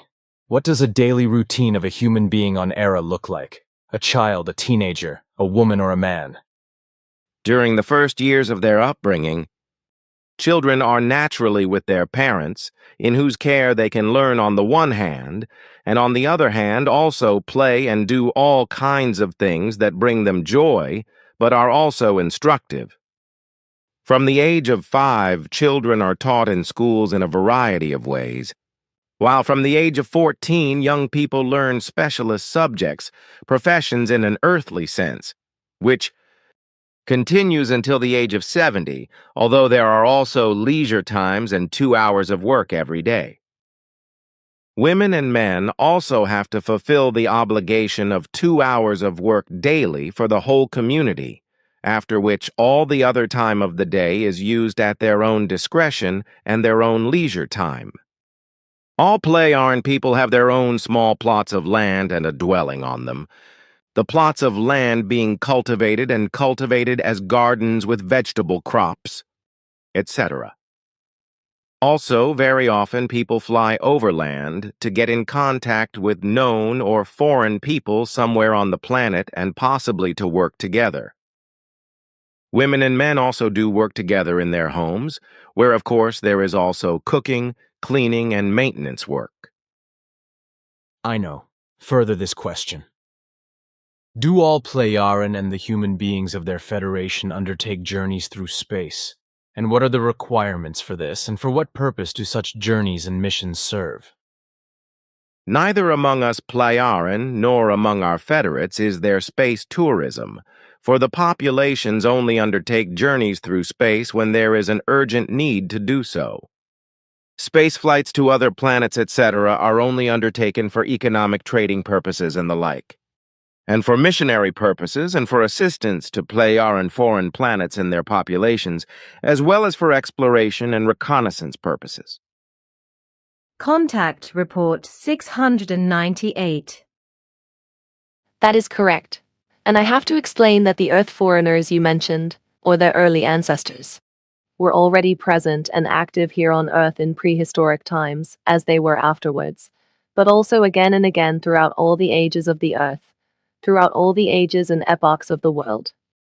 The various epochs in each era of the ancient history of the planet are to be reckoned in millions of years, during which the Earth foreigners came to Earth again and again, whereby, however, as Ptah has already explained to you several times, as he mentioned, we have not been able to fathom their effective origin until the present time, whereby we have, however, been able to discover that even these Earth foreigners no longer know their own prehistoric origin. Our research so far has only revealed that their prehistoric ancestors came into the Dern universe from another space-time structure or from another dimension, unknown to us so far, and then also reached Earth and other SOL system planets. But as far as the origin of the distant and present-day Earth foreigners, and thus very distant descendants of those who came to Earth again and again in prehistoric times, and also afterwards is concerned, their most distant descendants also come here to this day, whereby they also have stations on Earth. As far as their present origin is concerned, we are very well aware of their present world of origin and the system, although we have no need whatsoever, and our directives also forbid us to make ourselves noticeable and recognizable to them, or even to make contact with them. Contact Report 699 question. Concerns landing of extraterrestrial intelligences. Billy O answer. A public landing of extraterrestrials at the beginning of the 21st century, whereby the appearance of the extraterrestrials was announced in the contact reports. But their nature and origin, and also the exact time, were only mentioned unofficially. Was planned for the 10th year of the new millennium, should not have taken place by the consciousness-advanced Pleiaren, but by Pleiaren federates, called up on call for preparation, and standing by. This, in addition to other extraterrestrials, who were to come openly to Earth, of which there was already talk earlier during contact conversations, but which was prevented by interventions of the Pleiadians because the hostile and warlike developments of the human beings were too dangerous to Earth, which they still are and will also be far into the future. The aliens who were to land openly on Earth at the beginning of the third millennium, namely in the USA, would not have been the Pleiadians themselves, but members of the Pleiadian Federation. This is because they have a simpler and more simple development of consciousness than the Pleiadians themselves. Which means that they, in contrast to the Pleiadians, could have easily entered the direct sphere of the human beings of Earth in order to communicate and work with them. The whole thing was to be done by first contacting the US government through me, and through an American intermediary, Lee J. Elders. See Contact Report 115, Contact Report 117, and Contact Report 122. On the condition and precondition that the USA would have responded to a request from the Pleiadians corresponding to the aforementioned matter in the early 1980s. This was to be done, as explained, through the mediation of my personality, in order to submit political and world peace-promoting guidelines and advice etc. to the USA through the Pleiadians. These should have been considered by the state leaders of the United States of America, and their results implemented peacefully in the countries dependent on, and under the control of the USA, all over the world. In order to create effective peace and real freedom for all peoples worldwide. If at that time the state powers of the USA, in their megalomania, had not reacted with nonsensical, and for the Pleiadian unfulfillable primitive stupid demands. When my US middleman submitted the Pleiadian request to the US government, then in case of success, also the then still existing Soviet Union, and also China, Switzerland, as well as the then incipient EU dictatorship, would have been included. In this way, a worldwide process of peace and freedom and the abolition of dictatorships, as well as the establishment of fully democratic government structures, would have begun under the advisory supervision of the Pleiadians and through the work of their federates. Furthermore, through ongoing Pleiadian advisory assistance, the whole would certainly have become a state of peace and freedom encompassing the world and all earthly states within 2.5 decades. Which would also have led to the power of determination of the peoples in political and military matters, and to the end of all acts of hostility to war on Earth.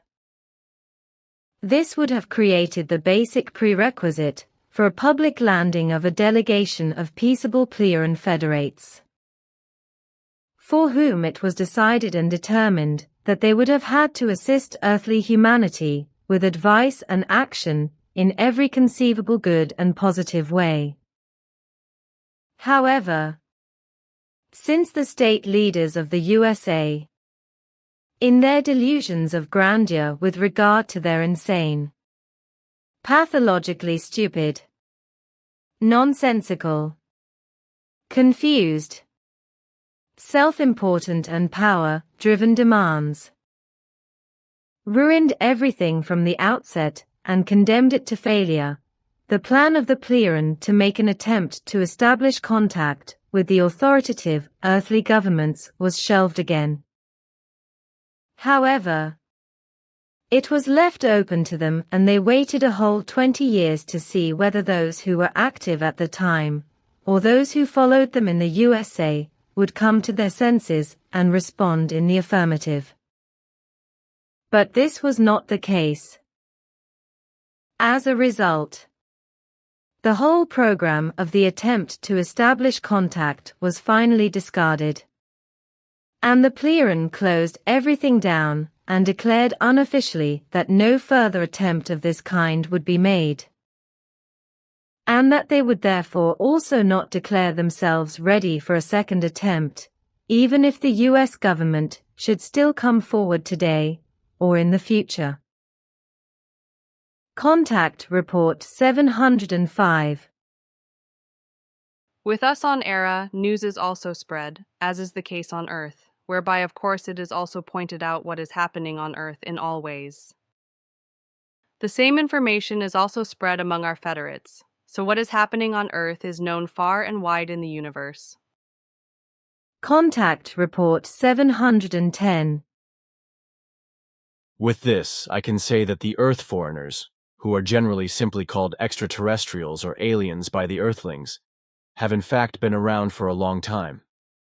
They stayed here and worked in many ways, as did their distant descendants, but they have also been active on Earth for centuries and millennia up to the present day, flying around and in and out of the Earth, and are observed again and again around the world by the Earthlings, whereby the American continent is of particular importance in this respect.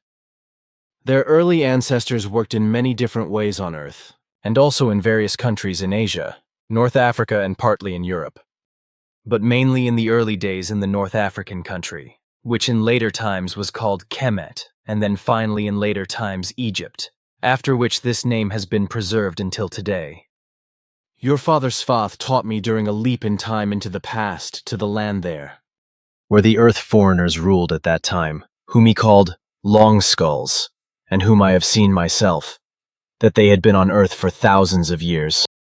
Because, in contrast to the round skulls of the human beings of Earth, they had skulls that were long and thickly protruding towards the back. They stood out unmistakably from the human beings of Earth, just as other Earth foreigners did around the world, such as giants up to about 3 meters tall, half-small people with large and somewhat V-shaped heads and excessively large eyes. Various such long skulls have also been found in modern times by archaeologists, etc., although to this day people still puzzle over what secret is connected with these skulls, which were not from human beings of the Earth, but belonged to Earth aliens. But now I will bring up something from your history that your father Bafath has already told me about. Namely, that you Pleiadians on Era and on other planets have been at peace among all peoples for about 52,000 years only because something strange has happened. At that time, I remember Bafath's explanation. A round structure or a large metallic sphere appeared above Era and other Pleiadian planets, after which all male and female inhabitants of all planets, so to speak, experienced a comprehensive change of heart. Neither at that time nor to this day, however, could you Pleiadians fathom what this sphere was about, nor where it had come from and where it had disappeared to. Only one thing was clear, namely that through this sphere some process of consciousness took place in all human beings of all Pleiadian planets, which immediately led to an all-embracing peace, as well as to freedom from strife, war, crime, and so on. And as Bafath explained, as you also once did years ago, you never found out where this orb came from, who built it, and where it disappeared to. Consequently, it was only clear to you that it was through this that your peoples came to peace, and all that has distinguished you Pleiadians as true human beings for 52,000 years. What had to be explained in this respect, you have now done, but I must mention that up to now, despite a great deal of research, we have not been able to gain any knowledge about the origin of the sphere, which was completely untouchable and secured against all attacks and therefore also indestructible because it resisted all attempts at attack, which was a good thing in the end. This large spherical missile, which according to our annals had a size that I have calculated to be 248 meters according to the earthly system of measurements, circled around each Pleiadian planet for 32 days and nights, and then disappeared without a trace. Since then, all the corresponding efforts to clarify the matter, which still continue today, have not been successful, which is why we also have no knowledge of what kind of technology the flying objects had, through which all our peoples were pacified. Note See also contact reports 711:47+ and 728:179-182 for further information about this orb. Contact Report 711. I must begin by addressing what occurred on Era and our other Pleiadian planets some 52,000 years ago. At that time, swinging waves were emitted from the flying sphere, which circled around Era and also around the other Pleiadian planets for 32 days each, which took control of a certain brain region and a precisely defined area in all planet inhabitants, against which there was no possibility of defense, as could be fathomed by our scientists at that time. However, I may explain, which I will do only briefly and without elaboration, what happened to our ancestors 52,000 years ago, but I really do not intend to go into detail. It turned out that the swinging wave impulses emitted by the aforementioned spherical flying machine, effectively influenced certain areas of the brain of all the planet's inhabitants, and had such an effect on special areas that all impulses of violence and degeneracy were appeased, but not extinguished, only put into a softened state and made peaceful. This was sufficient for the populations of all the planets to fall away from all malignant violence and become in a peaceful mood within the time during which the spherical flying machine circled the worlds, but nevertheless they retained their free will and, above all, without external verbal influences from the state leaders and their unpeaceful propaganda, etc., they became more and more inclined to rationality and intellect, and began to think, consider, decide, and act independently.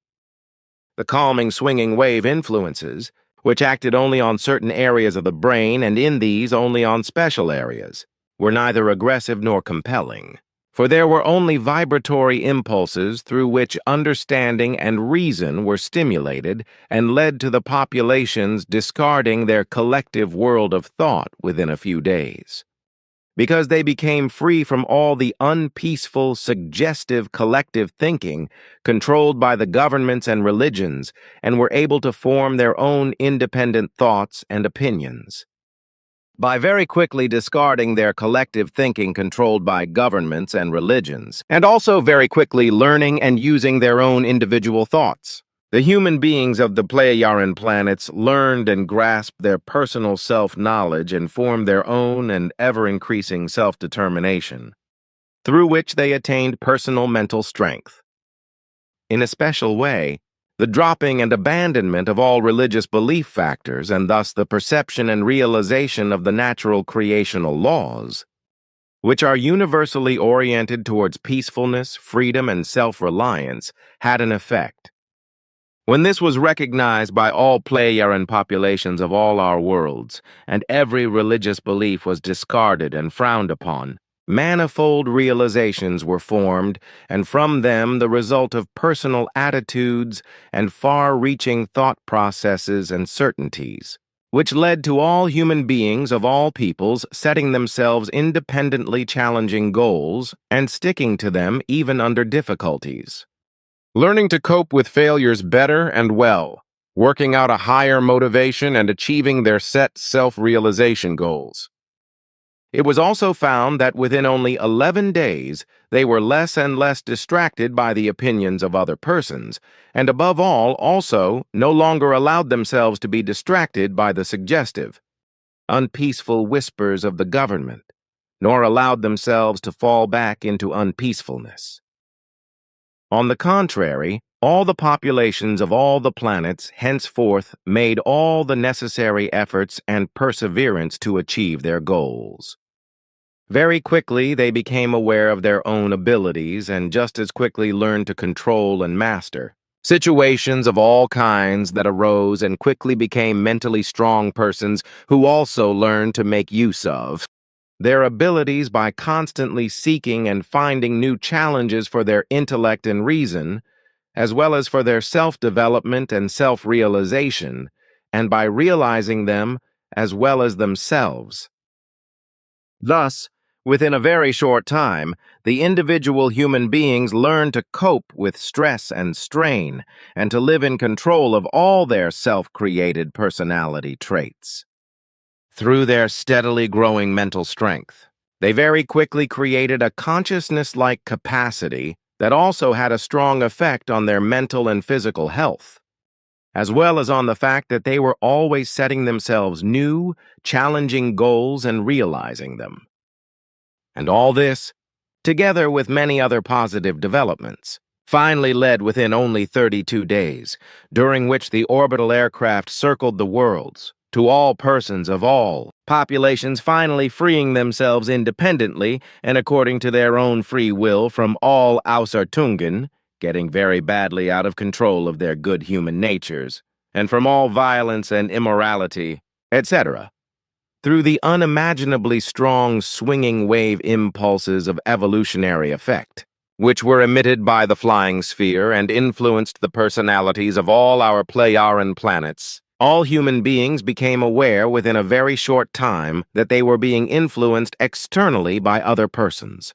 Forces and populist and unpeaceful government-controlled influences which were hostile to peace, degenerate, inciting violence and destructive, as well as impairing the intellect and reason, negative and malignant, and were influencing them negatively against their own will and causing them to lapse into violence, etc. This realization led the human beings of all our planets to renounce violence, immorality, degeneracy, evil, and wickedness, and also to conquer their bad habits. It was also recognized, however, that in spite of all knowledge and efforts with regard to the conduct of life in the good, the correct, the human, and with regard to righteousness, as well as with regard to the observance of the natural positive creative laws, the human being always remains susceptible and can fall back again into old, ungood, negative, evil, and bad behavior, if he does not make the necessary effort to control it in order to prevent it.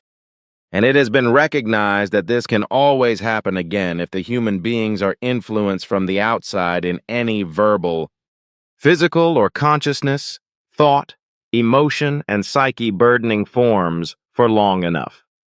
So in this respect, all human beings of all Pleiadian planets or their populations were subordinated to this natural creative law of action in such a way that countermeasures had to be taken, which were recorded and followed in directives, and which consisted in the fact that no direct or otherwise harmful connections were to be sought and maintained with alien worlds and their populations, in order not to relapse into the old modes of behavior through such contacts with alien peoples who were not like our ancestors.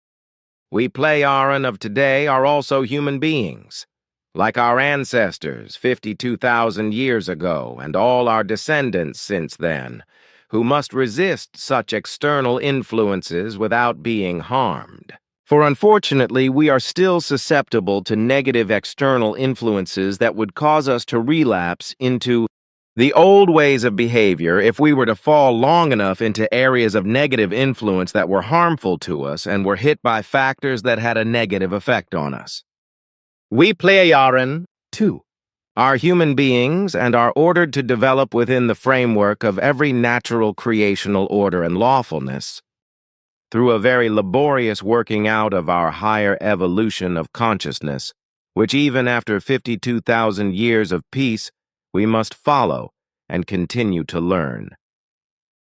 And this we can do today through the life teaching of Nokodemion, the teaching of truth, teaching of the spirit, teaching of life, which helps us unspeakably much in our further evolution of consciousness, but which was known to us only in small parts up to the beginning of your mission, but which you now bring and teach not only to Earth humans, but also to us, in many expanded versions. But as far as our ancestors were concerned, more than 52,000 years ago, they only gained their knowledge at that time, and only then became aware of the effective facts and values of life according to the natural creative laws, When the flying sphere appeared and circled around our Pleiadian planets, whereby all Pleiadian populations were struck by its vibratory impulses and were appeased and peacefully tuned in a restrained yet definite and effective manner. Through these vibratory impulses, their minds and reason were stimulated, whereby the populations turned to the gently urging peaceful impulses and gave themselves consciously learning to their evolution of consciousness. Through this attention, our ancestors of that time recognized the truth and effectiveness of the natural creative laws and correct natural creative conditioned way of life, learned to fathom them and to follow them and made them their own, whereby henceforth all populations consciously developed according to them and aligned themselves to them in every way.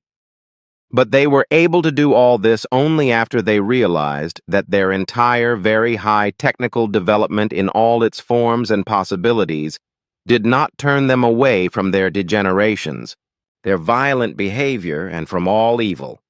From all warfare and all destructive and negative and evil behavior with regard to peace, real freedom, righteousness, justice, and humanity, as well as a way of life according to natural creative laws. Only through the influence of the vibrational impulses, which were emitted by the spherical flying device and by which they were peacefully influenced, did they find their way to personal change and finally, through their own development of consciousness, cognition and their efforts, their own will, their intellect, their reason, and the use of their intelligence, they attained their personal inner peace, their personal inner freedom and righteousness. And this inestimable gain and victory over themselves they also began to bring to bear externally, whereby all peoples also allied themselves among themselves in a continuing state of peace and freedom. And since then all violence, degenerations and wars, etc., have also become a thing of the past. However, it must be repeated as a fact that all violence, wars, all hatred and falsehood, all discord, all unfreedom and unrighteousness, as well as all injustice and degeneracy, etc., in all forms, could only be ended. In all forms could only be brought to an end when the vibratory impulses of the orb had an effect upon all the Pleiadian peoples and soothed them into peace, whereby they became consciously powerful of their own independent and externally uninfluenced faculty of thought, as well as of their intellect, their reason, and the application of their intelligentsia, and thereby their own self-evolution could take place. This did not mean, however, that our ancestors 52,000 years ago, or since, were above any susceptibility to and reversion to the old degenerate, malignant, warlike, violent, and all other negative forms and disregarding all natural creative laws. And this is not the case even in modern times, for even we Pleiadian of today are not immune to this, just as all our ancestors were not. The negative factors mentioned, as they are drastically present in Earth humans, also occur in the third grouping as well as in the Earth future beings, who on the one hand have already been on Earth for thousands of years or otherwise for a considerable time, again and again demonstrating their presence in various ways. But it must be clear that in the vastness of the universe, there are also other human beings and life forms who are equally sick in the head and live with degenerations of all kinds, unpeaceful and unrighteous, and therefore also make their existence hell by their own doing in a similar or the same way as the earthlings. And as Bafath has already said, it can be said that the absolute majority of all human and human-like creatures in our entire Dern universe have, through their own early degenerations, fallen into a convergent state with that of degenerated Earth humans. This, however, can one day lead to enormous unpleasantness, and even to acts of war with extraterrestrials, and to the danger of the extermination or enslavement of Earth humans, as well as to the annexation of Earth by Earth foreigners. And it is precisely in this respect that crazy Earth foreigners, who do not possess reason, rationality, and intelligence for a penny, have done everything with the SETI project so that it can happen under certain circumstances if Earth foreigners find the SETI probe. Through this crazy project, extraterrestrials are to be made aware of Earth, and contact is to be sought with them.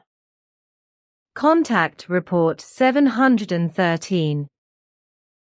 This, however, can one day become a risky doom for Earth humans, namely through the stupidity and irresponsibility committed by earthly researchers and scientists, namely with the SETI Project Cyclops, or Search for Extraterrestrial Intelligence. And such a fate can befall all Earth humans. If official contact with unpeaceful Earth foreigners should one day occur, an attempt at contact which was started unreasonably and recklessly by the search for extraterrestrials, and which under certain circumstances can bring not only great horrors, etc., but ultimately also a nasty end to all Earth human existence. Contact Report 717. But what I wanted to say when you interrupted me was simply this: whose presence on Earth has been based since time immemorial on behaving according to certain guidelines that also give them security and protection. I did not want to say more, for their existence could also be endangered if the real truth about them, their doings, their ways, as well as their origin and whereabouts, etc., were known, but this must not happen. Earth foreigners are also beings whose right to exist and live must be granted and assured to them, but which would be endangered if certain facts about them became known. But this also applies to the earthly grouping, which also makes itself felt here and there. Contact Report 718. Also good. Then the following question is whether you guys influence planetary weather on Era, like maybe through lightning control and cloud formation by lasers or something, if that is even possible. Also, the further question is related to whether you have a poison industry to produce any substances, like herbicides, insecticides, neonicotinoids, pesticides, and fungicides, and so on. Weather manipulation in the context of your question is possible, but we do not carry out such manipulations on Era.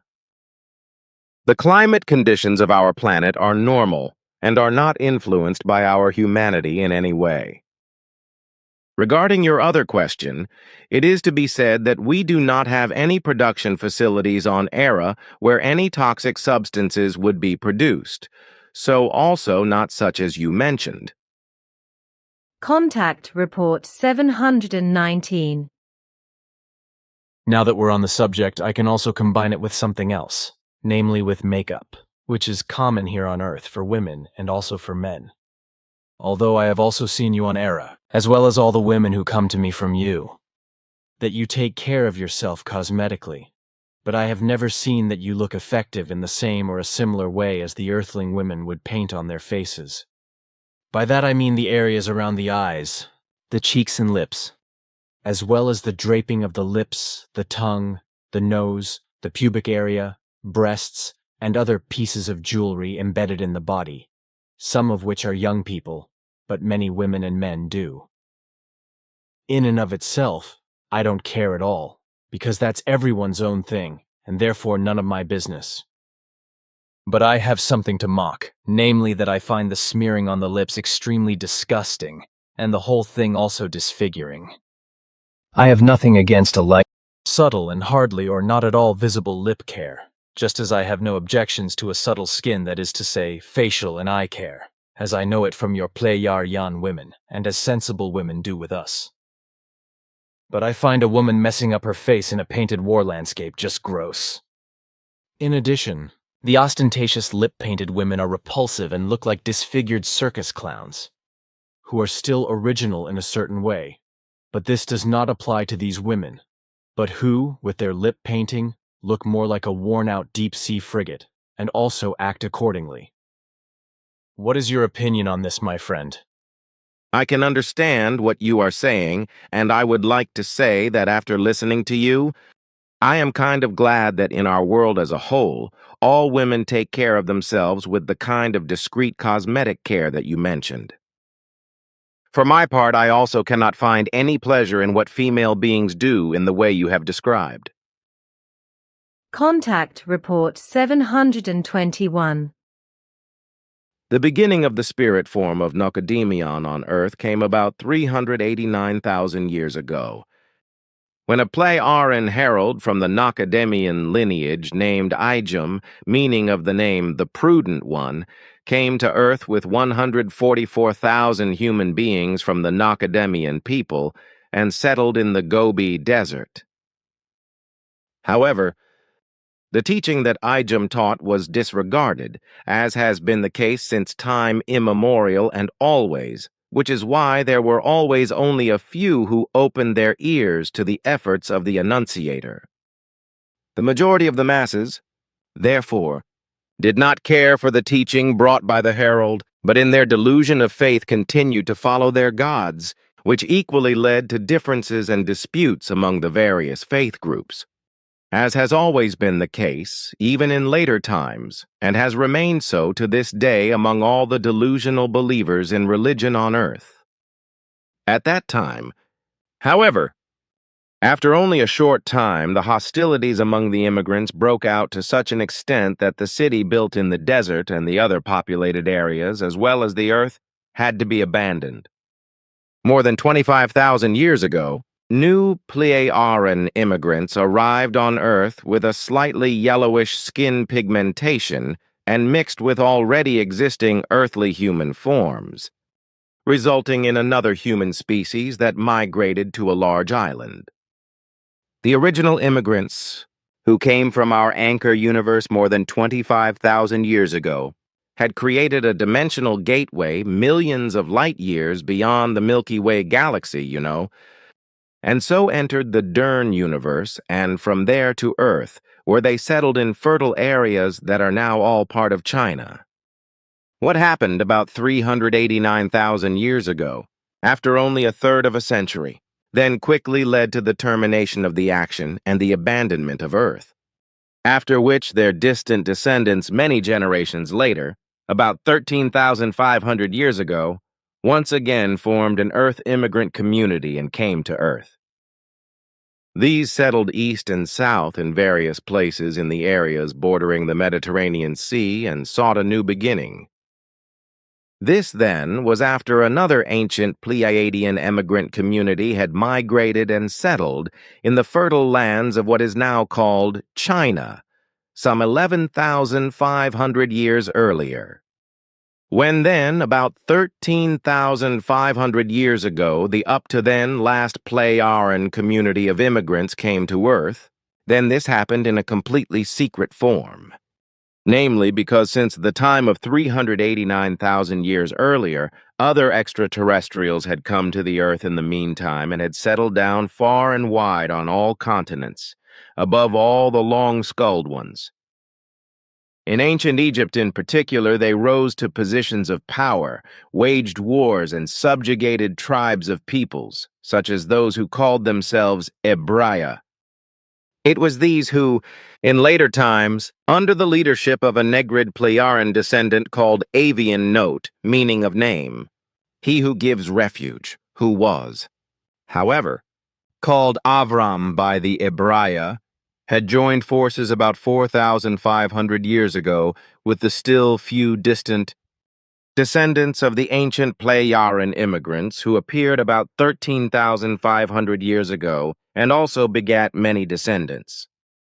From these descendants begotten between Pleiaren descendants and the Ebrea, a sixfold lineage of termination then emerged, namely from the reincarnation line of Nokodemion, whose spirit form reincarnated several times and in rapid succession among the Ebrea.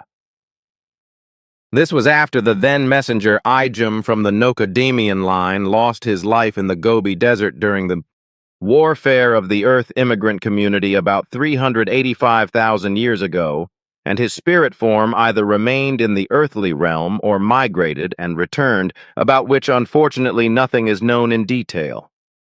What is known to us, however, is that the old Pleiaren immigrants very quickly mixed with the above-mentioned tribes of peoples, but it turned out that this time, Two unpleasant disputes arose, which led to the fact that, despite the efforts of the heralds, various of these peoples split up and partly also fell into bondage to other peoples.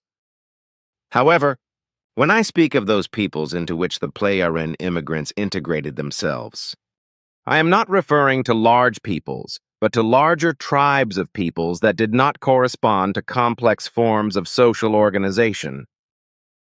The members of these tribes of peoples, which corresponded to a tribal ethnicity, traced back to a common ancestry, which ensured that a certain mutual cohesion was given as a result of kinship. This, however, did not prevent larger national peoples, who could no longer be called tribes of peoples, but real great peoples or state peoples, from forcibly binding smaller tribes of peoples into servitude. This was also partly the case with the tribes of peoples who had settled around the Mediterranean areas and had mixed with the Pleiadian immigrants at an early stage, who were then forced into servitude in the land of the ruling long-sufferers.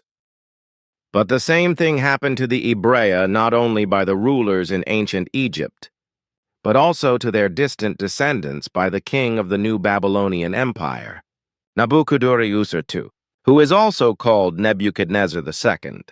The proto-tribal leader of the Hebrea was a very distant Negrid descendant of a Pleiadian group who had appeared on Earth as immigrants more than 13,500 years ago, who had also mixed with Earth humans. This proto-tribal leader called Avian, living in a land area called Plecht, east of the Mediterranean, with a nomadic tribe of Hebrea who called him Avram. 51. The denunciation by 6 heralds with the Nokodemion spirit form took place after the Pleiadian immigration on Earth, some 13,500 years ago, and lasted until the time of the year 632.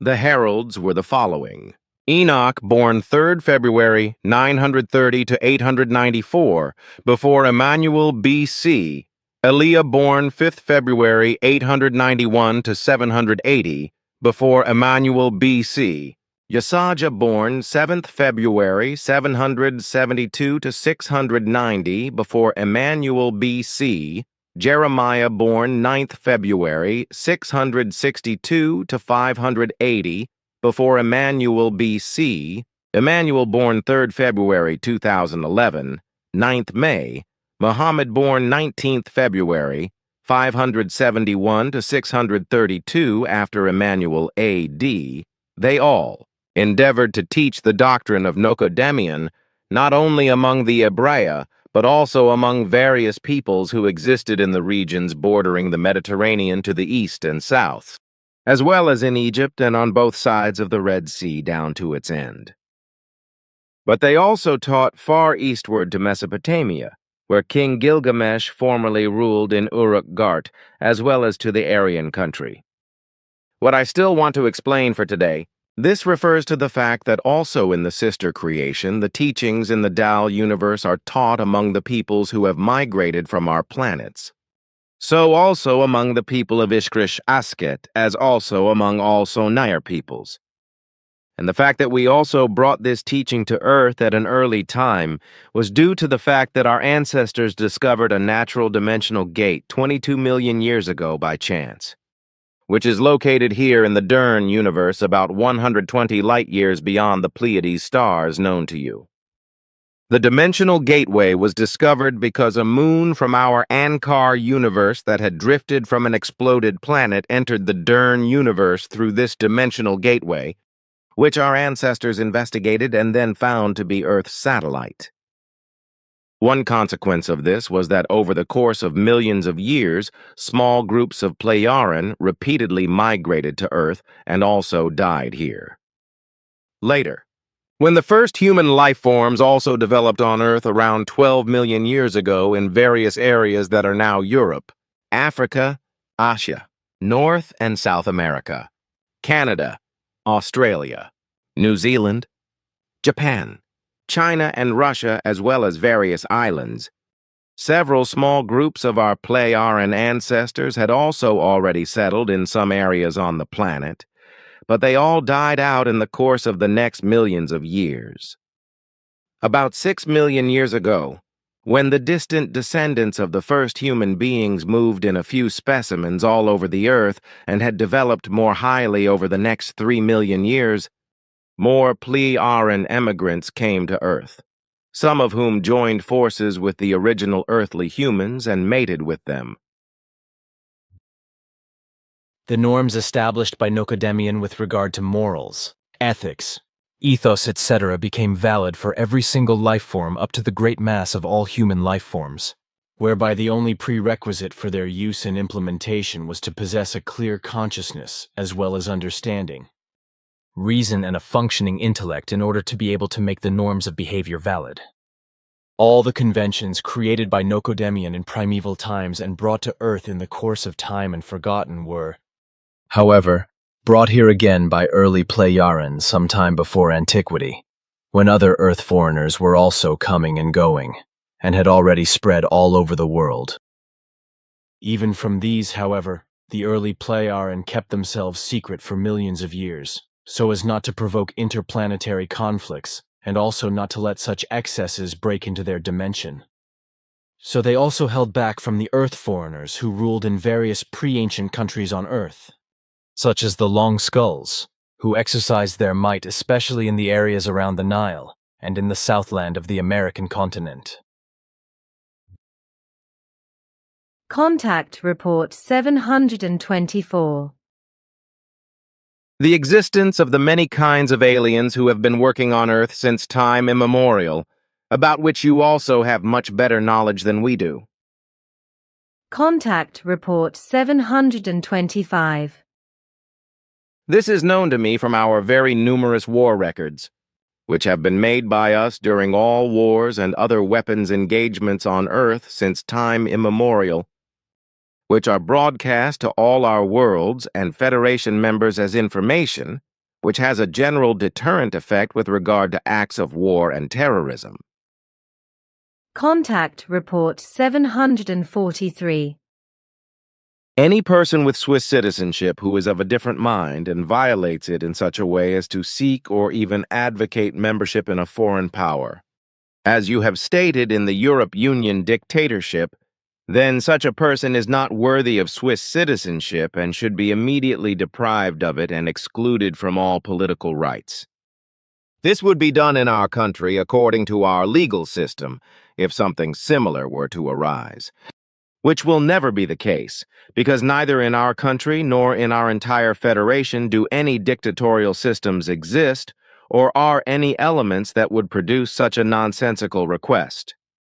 Such a request would be considered a betrayal of our homeland, as well as a betrayal of our peoples, of our Pleiadian and all Federation sentiments, and of our world, according to our legal system and state constitution. Such a person, disloyal and disloyal to the homeland, would, according to the state constitution, be pardonlessly excluded from all political rights of the society. Contact Report 748. But while we are at it, perhaps we could spend a few words on how you manage to maintain your motility and remain physically mobile at all times. As many times as I have encountered Pleiadian human beings on Era or elsewhere, I have never been able to observe any who have had physical births. I also, of course, use our hydrodynamic regeneration converter technology, which ensures that we reach our old age in full mobility. I know that, because Bafath already explained it to me. However, I am interested in something else that I never asked about, namely whether and to what extent you can self-regulate your old age. Our long lifespan of over 1,000 years corresponds to an uninfluenced natural generative process. What do I understand by this? A generative process. If I look at generative etymologically and try to classify and define the word value as such in relation to your long lifespan correctly, then it tells me that the whole thing is time-honored and must always have been so. Therefore, When I consider this generative in relation to your long lifetimes, I think that this generative must probably be associated or composed with a natural generating, and probably at the same time with an equally natural regenerative process. I could also use this to define and explain the totality of life support from conception to death. Is it true, or am I right, or have I fallen on my head? What you think and how you put it all together can be described as correct, because you obviously understand the etymological traditional in this sense as the basic meaning of traditional and the like, not only with regard to a word, but also with regard to other things, such as our age of life. Contact Report 750. Aging as a physiological process corresponds to an elementary life process, which is inherent in all higher life forms and represents a biological phenomenon which can be positively influenced and prolonged by the most diverse measures, but whose effectiveness cannot be canceled or terminated. In general, aging is therefore a process of a series of different, highly complex organic processes that influence the entire organism and determine the lifespan of all biological systems such as cells, consequently also limiting the organs, tissues, and organisms built up from them in terms of time. This process of aging can be influenced and extended by suitable means, although maximum limits are also set in this respect. Consequently, organ regeneration cannot take place endlessly, because when a certain state is reached by natural aging of the organs, they become susceptible to aging and fail inexorably. And this brings me to the explanation regarding our age limit, which according to earthly time calculation is not normally given at 1,000, 1,200, or 1,400 years or more. Because our Pleiadian lifespan, calculated according to earthly years, which differs only by a few with our time calculation, amounts to an average of 380 years.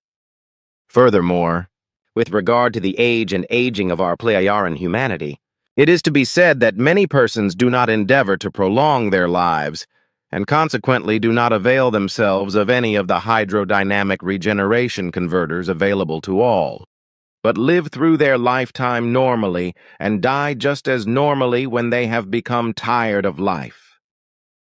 Suicides are absolutely unknown here, as are also diseases. Other persons of our humanity use the regeneration apparatus to live on for a few years, decades, or centuries, especially when very long commitments lasting many centuries are made and exercised. However, it is seldom the case that life beyond 1,500 years is sought, because inevitably with time, life fatigue or the natural aging process occurs.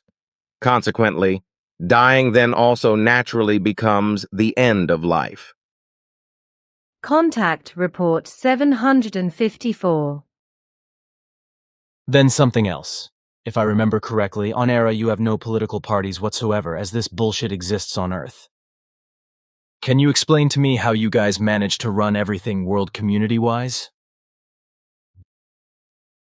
1. We Pleiadian have had no political parties of any kind on Era or on any other of our worlds, as was the case in former times, since the peace came to all our peoples more than 50,000 years ago.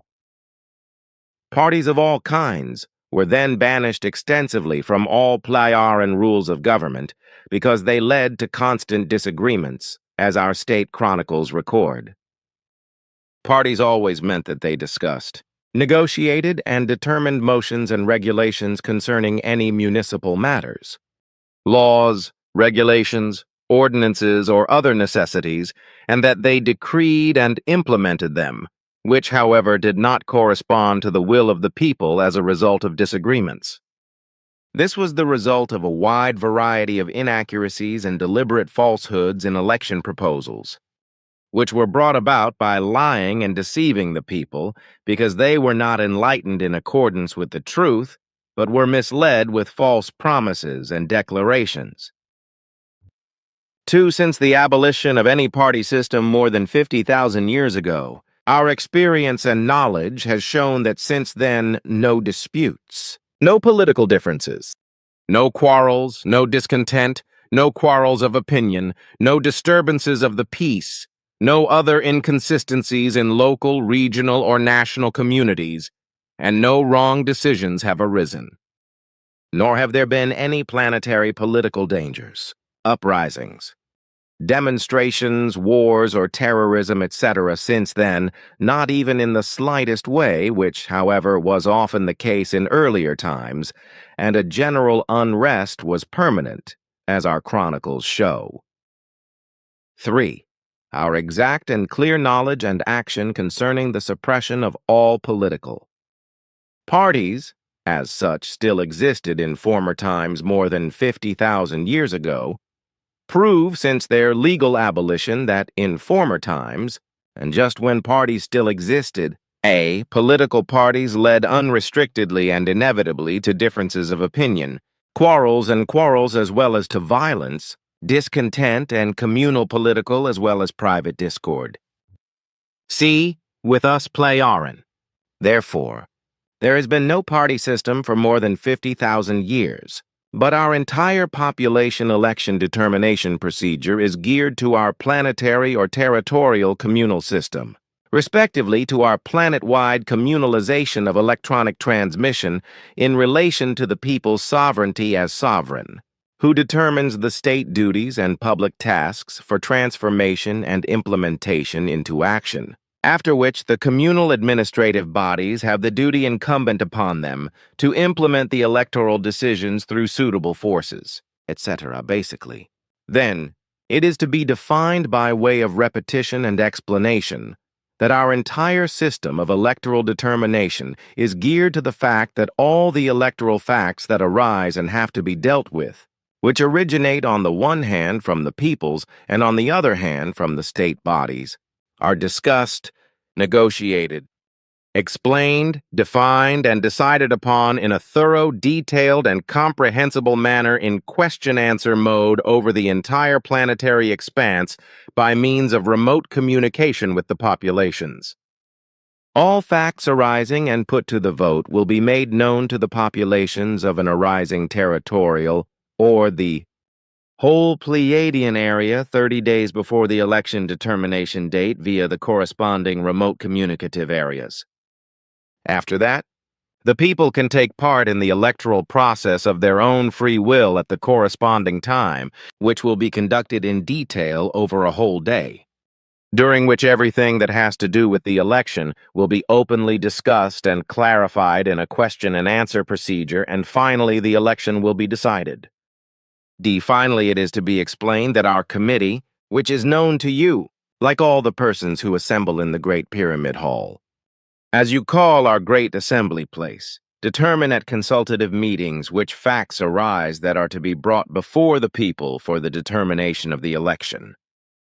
As you know, there are about 1.5 million persons present in the Pyramid Hall, who are composed of all classes of the population and who fulfill this task according to their own free will, and consequently correspond not to certain but to voluntary deputies of the population who declare themselves willing to do so, and who are also composed of other persons at each deliberative meeting.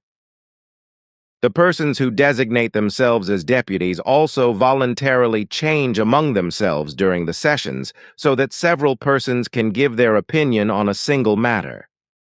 When, at the end of the deliberations, everything has been discussed and clarified in detail and beyond doubt, which may take several days, then the final act takes place, in which, as a rule, there is unanimity in favor of an electoral provision, which is then presented in the manner mentioned to the people for their electoral determination. How is it actually with you on Era and on all other planets? Do the human beings of the Pleiaren have any private lethal weapons at all? And what about militaries, armies and security forces, etc., regarding lethal weapons, etc.? As far as your direct question concerning weapons among the Plejaran is concerned, that is to say whether the Plejaran privately possess weapons, I can explain that this is not the case, just as we do not have any weapons of war, nor do we have any instruments, etc., that are designed to kill human beings. We are only equipped with effective defense instruments that are manufactured in such a way that they cannot be used to kill, but only to temporarily disable human beings or other living beings of all kinds and species, without these being in any way impaired in terms of health or even bodily organic damage. But that is not what I want to ask. But whether demonstrations are also known at all among you on Era, or among you Plejaran. In our entire Plejaran planetary realms, demonstrations such as are carried out on Earth are absolutely unknown, because no justifications whatsoever arise that could lead to such behavior. As you know, all the concerns of each and every person are profoundly settled by our board, which presides, together with some 1.5 million voluntary representatives of the people and in the presence of the person of concern, and consequently nothing is ever left unresolved. As a result, in such discussions, clarifications, determinations, and negotiations, nothing arises that cannot be clarified to the satisfaction of the person concerned, group of persons, or a community of people, etc., if such negotiations and etc. have to be clarified to the satisfaction of an individual person, a community, or a population by all those participating in them. I know that, and have already experienced it together with your father Svath. I also know that such an event happens only very rarely, and just hardly ever. That is correct. Contact Report 763. Ptah is far away on a Federation planet called Orbun, where a lengthy federal conference is being held. Contact Report 766. Earlier, I started to ask something about the first and following journeys of the Plejaran, first 25 million years ago. As I know, contacts with Earthlings were made again and again, but never on a large scale, but only with individual human beings, and usually only with captains of small groups or larger tribes, as well as with sages and clever inventors. There were also other Earth foreigners on Earth with whom the Plejaran never had any contact, among them also the long-skinned and the giants, who lived especially in Egypt, South America, and Asia. But there were also the small-bodied extraterrestrials, whose distant descendants still live in Asia today, but who hide from the so-called civilized and can only rarely be observed. On the other hand, a small group of small aliens had settled around Lake Sonura, which existed here in the Perg region about 20 or 30 million years ago before it disappeared. I would like to ask you to what extent you are aware of your earlier emigration history with regard to migrations or other longer or shorter stays on foreign worlds, whereby I am asking specifically with regard to Earth. I can't give more details on that, because in that regard I have never dealt with it much, but only to the extent that I have some limited knowledge of self-orientation. But perhaps your knowledge is sufficient to enable you to tell me to what extent the early Plejaran interfered on a large scale with Earthling cultures here on Earth. I can comment on this, for I know from the historiography of our early emigrants who came to Earth that there was no direct interference in cultural or otherwise profound matters on Earth. No groupings of our ancestors saw fit to do so, nor have they to this day, except for one attempt. See Contact Reports 117 and 122, which we sought to test through you, but which did not materialize as a result of the megalomania of those responsible for it in the USA, but which we had assumed beforehand, and without foresight, to be so. So there were never any overt or covert contacts with governments, any peoples or major organizations, etc. That is clear now. But what about contacts with you alien extraterrestrials here on Earth? There are also no records in the relevant historiography that would point to such occurrences, Consequently, no such contacts have taken place, and indeed not up to the present hour. We of the present time also have to refrain from such contacts and to do all we can to avoid being noticed by aliens, which is what our directives tell us to do in this regard, and for good reason, as you and Onkaton have already discussed. To search for other life forms in distant regions of the galaxy or in alien galaxies involves very great dangers, for very many alien life forms of various kinds are not only aggressive but malignant. And when such beings get to alien worlds that offer life possibilities for them, they conquer them and exterminate all life that could be dangerous to them. Contact Report 770. Excuse me, you mean that you Plejaren also learn and study music in all the trimmings?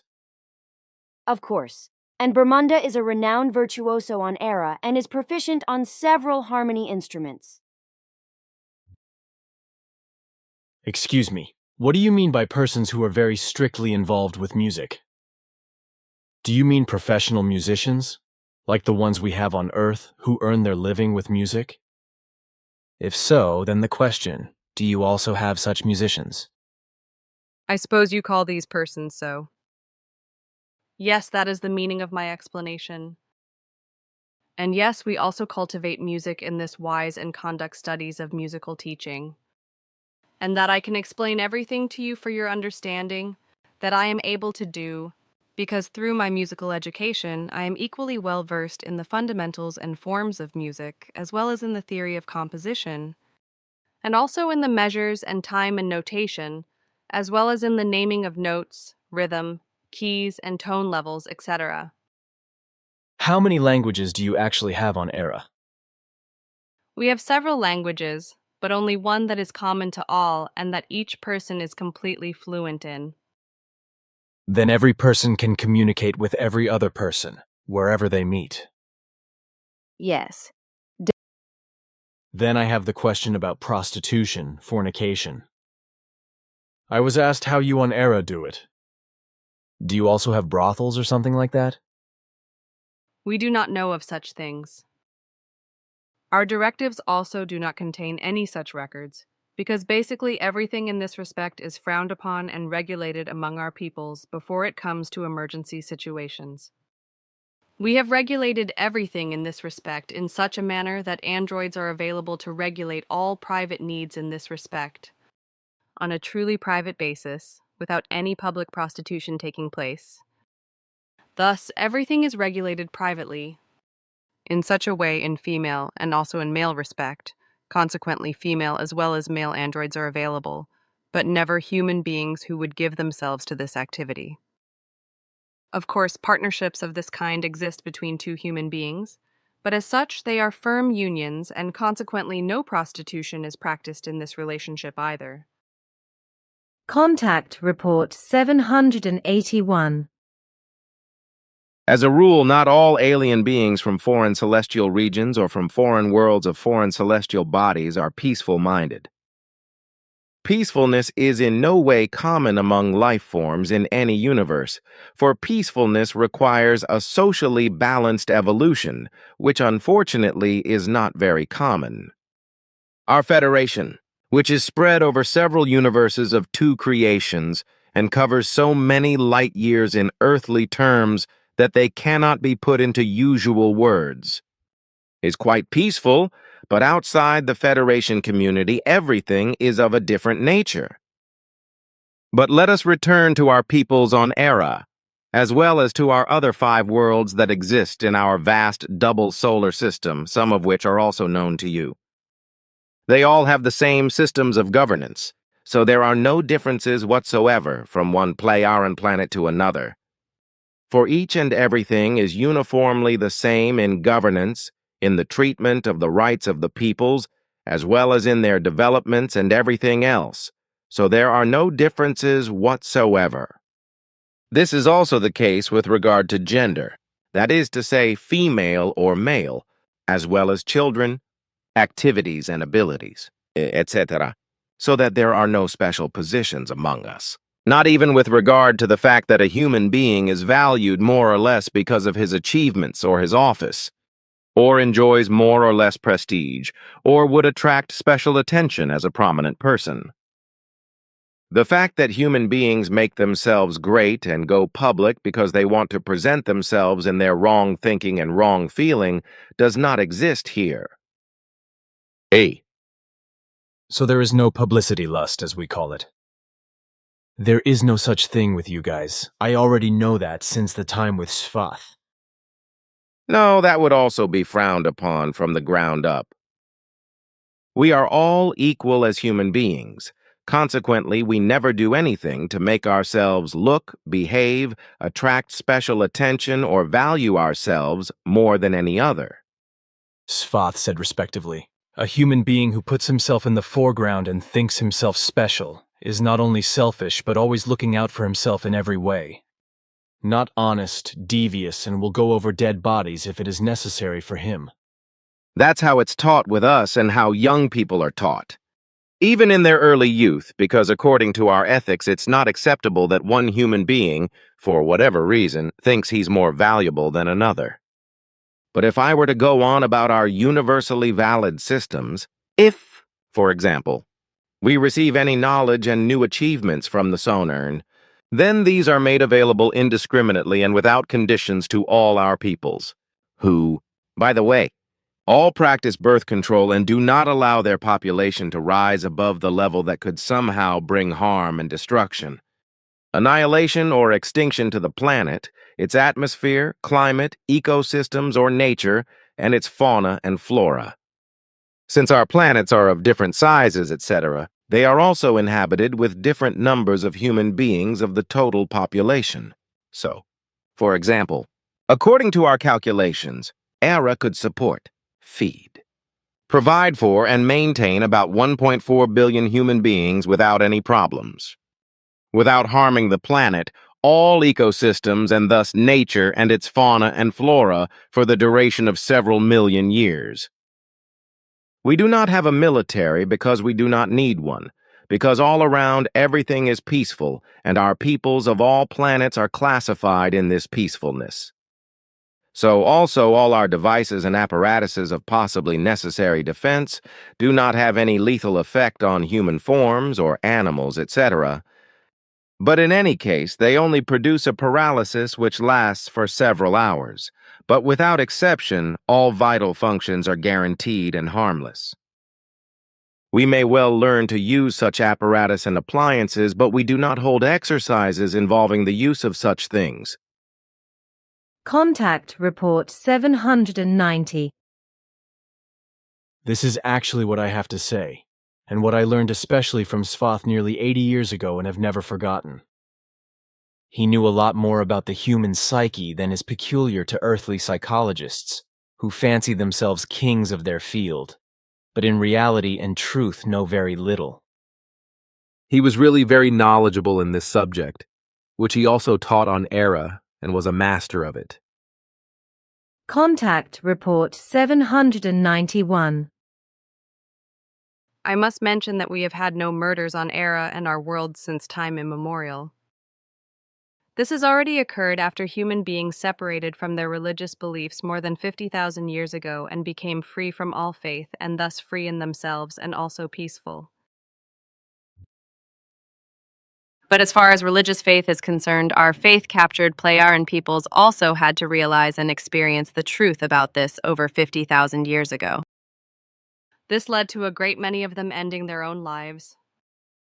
In the course of time, only those remained who began to cultivate their own thoughts, thought out their own decisions, and carried out their own determined actions.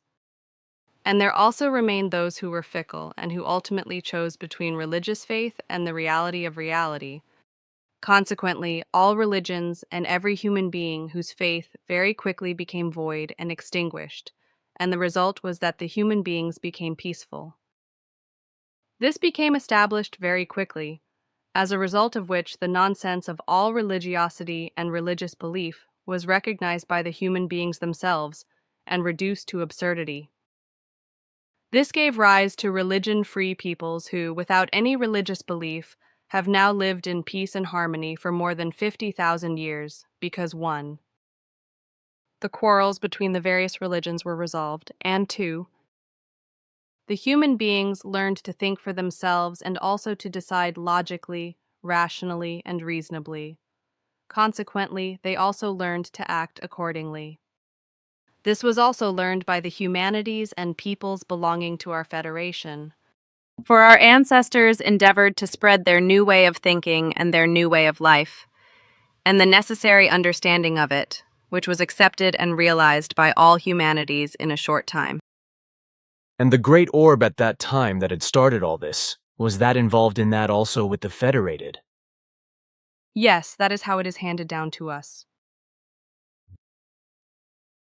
Do you also have organ transplantation from one human being to another, or from dead to living, on Era or elsewhere? But no, that is not possible with us because all the dignity of a human being speaks against such a thing because the dignity of human beings is inviolable for us. It is respected, protected, and preserved in every way. This is laid down in our directives and obliges all directive order. All our peoples are committed to this, and therefore they will never violate this directive and respect it as a human right, as the basis of all human dignity. This also includes peace and justice with regard to the humans themselves and their lives, whereby their fundamental rights as independent Wesen are also guaranteed and may never be violated. This fundamental right is bound up with the fact that no executive G-vault and jurisdiction may ever be used as a directly applicable right against life and limb, and therefore also not against organs, thus opposing the removal of organs, regardless of whether or not there is still life in them. So in terms of your directives, the meaning is, if I understand the whole thing correctly, that in any case there must be no transplantation of a foreign organ into a body. That is correct. But there is, if I may explain this in a simple way for the explanation, the possibility of a transplantation in such a way that a correspondingly necessary organ is grown from the body's own substance, if I may say so for the sake of understanding, which can then be transplanted. So our directives explicitly prohibit the transplanting of organs foreign to one's own body, which includes blood, as well as other fluids, but which are largely still unknown to earthly medicine for insertion into a living body. I can still remember this. I still remember that there was talk of the corresponding organs being cultivated beforehand, depending on the possible need, before they have to be used in an emergency. That is correct. It corresponds to our procedure and practice. However, our directives forbid the removal of any organs from the deceased, because this is not only barbaric and unaesthetic and therefore unacceptable in every respect, but from a purely human point of view, it means nothing other than desecration of the dead, what you call desecration of corpses on Earth.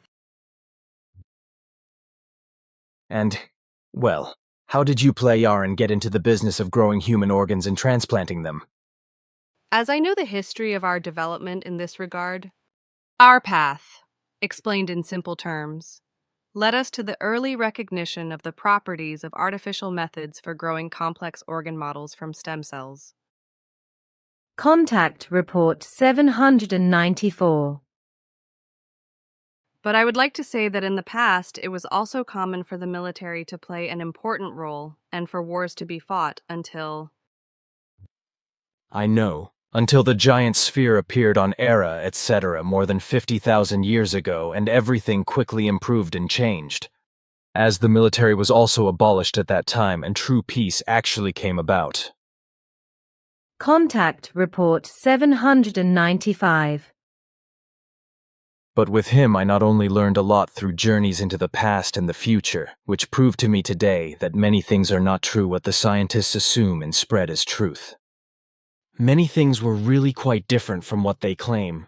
For example, what actually happened with the Maya, or with other ancient peoples. And that foreigners really did come to Earth from other worlds, from far away and outside the SOL sphere of influence, from the distant expanses of the Dern universe, also the long skulls.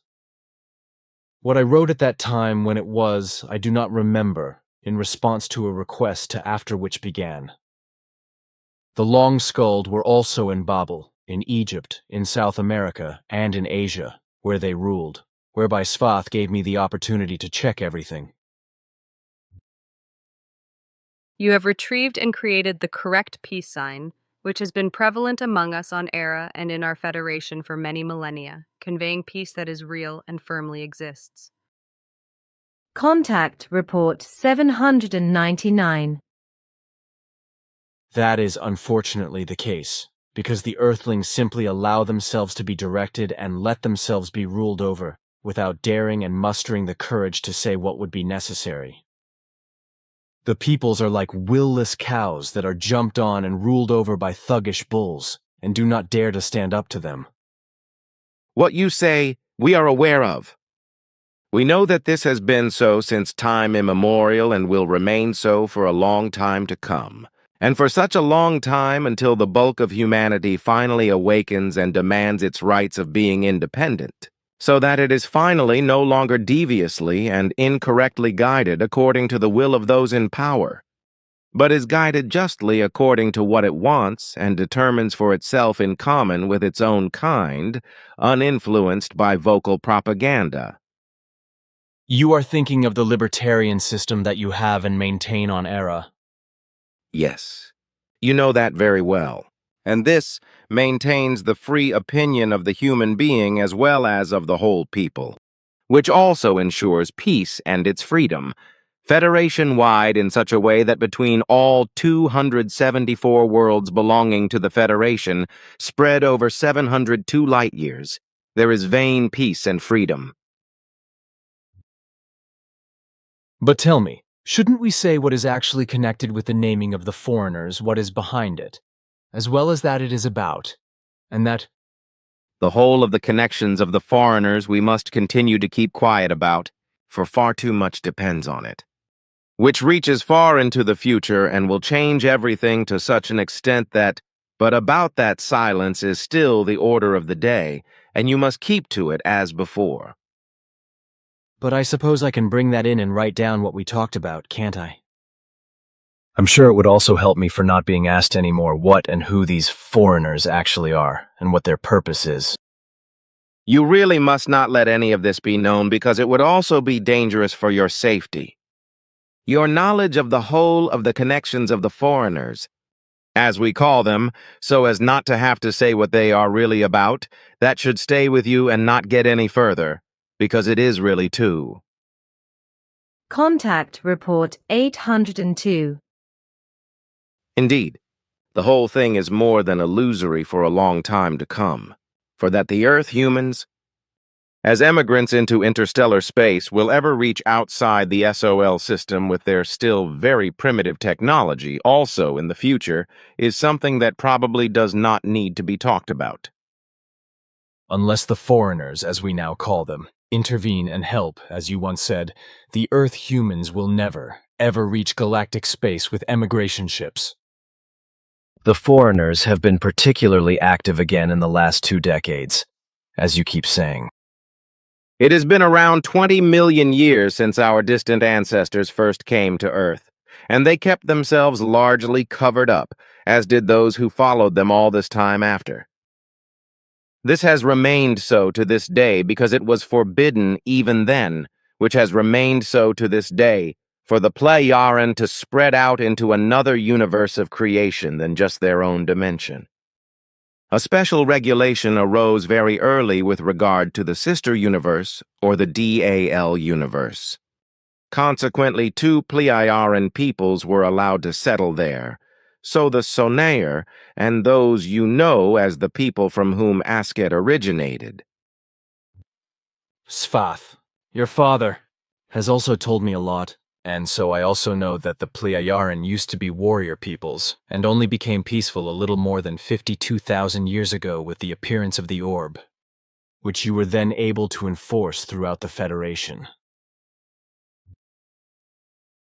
It is also questionable whether the foreigners will ever intervene with their more highly developed technology and help the Earth humans so that they can really leave the Earth and SOL space one day.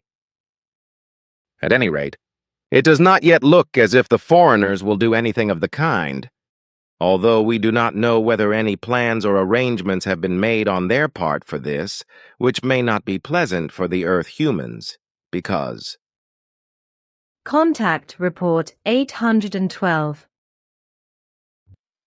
The foreigners that we just call them that, because they are just foreign to the Earthlings, even though we know about them, especially what the high government official, Weaver or something his name was. I do not remember exactly. Explained to you, Ptah, Wendell Stevens and me in confidence, and then also said that he has to lie in public and hide everything. Note, this may or may not be referring to retired U.S. Air Force Colonel Richard Weaver, who oversaw a government report on the Roswell incident in 1994. yes, who and where the foreigners are must be kept quiet because It's good, because I will keep quiet, and I certainly will not say anything more about it than I have said so far. So I will be careful not to say who and where the foreigners are. I will not say anything about that. The massive exuberant humanity is creating its own demise. And this is happening despite the wild illusions and fantasies of being able to resettle Earth humans on foreign planets and let them continue to exist through earthly technology and its progress. When the foreigners, you say things which you should not say. I do not intend to say it when I call it up, because I am only saying it to you. I can say what I said with dots. Contact Report 813. As we know very well, a great deal is negotiated and decided by many of the leaders in all the states of the earth, which, however, remains secret from the peoples and consequently does not reach the public. Such a thing is not possible with us Plejaran and, moreover, would not be permitted according to our directives, for every member of our Federation and planetary humanity is entitled to know explicitly everything that is discussed and decided by state leaders. Furthermore, it is handled in such a way that every negotiation of state duties, as well as other duties that arise, etc., is carried out reciprocally by other persons, thus never the same persons carry out a meeting, deliberation, and decision. Consequently, different persons are involved each time. Furthermore, all meetings, deliberations, decisions, etc., are broadcast planet-wide, so that every single person of the populations of all the planets of our vast Federation and of our planet can interfere or intervene if he or she feels it is necessary. However, this happens so rarely that it is not really worth mentioning. Contact Report 816. Do you actually still have primordial creatures on Era, as we do, that supposedly or really exist, such as the Yeti? Nothing is known about this on our planet. Contact Report 818. The neutrality of the peoples of the Plejaran has represented various state leaders of the Federation for more than 52,000 years and preserves their security and the peace of the state. Contact Report 819. Fundamentally, the discovery of a natural dimensional gate, still unknown to our very early ancestors, was the beginning of the whole of your mission.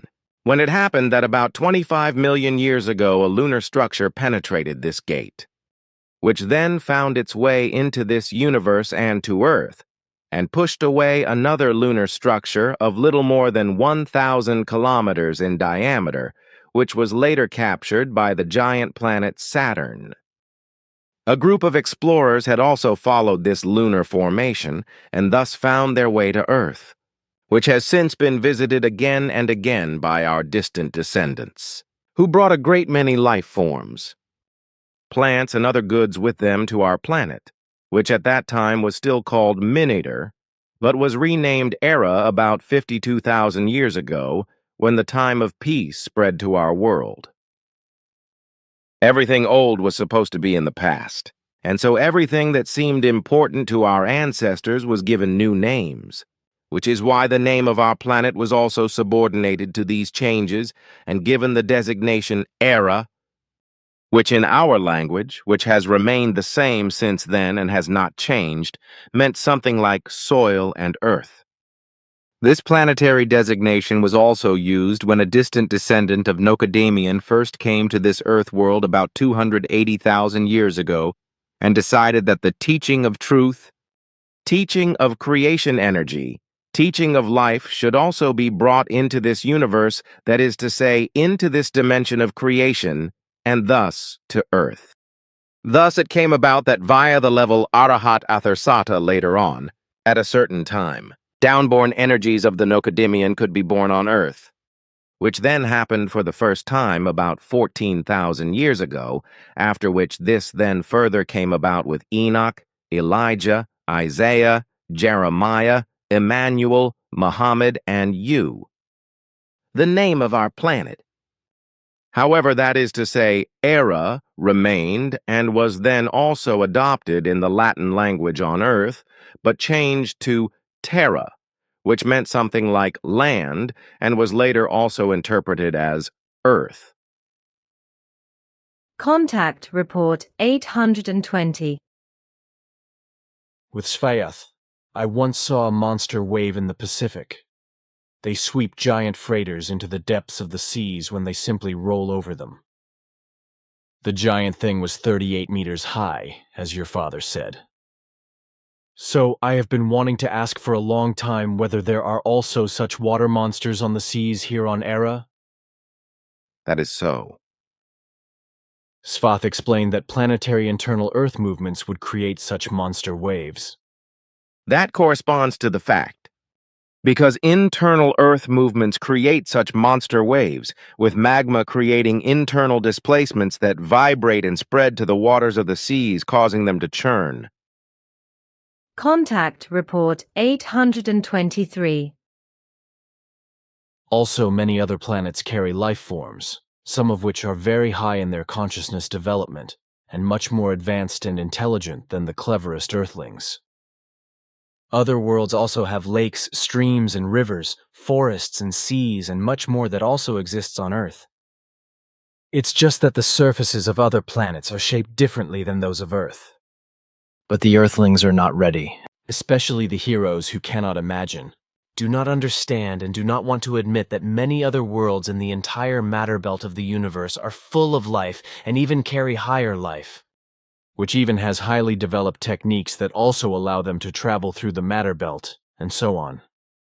Very many of our scientists, airheads, I farewell to say, to which also various normal people belong, do not understand that the Earth in the humanly incomprehensible infinity of our creation, which is only a seventh part of all universes of creation, is not alone inseminated and carries life, and partly also more highly intelligent life than exists on our planet.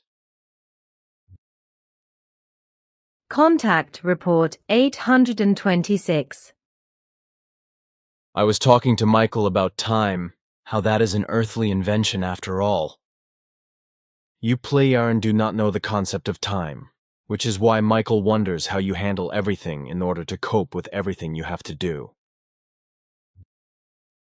Also, with regard to the foreigners, we must be silent, because that extraterrestrials were here in early times.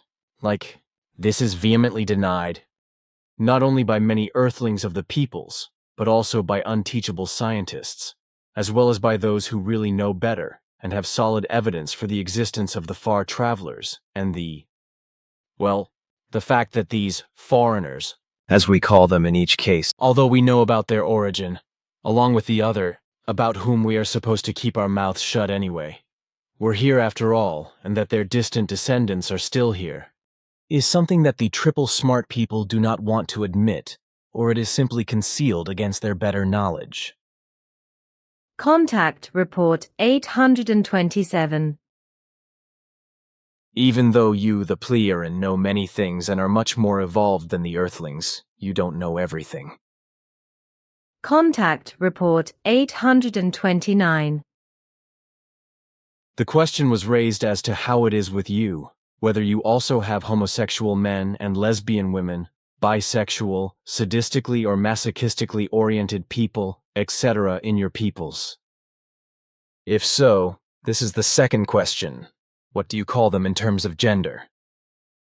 For example, here on Earth we simply call these human beings man and woman. In terms of gender, we call them no different than Earth humans do, male and female. In our language, we call the man as sure and the woman as kagir.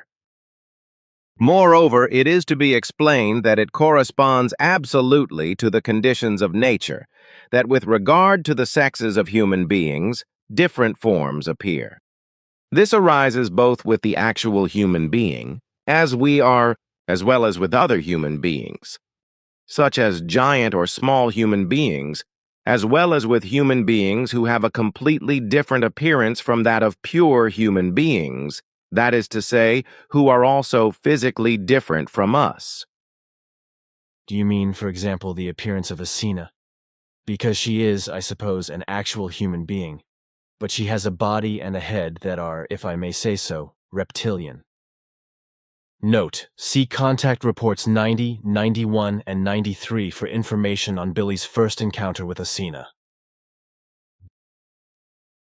That is indeed so. Good. But it is also the case with you and with human beings like Asina, that everything is oriented in the same manner with regard to sex, that is to say, sexual acts. But I want to explain the answer. Namely, that everywhere in all universes, all differences of the sexual occur in its application. Consequently, normal sexuality, that is to say aloiophilia, that is to say heterosexuality, is to be understood as bisexual between woman and man, if I may say so. Apart from this, homosexuality also appears, in which this is oriented from man to man, while lesbianism applies to woman with woman.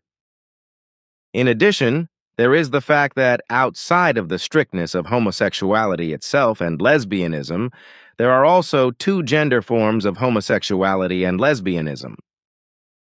In this form, men, as homosexuals, also have sexual relations with women, as also as lesbians, with men alternately, but these sexual forms are neither abnormal nor to be called repugnant. On the contrary, however, this is often the case on Earth mainly for confused and, as a rule, religiously devout reasons and misunderstandings.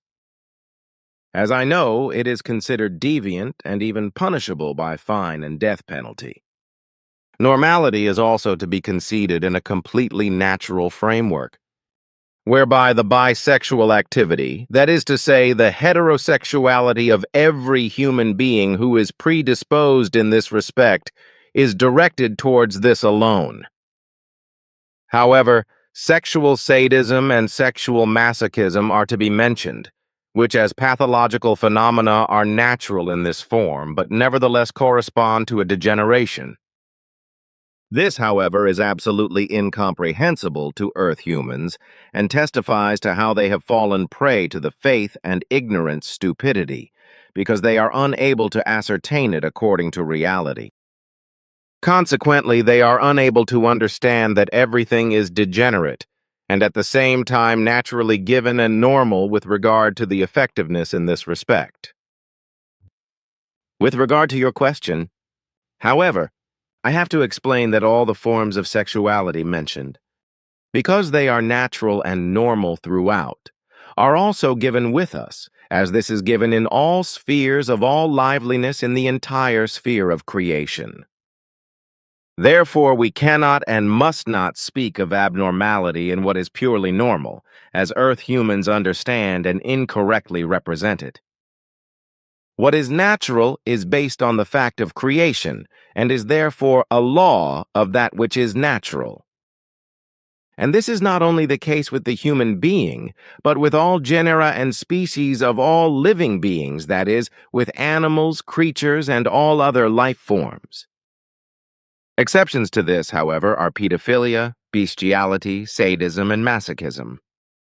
These degenerations, which, however, are to be called normal as a disease, are based on an addiction which the human beings acquire uncontrollably through fantasies and confusing imagination up to the point of mental morbidity and allows them to degenerate in an illusory way. With animals, creatures, and all other life forms, it is much rarer than with human beings that sexual manifestations arise that fall outside the usual. Nevertheless, the same thing exists everywhere. Not only on Earth, but universally in all areas of the 7 universes of creation, that is to say in their material belts and thus on planetary formations on which any kind of life exists. This is also related to rape and affective degenerations in relation to sexual acts, and also when this is only very rarely or never observed by human beings in other life forms. But the fact that it is actually the case that the sexual practices mentioned exist in all living beings is a reality, and it is important that the human being knows this.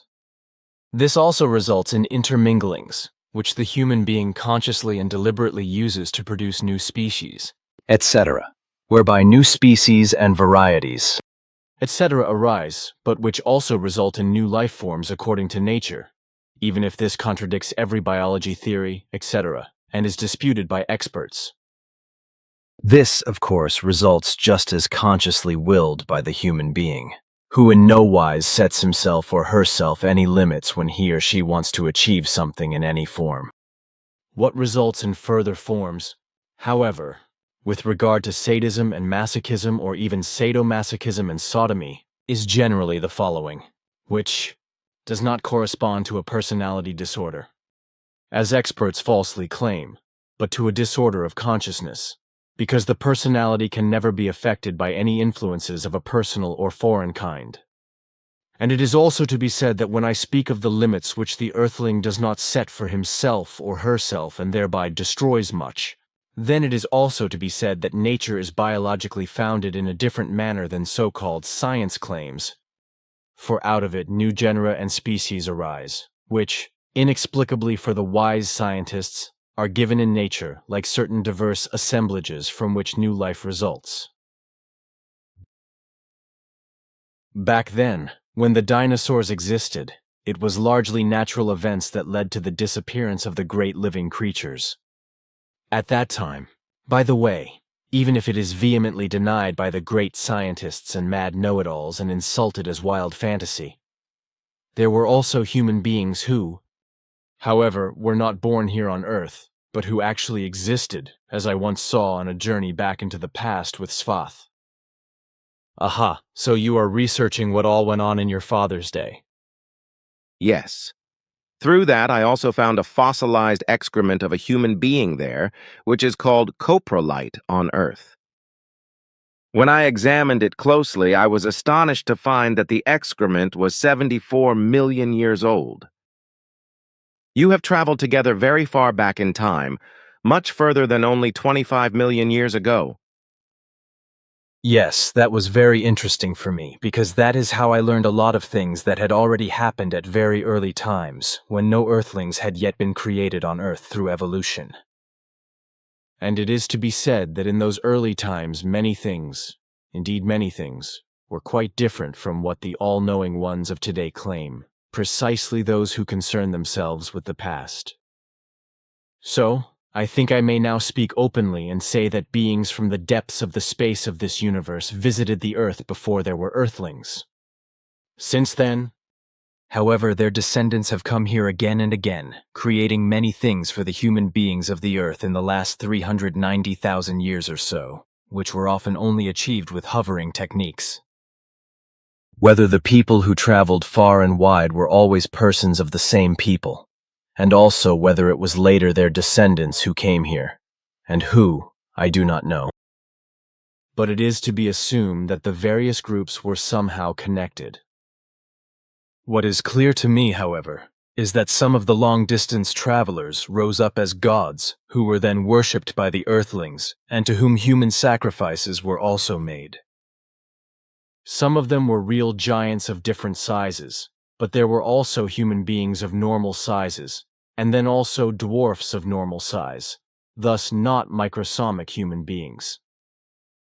Microsomia refers to humans with abnormally small bodies, and there were also long-skulled and tall-skulled people, which was then imitated by the Earthlings by integrating the skulls of infants. Bafath explained that most of these long-distance travelers had mixed with the Earthlings all over the world, so that it would also be the case in the distant future, that tall stature, long-skulledness and tall-skulledness would be preserved, and that Earthlings of this kind would be born again and again if they traced back to the lineages of the mixing at that time. Unfortunately, such beings from the vastness of the material belt also brought various bacteria and viruses to Earth, which since then have been spreading worldwide from time to time and even causing health havoc. Our presence has to remain undetectable because our directives have recently been updated. Because certain foresights concerning the future of earthly humanity and the foreigners are very unpleasant and require a stricter observance of our instructions concerning our activity on Earth. For us, it is important that we fathom the activities of the foreigners very carefully inside and out.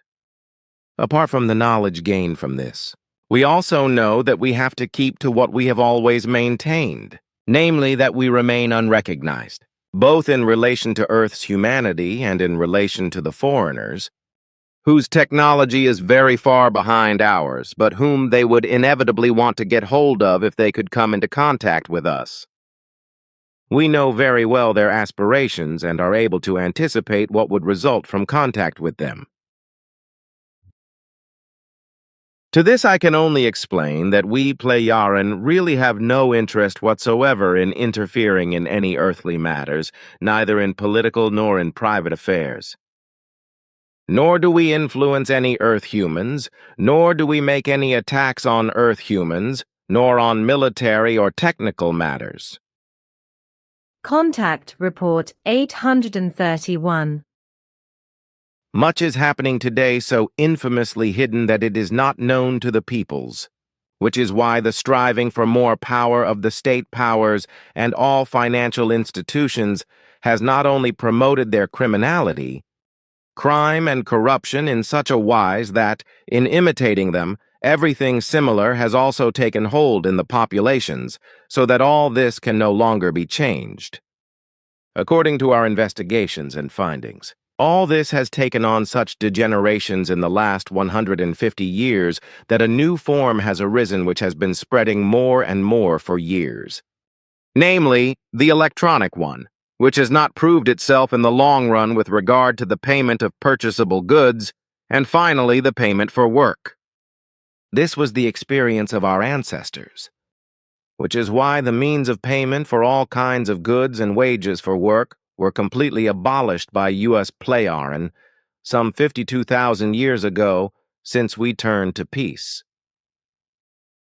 This also had the consequence that all financial crime and crimes of the same kind immediately became a thing of the past and never appeared again. All production sites for any kind of goods became the common property of all peoples, while work was no longer paid for with wages because no means of payment were necessary anymore, because everything desired and necessary for life could be acquired without them. In the course of time, as a result of more modern technology, working hours were also reduced, so that today only 2 working hours per day are required per person to do what has to be done. Our era is about the same size as the Earth. So our world population is correctly only 530 million, which would also correspond to the Earth's humanity, which is also what the Earth's population should strive for. In this manner, Earth humans are on the way to one day being dominated, enslaved and harassed by artificial intelligence, as had also happened to our distant ancestors, who were only able to become free of everything again by abruptly destroying all artificial intelligences before they realized that they had been destroyed. This had to be done by a secretly organized agreement, otherwise it would not have been possible to free oneself from the artificial intelligence. Otherwise, however, yesterday I came across, while reading the annals, that I may mention more than before that, with regard to those who are simply called foreigners by us, I may openly say that my father Svath and you observed them already in early times. In this respect, especially their ancestors on earth, how they have wrought and in some cases allowed themselves to be worshipped as gods. But they were of the same character as earth humans, good or evil, and thus beings who were friendly or unfriendly, helpful or exploitative, peaceful, aggressive, open, devious, and even warlike. All these deities, as Svath, my father, writes in his annals, were of various shapes and sizes, but human beings who— Yes, I know that. There were all kinds of shapes, but I did not see any like a Sina, for example, reptile-like as I call them. Note: see contact reports 90, 91, and 93 for information on Billy's first encounter with Asina. So I will say more about what I was talking about before. As my father wrote, the foreigners of that time, whose distant descendants can still be observed in earthly airspace, were of a female nature, but also male earth humans in great numbers, who allowed themselves to be worshipped and glorified, but also built many buildings, etc., and taught Earth's humanity various forms of writing. Many of their buildings and other works were only possible because of their highly developed technological abilities and their potentialities. The foreigners, however, also exalted themselves above the Earth humans, but they also taught them a great deal about the cosmos and the stars, which Earth humans who were interested in them already dealt with in very early times. This, as well as the coming into existence of the Earth humans, which is different from what is wrongly taught on the Earth, is the actual origin of the coming into existence, as well as the origin of various races which are not of Earth origin. But what I still have to say is the following. Over thousands of years, Earth humans have, on their own initiative, imitated the constructions, etc., that were made by the ancestors of the foreigners in a primitive manner. Furthermore, it is to be mentioned that we Pleiaren have to adhere to the strict directive that we must keep away from the foreigners at all costs. Although they have developed their technology to such an extent that they could and can reach Earth and other worlds from the territory of their home stars, they are unable to penetrate our dimension of our universe. And we are obliged by our directives that the foreigners never find the possibility to advance, that is to say, penetrate into our dimension, because our, according to earthly time calculation, very laboriously won state of peace about 52,000 years ago could be endangered by intruders. Contact Report 832. Tell me rather, this is a question that is often put to me, how it is with the women with you, whether they bother with makeup. For my part, I do not know that either, except that all the Pleiaren women I know personally are never painted up. There you are asking a question for which you actually know the answer, because our female gender does not know this bad habit of self-defacement of the face, fingers, and body, as well as hair. Hair is necessarily dyed, with medical means for medical reasons when this is necessary, but when the state of health no longer requires it, then the dyeing is stopped. The women on Era frown upon any form of self-defacement of their naturalness. So they do not use lipstick, eyebrow pencil, nail polish, just as they do not use plumping or padding injections, skincare products, and so on and so forth? To that I already said that such is absolutely frowned upon, because only the natural is preserved and maintained. That's why I have never seen a woman on Era painting herself. Contact Report 833. The non-Earth humans, and thus the ancestors of the foreigners, those of, warned of this, climate change, planetary warm period, and of overpopulation thousands of years ago, and declared that Earth's humanity should be kept on a small scale and not bred in excess. But this was thoroughly misunderstood by those idiots and self-seekers and elements and know-it-alls who pose as prophets and God's messengers, which is why they devised themselves as self-appointed wise men and God's commanders, and claimed the opposite of what was correct. So they falsified all the warnings of the Earth foreigners and lied out of it, go and multiply. All this was first predicted thousands of years ago by a truth-bringer, and those Earth foreigners who were able to fathom the distant future on Earth, and therefore knew what the future would bring. And all of the knowledge in this regard has proven and resulted to be correct to this day. Thus, however, what is really clearly foretold will continue to come to pass. For it is inevitable, and much is determined solely by the human beings of the Earth themselves, very often by overpopulation and the unreasonableness of those who instigate wars. Contact Report 834. You do not inform everybody else about what is going on in your work area and what is being done, etc., as I know. This is what I was told at one time. This is indeed so, for we do not mix our fields of work with those of other persons of the same kind. For each has its individual methods which we do not spread to others. For in this way discriminatory differences do not appear which would cause discord.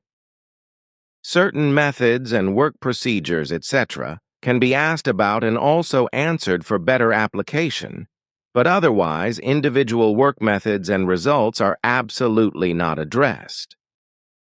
This only happens when special information meetings take place in this regard, where this and that is discussed. And that Christianity interprets your ancient sign for murder and destruction as a fish, and moreover abusively declares it as a Christian symbol. I find that simply awesome. As far as I know, at least that's how Bafath explained it to me. Already in ancient times, a Pleiadian woman called Phacoma showed or gave this to a certain Pericles as a symbol of secret murder and destruction. But he did not use it himself, though the symbol was somehow handed down anyway, like this. Symbol. This is known to me. Our ancient symbol sign for secret and subterranean murder and destruction of truth was unfortunately misused already in ancient times of the first Christianity. Contact Report 835. From time immemorial, the number 12 has been the value of all things, as well as the fact that the ancient ones who came here had 12 fingers and toes instead of 10. They also mixed with the earthlings at that time, so that it still happens today that very distant descendants are once again equipped with it, precisely that they are born with 12 fingers and 12 toes. In addition, there is actually a whole tribe of indigenous people living in the jungle in South America, untouched by civilization, whose human beings each have 12 fingers and 12 toes, as I saw for myself when I was there with Bafath. Of course, 12 fingers on the hands and 12 toes on the feet are called bodily aberrations, or the like by earthly scientists. It is not known to them, after all, that it is a complete naturalness that was once brought here, and can now and then break through as heredity in earthlings whose very early ancestry of parents goes back thousands of years. But this cannot be fathomed, just as it cannot be fathomed that their very early ancestors had mixed with the hereditary ones.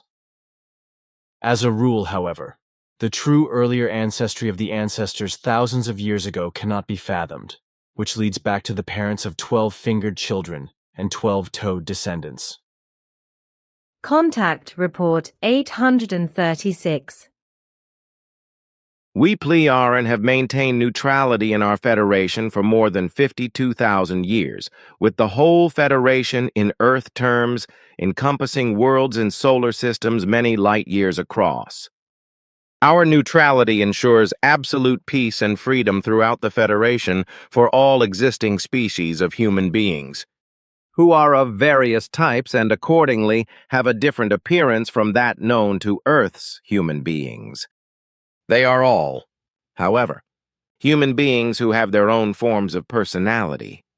Consciousness and mind, peculiarity and individuality, habit, nature, attitude, nature and specificity, peculiarity and characteristic, and so on. But are human beings, like Asina, for example, who is described by me as reptilian. And as I know also of those whom I know personally, all have their own quirks and characteristics, as well as manners, their personal peculiarities and manners, needs, preferences and desires, and so on.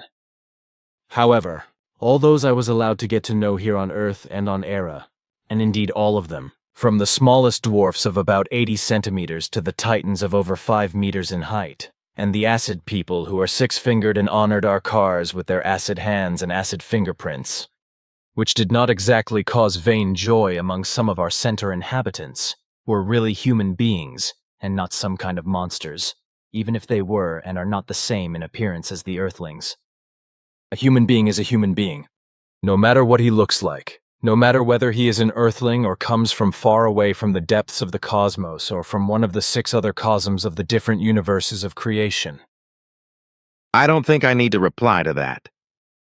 But with regard to neutrality, I have something to say, namely what we Pleiaren understand by it, and that for more than 52,000 years, when our ancestors introduced it, Caratrellion, as we call it, we have really had peace and freedom throughout our vast federation, which was not the case before with our very early ancestors for millions of years.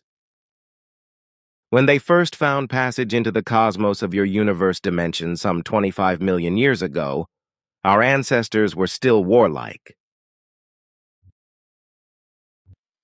What he said I never forget, and because I did not know Darwin's language, I had to wear the little translator that Bafath had given me so that I could understand Darwin's speeches, as was also the case with others whose language I did not understand. Askit and your daughter Simya Se also gave me similar devices so that I could understand what was being said. Contact Report 838. That our ancestors then brought the lineage of Nokodemion and with it his teachings to Earth. That was a decision that was only taken about 190,000 years ago, when the Pleiaren settlers on Earth began to cultivate the teachings of Nokodemion. This, while others from the depths of this universe had already been on the planet for a long time, but from whom the ancestors of the Pleiaren kept away, which is also how it has remained. Consequently, the foreigners, as Ptah and you call them, had no knowledge of the Pleiaren settlers until they were no more. This is also how it has remained ever since, up to the present time, with regard to our controlling presence. The fact is that we Pleiaren came to Earth very early in ancient times, and were active here and did many things without making ourselves known in any way to Earth's humanity. And the fact that we do not let ourselves be seen, just as we do not openly appear, keeps us well and safely free and able to move about without being hindered in our work. But if I want to mention something concerning our task, it is effectively not based on interfering with the events of humanity here on Earth, but our presence has been directed since time immemorial solely towards observing and registering how everything is developing, because our peoples and Federation members are interested in how far everything has to go until an overpopulation arises through a religious mania to the extent that such an overpopulation completely destroys a planet and all life. Even our peoples of our distant ancestors kept records of how everything developed in this cosmos of this universe, on this world you call Earth. Thousands of years ago, the faraway travelers secured through standing waves enormous energies and a distribution of energy all around the planet. Consequently, everything was also completely different from what is claimed by the experts nowadays. It is very interesting that the foreigners did not even know, as you say, that the Giza twerps had been on Earth for a long time and were up to their mischief. Why are these women here so coated with red lips? I took this booklet from the kitchen over there because I want to read an article in it. With the women here on Earth, it is unfortunately the case that many do this because they probably believe that it beautifies them. But look how these women have painted their lips red. That is really disgusting. Yes, that is really disgusting. We do not do that here on Era. It looks really disgusting. A lot of women do it on Earth because they think it's beautiful. Smearing your lips with the so-called lipstick is just in with many, you know that. Yes, but it is so disgusting. I can only agree with Florina. It really is very repulsive and disgusting. It is incomprehensible to me that Earth women use this disgusting painting because they perhaps think that it makes their appearance appear more favorable. But this is not the case because it makes the face look so distorted and unnatural with this smearing on the lips. Yes, it is. It really disfigures the face. That is unfortunately the case, and I know that on Era you do not use any makeup. But here on Earth it is different, because here there is a delusion among these women that painting the lips and such is advantageous. We do not see it that way because it has an effect and it is disgusting. Contact Report 839. How big are the biggest snakes with you on Era? Unfortunately, so far I have not been able to admire these creeping things on Era. We also have snakes on Era, even if you have not seen any yet. Contact Report 840. I have some questions here that should be passed on to the Gremium Plearan Committee Board. Contact Report 841. The phantasmagoria of space travel is also of no use here. Inevitable extinction of life on Earth due to the effects of overpopulation. Because until it is finally so far that the Earthling can travel in space, which only begins outside the SOL system and not already outside the Earth's gravity, a great deal of time will pass if the foreigners from outside do not intervene and help the crazy Earth's humanity, or enslave and abduct them. Contact Report 842. We also deal with many areas of earthly processes, but not with religions and their connections and so on, because in that respect we want to... I understand that, because your ancestors had very bad experiences with it, from which they could only free themselves a little more than 52,000 years ago. When The sphere came.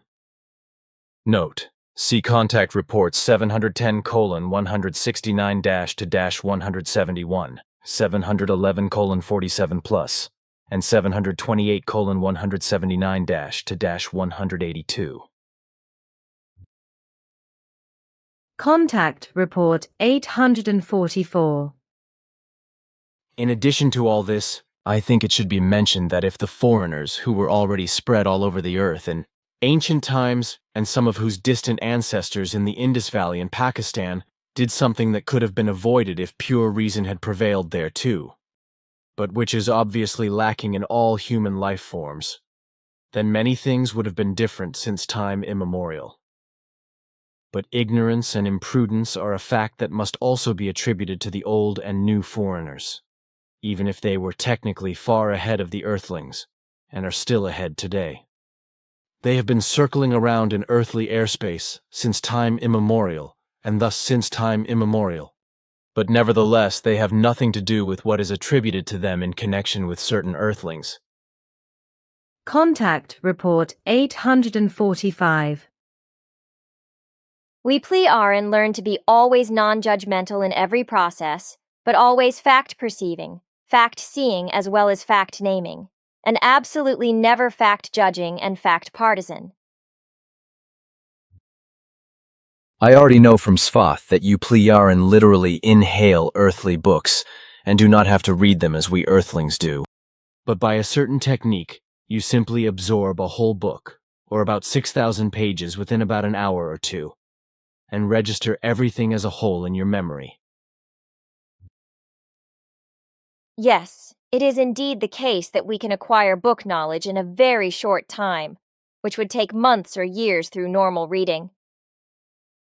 Bafath explained to me that for the time being, once a work, a book, etc. is set up, it can be independently read in a short time, and thereafter it is accessible to everyone and can be inhaled in said process. As he explained to me, what has been read in then remains stored timelessly and is available to any human beings who want to listen in to it. That is so, yes. Contact Report 848. Not even the foreigners, despite their technological advances in terms of quantum technology and nanotechnology and so on, are able to locate our flying apparatus or ourselves. For the Pleiaren, who have nothing to do with the Pleiades, who have been haunting earthly history since time immemorial, keep aloof from it in every respect. Consequently, they would also not interfere with an iota in any matters, etc. They never did, nor do they do, anything that could affect anything on Earth or among the Earthlings. The Pleiaren and all their Federation members remain absolutely and in all respects neutral, without ever doing an iota to interfere in any earthly matter.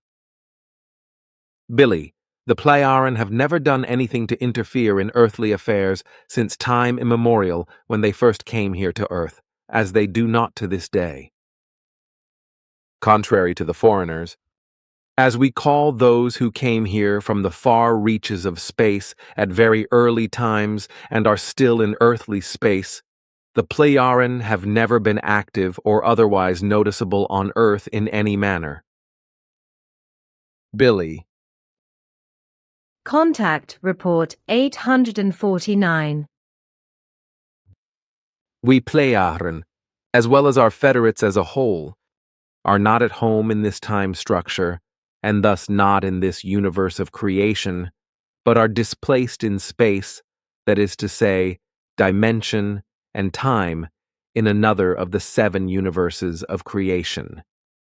This, as well as others from our lineage, who, however, come from a universe, that is to say, dimensional structure of the twin sister creation, come here to Earth, as do we Pleiaren, because you work here with regard to the teaching that leads back to Nokodemion, and which is also taught with us, and through which our peoples became peaceful, and in this process sociable with each other.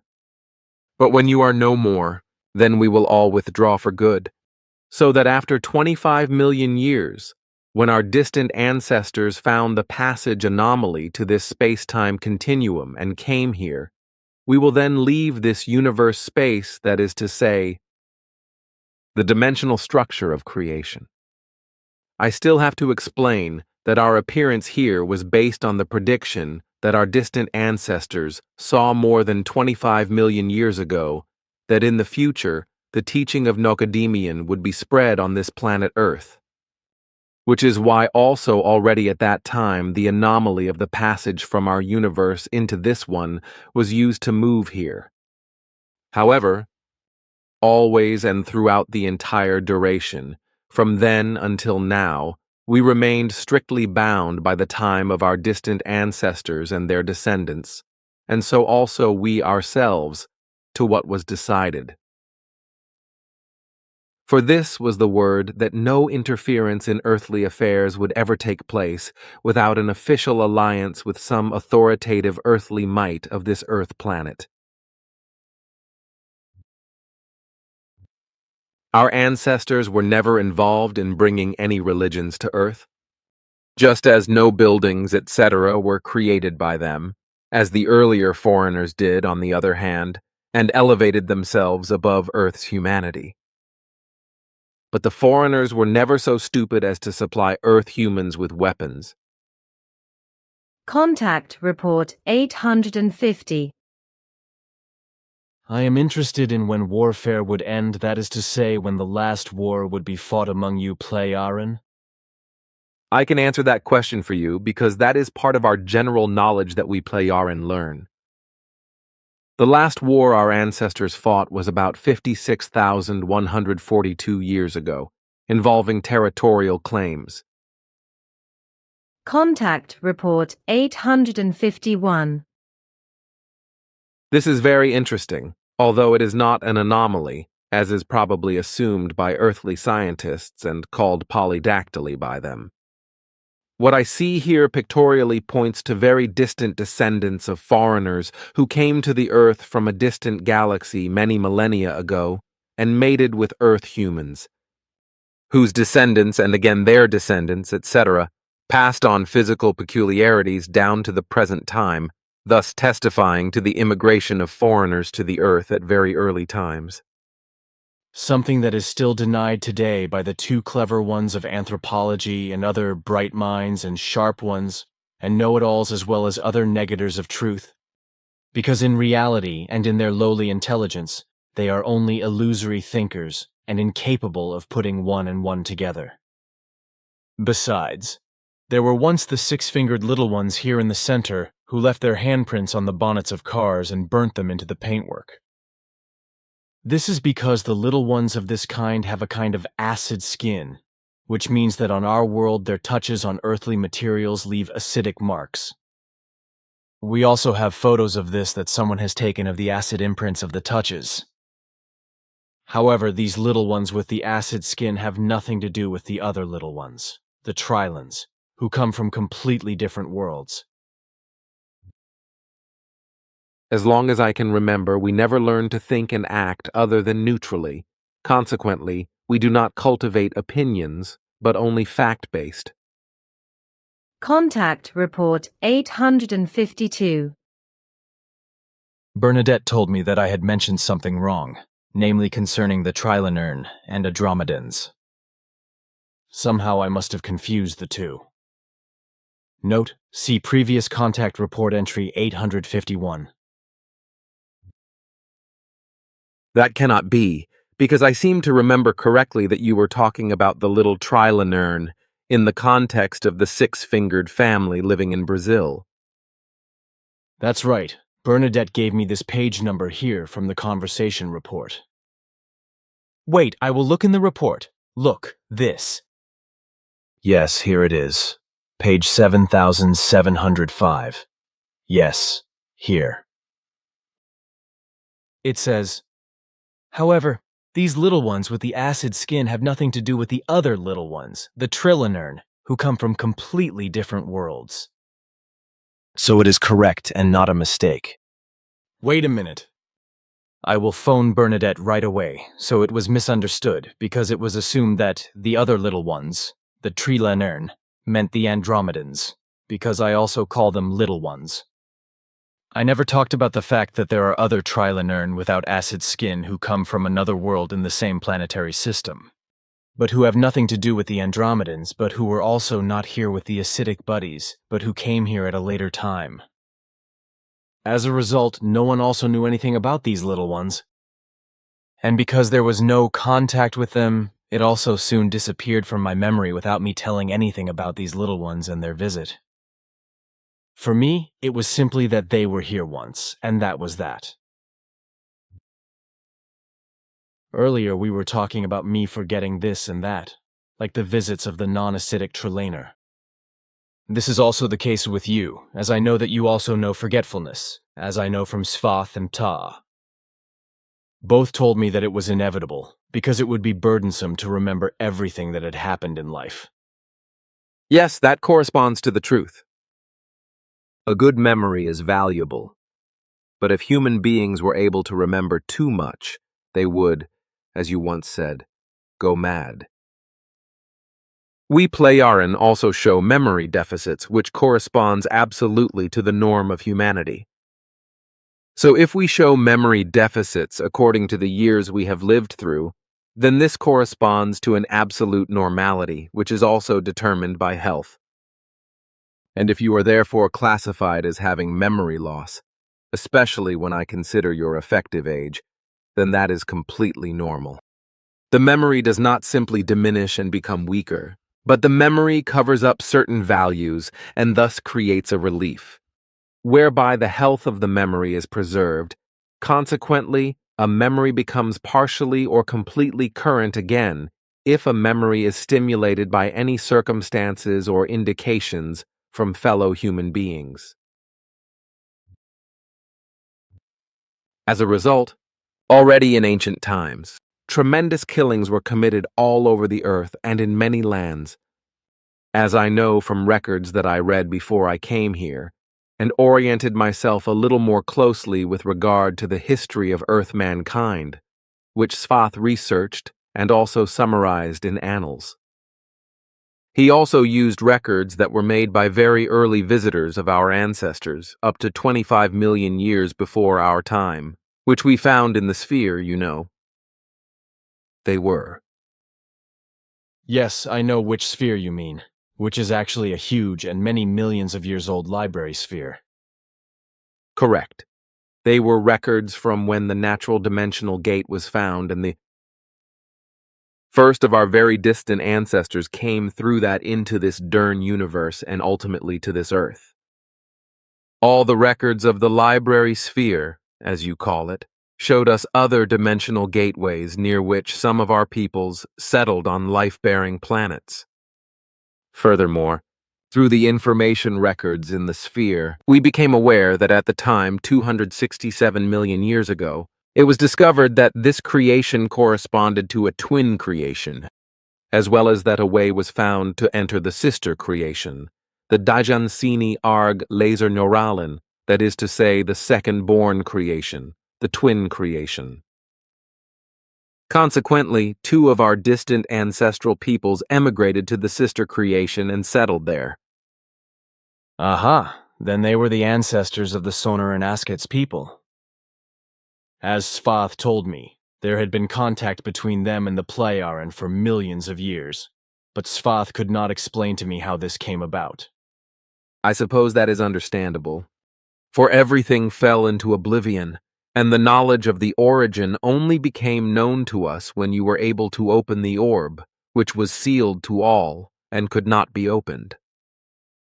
Why that was so, I did not know then, as I still do not know now. Perhaps you can still find the secret solution on some records. And when foreigners from the far reaches of the cosmos came to Earth, did miraculous things, and also built giant structures, these were also worshipped as gods. Contact Report 856.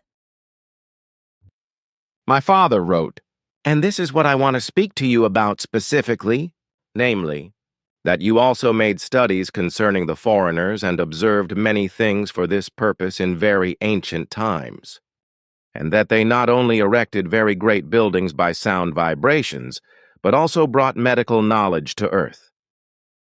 But these have been lost and forgotten in the course of the millennia that have passed, just as the great foreigners Horus, Dhanvantari, Thor, etc. have been.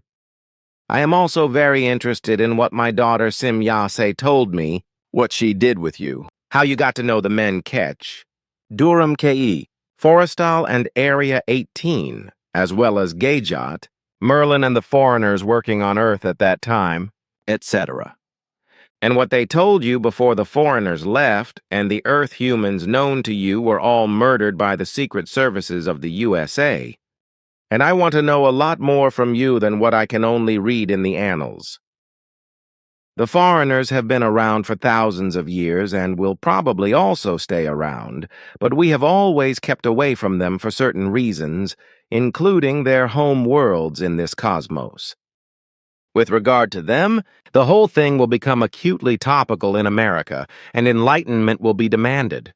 Because you together, you, father and you, have created clarifications at very early times in the past, with regard to which I want to learn a little more from you, especially, however, about their highly developed medicine. Because as a physician, I am particularly interested in this, as also in how the early foreigners taught their knowledge on Earth to those who were suitable for it.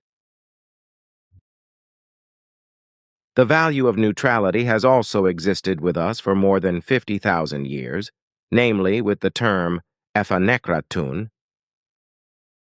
Contact Report 858. Note: see Contact Reports 90, 91, and 93 for information on Billy's first encounter with Asina. I once talked about this many years ago with Asina, the very amphibian woman who, amazingly enough, used about the same language as you are using now. Asina was a very special being and came from a people who called themselves Dogon or something like that, as she also said another name, but I do not remember the context. And she also told me that her very early ancestors were able to cross over into the Anchor universe and then emigrated there, from a planet, in our cosmos, from a system that was about 8 or 9 light years away from Earth and had a large sun that could be seen from Earth. However, there was another small structure near this system that could not be seen from Earth with the naked eye. From this system, that is to say from its planets, various beings, that is to say species or so of amphibian people, but also other human beings, etc., had come to Earth thousands of years ago. And as she knew, their most distant descendants were still here, with whom, however, for some reason unknown to me, they did not want to maintain any contact. And when I think about what Asina said about this, I think about the foreigners and the UFOs that are observed again and again all over the world. I did not want to say that at the time, but now it is perhaps interesting to know for those who want to know where Asina's distant ancestors actually came from. This, as well as what else she said, is interesting, namely that today's descendants of the dog have had no connection with the Dogon, that is to say with Asina's people, for more than 800,000 years. Asina's people, who, she said, actually call themselves Dogon, according to the ancient term dog, belong to the Plejaran Federation. And what else is to be said? These creatures, which look like reptiles, are those who, however, as Asina said, have changed tremendously physically, and no longer bear any resemblance to those who emigrated to the Ankar universe ages ago. And Asina only came to Earth and to me because she was otherwise already in our universe. And that was because she was supposed to investigate what is happening there today in the system that is 8 or 9 light years or so away from Earth and is actually the true origin of the Dogon. Contact Report 860. Emmanuel's name was already in use since ancient times, that is to say at the time of the original Hebrews, who were called Ibraya, and of which the distant descendants, today's believers in the Jews, no longer know anything, because there are absolutely no more traditions about it. This people was led at that time by a rather deep black African called Avian in the land of Pecht. The original leader was a very distant Negrid descendant of a very small black-skinned Plejaran group that settled in Africa more than 13,500 years ago as immigrants and mixed with Earth's humanity, but kept away from the foreigners so that they never noticed that Plejaran were on this world. The foreigners, who had been on Earth for a very long time and whose distant homeland was 8 or 9 light years away from our world, did not realize the presence of the few Plejaran, whose descendants died out completely in the course of time. You Plejaran have nothing to do with the foreigners and their UFOs. While it is correct that this has been talked about, the committee now finds it imperative, as you should be aware, that it has ordered something specific in this regard. Namely, so that no misunderstandings arise, that we Plejaran have nothing whatsoever to do with the so-called UFOs and their crews. We Plejaran keep away from them, and also do not allow Earth humans to observe us through the appearance of our flying apparatus in the airspace. We also do not allow ourselves to be located, observed or otherwise elicited by the foreigners in any manner, which has been so held since time immemorial, for we Plejaran are not interested in any life forms from this Dern universe realm entering the realm of our Anchor universe realm of creation. Contact Report 862. You are not young as you were then, but that you have grown older, as well as your appearance is much different from the earlier time when we used to do various things together with my brother. I know this from the pictorial recordings that are broadcast in our house from time to time when special events occur. But you still speak Swiss German after so many years, as you did back then. You obviously have not forgotten it. What you say about speaking, yes, this has remained with me, because I find the language remarkably good, which is why I have formed a circle in which all members are interested in learning and speaking it. Moreover, it should be mentioned that in this way we also preserve other languages acutely. Consequently, they are not forgotten, because, as I said, we speak them in circles and preserve them that way. In this manner, they do not fall into oblivion, neither in speaking nor in writing. I did not know that. I guess in circles means groups, right? That is so, but now you know the reason why I still speak Swiss German. I have been thinking for some time that the time has come to say why you Pleiaren are still here on Earth and why you did not leave our Dern universe millions of years ago and return to your ancestral Anchor universe. And it is to be said that something was quite different at the beginning of our contacts with Simyase and Ptah. Namely that you let yourselves be seen, especially towards our members, visitors as well as various interested parties of Figu, but also local residents, such as Mrs. Furrer from the post office in Schmidruti, or Walter Balmer from Sitzburg, who could even photograph Ptah's flying apparatus. However, this was suddenly disconnected when the military, which had the missile defense station here above Schmidruti, but which has been dismantled in the meantime. And the authorities became even more intrusive than they already were. Because we were the foreign fools, which we obviously still are, because we are being harassed again by the authorities. Further things are known to us, however, because we have always been, and are also still being informed in detail about all the events that have occurred and continue to occur here on Earth. In any case, at least those human beings on Olivera who are interested in what is happening here on this world know everything that is important. For it is the same on all worlds, that a part of the people is only interested in this and that, just as another part wants to know only very sparsely or not at all what is happening.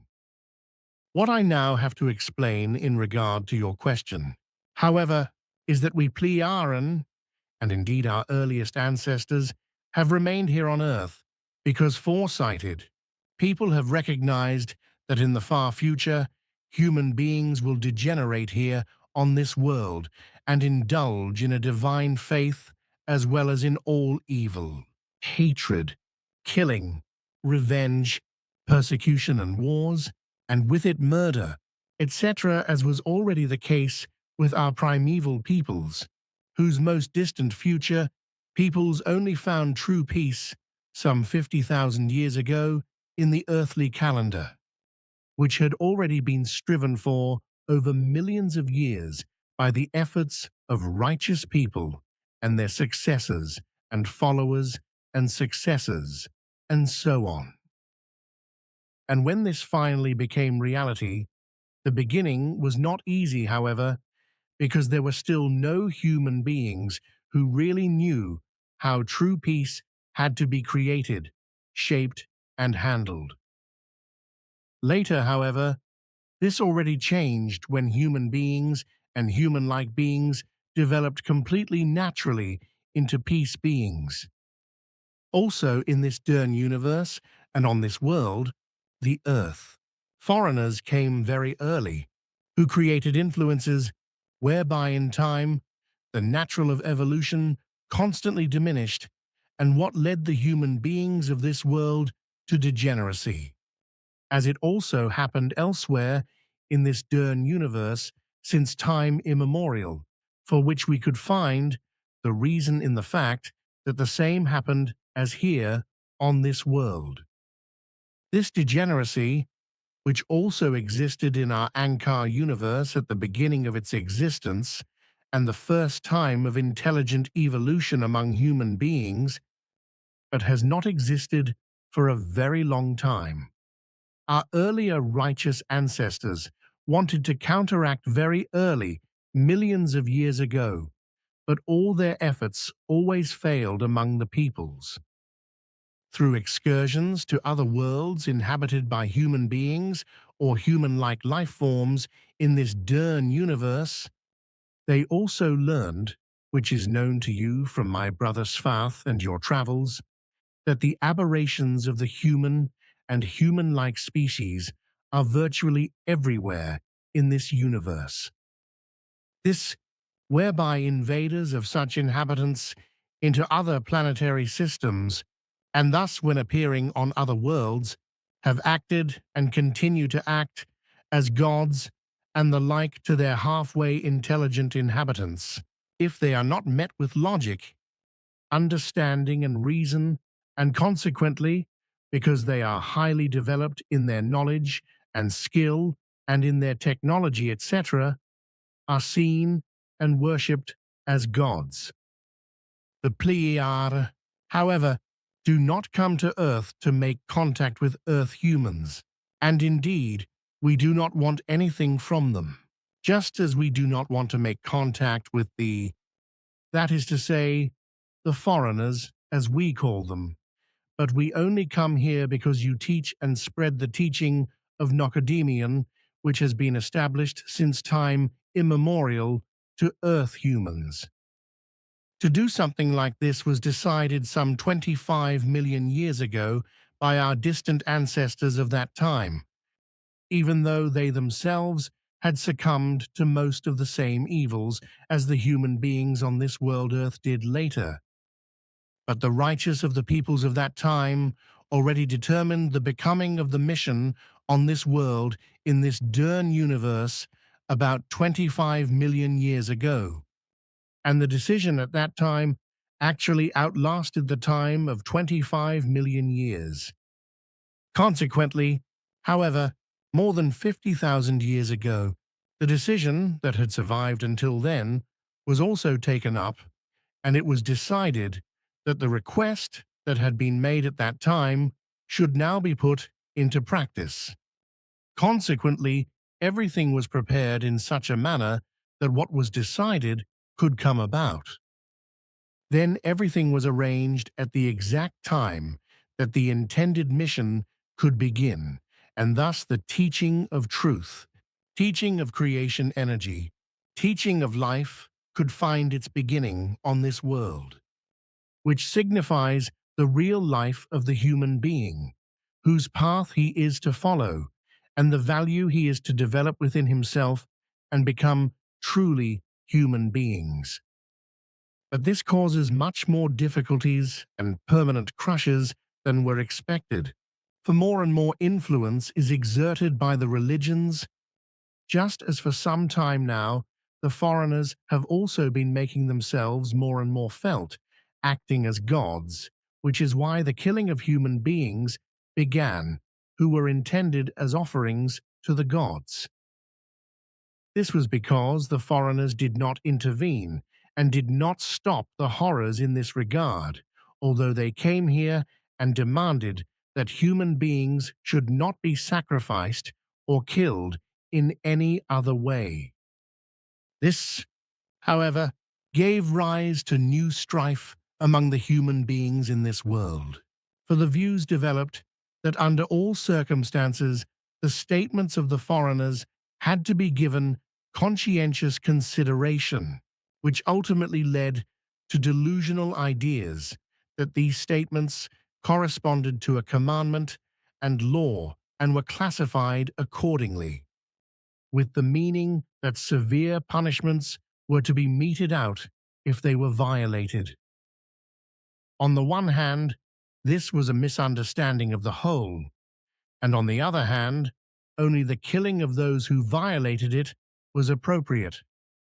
So it was not far off that human sacrifices were quickly demanded and offered in order to win the conscientious attention of the foreigners, that is to say gods, and to reassure them when what they claimed to do correctly was violated. But how they taught and demanded not to kill was misunderstood by human beings, and moreover, disregarded, so that people did not think and act according to the true meaning. Killing thus became a case of quick revenge and retribution from time immemorial, and this in turn gave rise to hatred, hence also wars, terror, degeneracy, destruction, extermination, and murder, etc. Faith-wise, everything in this regard was spread and practiced very quickly. Thus, through the appearance and the misleading teaching of the foreigners to the Earth humans, exactly the wrong thing was done, which has been preserved until today, namely, that which should never become with the human beings, namely, a faith in place of thinking for oneself and grasping reality and truth. Our very distant ancestors found a natural creation-like dimension gate in our Ankar universe, which enabled a connection to this Dern universe about 25 million years ago. The origin was the occurrence of who entered this Dern universe from our Ankar universe through the natural dimensional gate. It was brought by our distant ancestors to an artificially generated approximate speed of light, after which they followed this object, which finally brought them here to Earth. And it is to be said again in particular that we will neither make contact with the human beings here on Earth, nor with the foreign ones. And precisely for this purpose, our committee also wishes you to proclaim the following call as the foremost entry on your website. Proclamation. The flying apparatuses called UFOs by Earth humans have no relation to us, Pleiaren and our flying apparatuses. The flying apparatuses of the foreigners, as well as the incidents of any kind concerning them, which have occurred or will continue to occur in connection with the flying objects, as well as with the foreigners themselves, do not concern us, Pleiaren. We Pleiaren have in no wise interfered in any earthly events, and will also never interfere, whatever may happen. We Pleiaren will therefore not interfere in any earthly matters, events and occurrences that may arise in the future, this also not in one or the other context concerning the foreigners and their UFO flying apparatus. But what is happening here on Earth with the foreigners and their UFOs is already much more than is announced and really happens in this regard. They are still covering themselves up, but they are obviously slowly on the way to being revealed. Contact Report 863. Obviously, here in this world, logic, understanding, and reason are not yet so far developed in any wise among human beings, and are still so primitive that these values are not able to take hold in such a manner that it is recognized that partisanship is absolutely the wrong thing to do in order to lead a state and its people. Knowing this very well, we have no party of any kind. Consequently, our error body is also free from any party system, just as there are no parties of any kind elsewhere on error. I know that. Also that with you votes are taken solely by the vast body which represents the whole population of Era, and whose members are never the same, but at every meeting are different ones from the whole Pleiaren humanity, and also never become noisy or even quarrelsome. Contact Report 863. If I go on to say something about the whole thing, it is that as soon as the human being does something that does not suit others, is not understood, cannot be comprehended, is envied or simply does not fit, etc., hostility immediately arises even though no one is inconvenienced or offended by it or comes to harm. It doesn't matter what it is about and how insignificant everything is, why the victim is attacked or maltreated. Because the only thing that matters is that the victim should somehow be harmed, harassed, or even killed because someone else simply doesn't like what they are doing. This very quickly leads to insults. Harassment, destruction, or fights are instigated, or even attacks on life are committed, and those who are hated or simply envied for some sick and idiotic reason are murdered. This is well known to me, for we Plejaran learn from our earliest adolescence that such behavior can never appear. For it has been known to us from time immemorial that this is a characteristic of those human beings who are selfish, as was the case with our ancestors in earlier times. However, when this was investigated and the reason was found that it was a form of jealousy and selfishness, then a subject of teaching was created in this respect, which became a duty of learning for every person in order to prevent the evil from arising.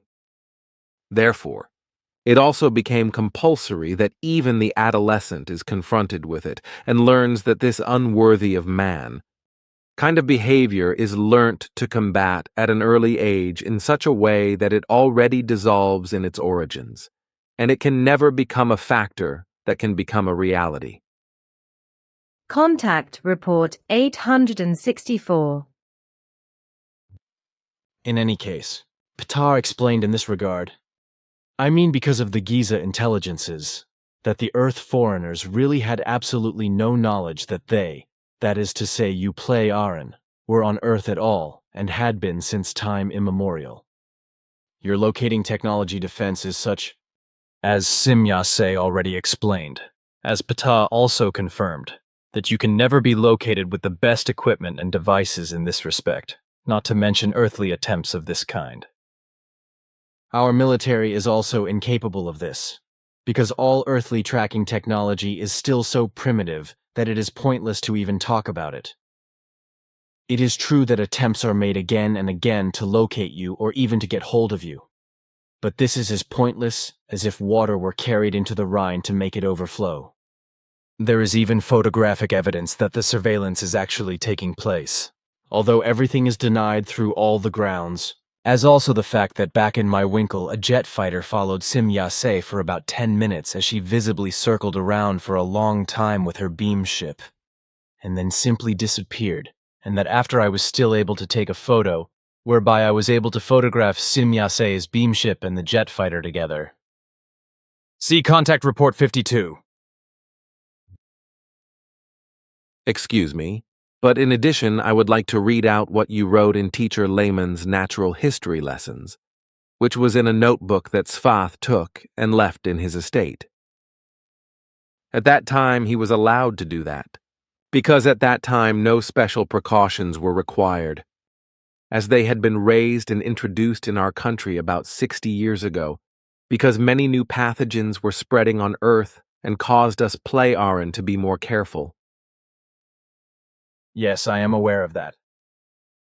Suddenly, everything was then disconnected, as well as that consequently the stricter precautions were imposed on Federation members as well. That was so, yes. We have been spared from the introduction of any pathogens as a result, and since then. Contact Report 865. Furthermore, I want to explicitly mention this in particular, we have no interest whatsoever in interfering in any matters of terrestrial concern. As for the foreigners with their UFOs, that is another matter, but I do not want to say anything about it, for it is none of my business. Just as you also remain neutral in every way and distance yourselves completely from them, and do not want to have anything to do with them, just as you do with the earthly military and security forces. And you do this in such a way that even the foreigners with their futuristic technology and their other possibilities could not locate you. Because the sonar technology is much more highly developed than that of the peoples who whiz around in earthly airspace with their UFOs.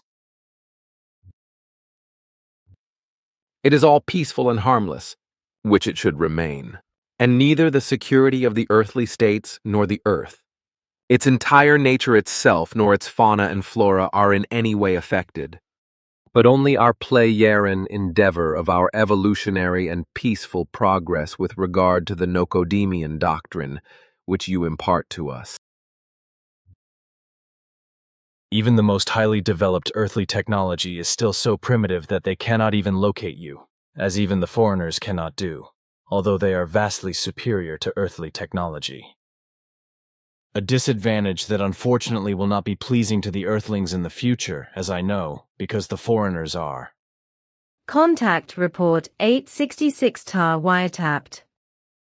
Firstly, I want to say that it is obviously very important that it is specifically mentioned again openly and made really clear that we are not connected with the foreigners who have been observed and seen for many years in Earth humans, so-called UFOs in Earth's airspace.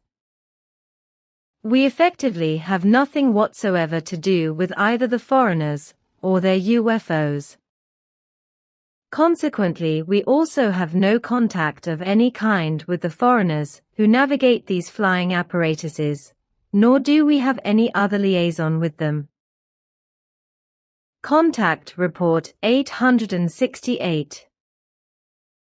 Since our committee has met, How is it that an answer can come so quickly from the committee? How often does it happen that an answer is always given so quickly? that is really not surprising, because at least half of the committee is always present every day, because our far-reaching federation requires it. There is always something that needs to be discussed and negotiated, and when something special arises, it is given priority over everything else, such as the matters that come from you, if they are necessary, because it is not only in the interests of us Pleiaren, but comprehensively in the interests of all our federates, what happens in your center and on Earth as a whole. I can use this little device to reproduce verbatim what has been explained, but I have to do it in the correct language. Contact Report 870. This is also the case when artificial dimensional gates were created in the vicinity of us in solar systems known here. Only beyond our Milky Way have some from your Federation settled, but I have only minimal knowledge about this, except that this was hundreds of thousands of years ago. And another question related to the UFOs of foreigners, but I have nothing to say about them because they do not belong to the Pleiaren and therefore also have no connection with you. Contact Report 872. I wonder, though, how you behave towards the foreigners. We are in the Federation and act uniformly in it with regard to everything that arises. So we are careful in every wise to restrain ourselves with regard to the foreigners and to avoid any contact of any kind. We have nothing whatsoever to do with the foreigners, and we have not wanted to have anything to do with them since time immemorial, and also do not want to have anything to do with them now or in the future.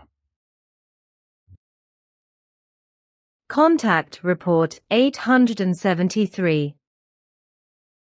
But what I want to ask you, because I keep getting asked about it, what does democracy mean to you? In a democracy, only the people decide.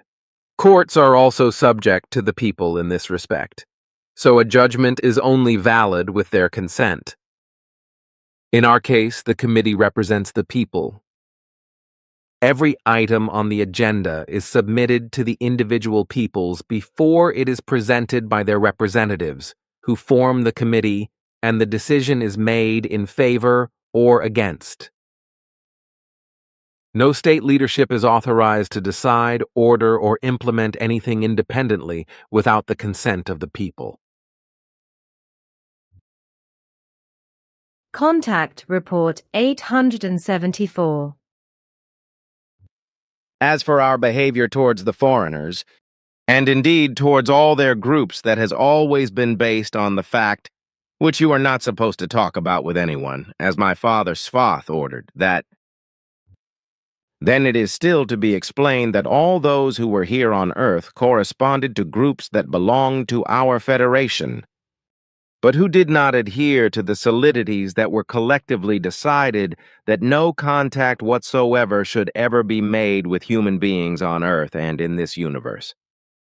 At that time, however, which was almost 25 million years ago, this was absolutely clear and was also followed, which was to prevent the way being found from this universe for an intrusion into our universe. This has also been followed since then, whereby our Federation has also been greatly expanded and entry has been found into the sister creation, namely the Dern universe, where Earth is, the Pleiaren live in the Ankar universe, from where we can also reach into the Dal universe, one of the 7 material belts of our twin creation. Unfortunately, the expansion of our Federation then resulted in various groups rebelling against the integration into the Federation and separating themselves and ultimately fleeing from their home world and settling in this universe on Earth, because their technology allowed them to carry out the necessary dimensional transformation and thus to establish themselves here on Earth. Despite their rebellious behavior, however, they kept strictly away from all foreign groups in any form, so that there was never a confrontation with them, and the foreigners also never gained any knowledge of the rebels who were established on Earth. They always arranged all their actions, deeds, and their various nastiness in such a manner that they always appeared in a form as if it happened naturally. However, as far as making contact with Earth's humanity was concerned, they did not stick to never considering such. For on various occasions, they did draw some Earth humans into their domain through their means of long-distance communication, through which, for example, the name Ashtar Sharon also became known, However, as far as the foreigners with their highly developed technology and their flying apparatus are concerned, which are referred to here on Earth worldwide as UFOs and have been observed since time immemorial, their entire highly developed technology is very far inferior to ours, so that they are also unable to recognize us visibly or audibly, nor in any technical apparatus radar-wise, etc., that they have yet to develop. So they are also unable to locate us or otherwise detect our presence. And since the fugitive rebels, despite their rebelliousness, strictly adhered to never engaging with any foreigners with highly developed technology, especially not in this dimension of this universe, they remained undetected for all the many millennia they were present here on Earth. They also, as a result of their own protection, strictly adhered to what was once federally decreed. Consequently, their being here was never recognized by the foreigners and never known to them. Contact Report 875. It should also be explicitly mentioned that we have nothing whatsoever to do with foreigners and their UFOs, and that we keep strictly away from them, and do not allow them to locate us in any manner. It is also important to mention that we do not come from a planet in this cosmos, but that our homeworld era is in the cosmos of the differently dimensioned Ankar universe, which as such belongs to the same creation comprising 7 universes of different dimensions. However, as far as the foreigners with their highly developed technology and their flying apparatuses are concerned, as I have mentioned, and which are referred to as UFOs here on the Earth, and have been observed since time immemorial, but whose overall highly developed technology from an earthly point of view is very far inferior to ours. We keep our distance from them and therefore have nothing to do with them. The foreigners are not able to recognize us visibly or audibly, nor also in any technical apparatus radar-wise, etc., that they have not yet developed. They are also unable to locate us or otherwise detect our presence, as are the Earth's military forces, who are so far behind the still very primitive earthly technology that they cannot even recognize the true achievements of the inventions that have been produced since the middle of the century before last. This, just as the technology of the foreigners, which seems very futuristic to Earth humans, is also far behind ours, and consequently, they are also unable to locate us. Not to mention the fact that their technology, which is far inferior to ours, also makes them incapable of penetrating into one of the dimensional structures of the 7 universes of our creation, and therefore certainly not into a dimension of a foreign creation. This is because they lack the knowledge of the necessary synchronization of the dimensions of the various universes that would enable them to change to another universe. It is also known to us that they have no knowledge of the fact that countless creations exist in the infinite of the absolute nothing, just as we know that they have no knowledge of the fact that there are 7-fold and different sizes and levels of development of absolute forms. Our ancestors already orientated themselves about this in ancient times, and consequently this caused our ancestors to exercise caution and restraint very early on, which we also continue to do in the same manner. We Pleiaren and all members of the Federation are very careful to ensure that no foreigners from this Dern universe can enter our Ankar universe, from whom nothing good can possibly be expected. We Pleiaren and the entire number of the Federation are completely and utterly peaceful, so we do not want any belligerent elements to invade our Ankar universe. However, we do not know how far the foreigners, whom we therefore avoid for safety reasons, in this universe we call Dern, are able to penetrate into the dimensions of the past and the future, and therefore also manipulate them.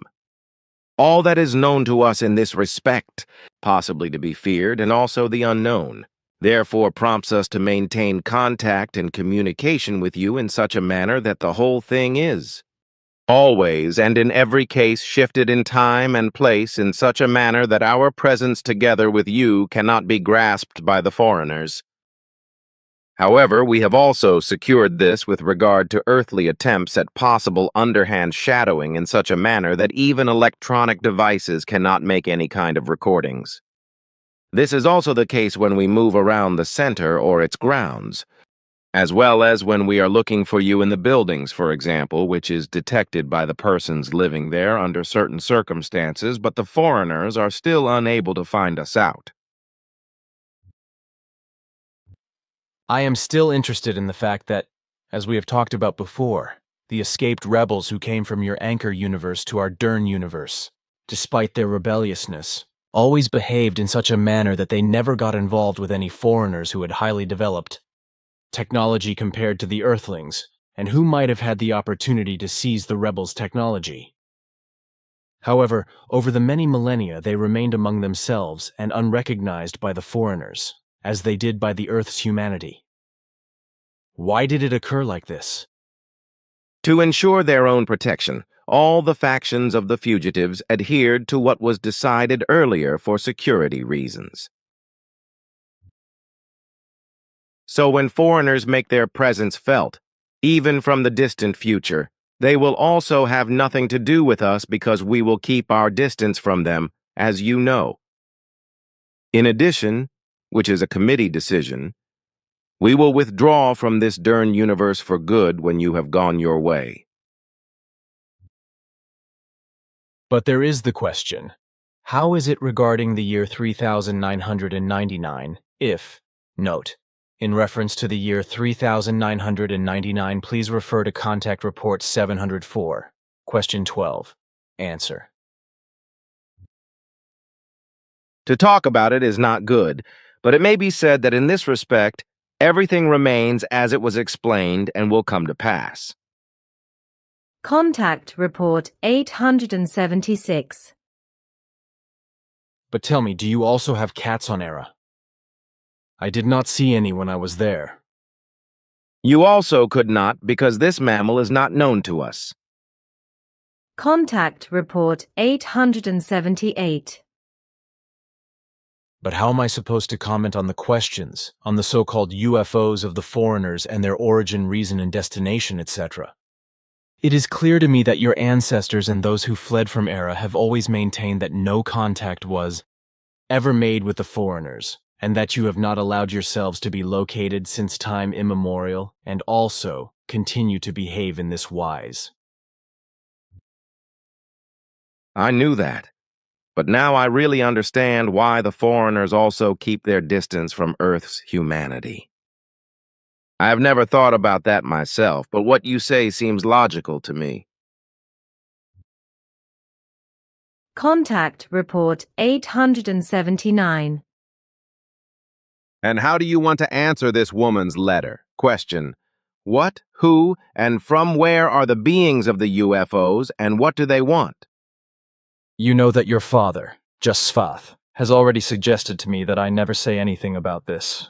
Consequently, I should keep quiet. I may say, however, that these have been seen and worshipped as gods or goddesses by earthlings since time immemorial. Contact Report 880. As they say here, an ounce of prevention is worth a pound of cure. And this proverb probably applies not only here on Earth, but also throughout the universe and in other universes, even if it is probably only known in the form mentioned here. There you are saying something that actually also applies with us and the entire Federation, but not in the words as you call them. Contact Report 881.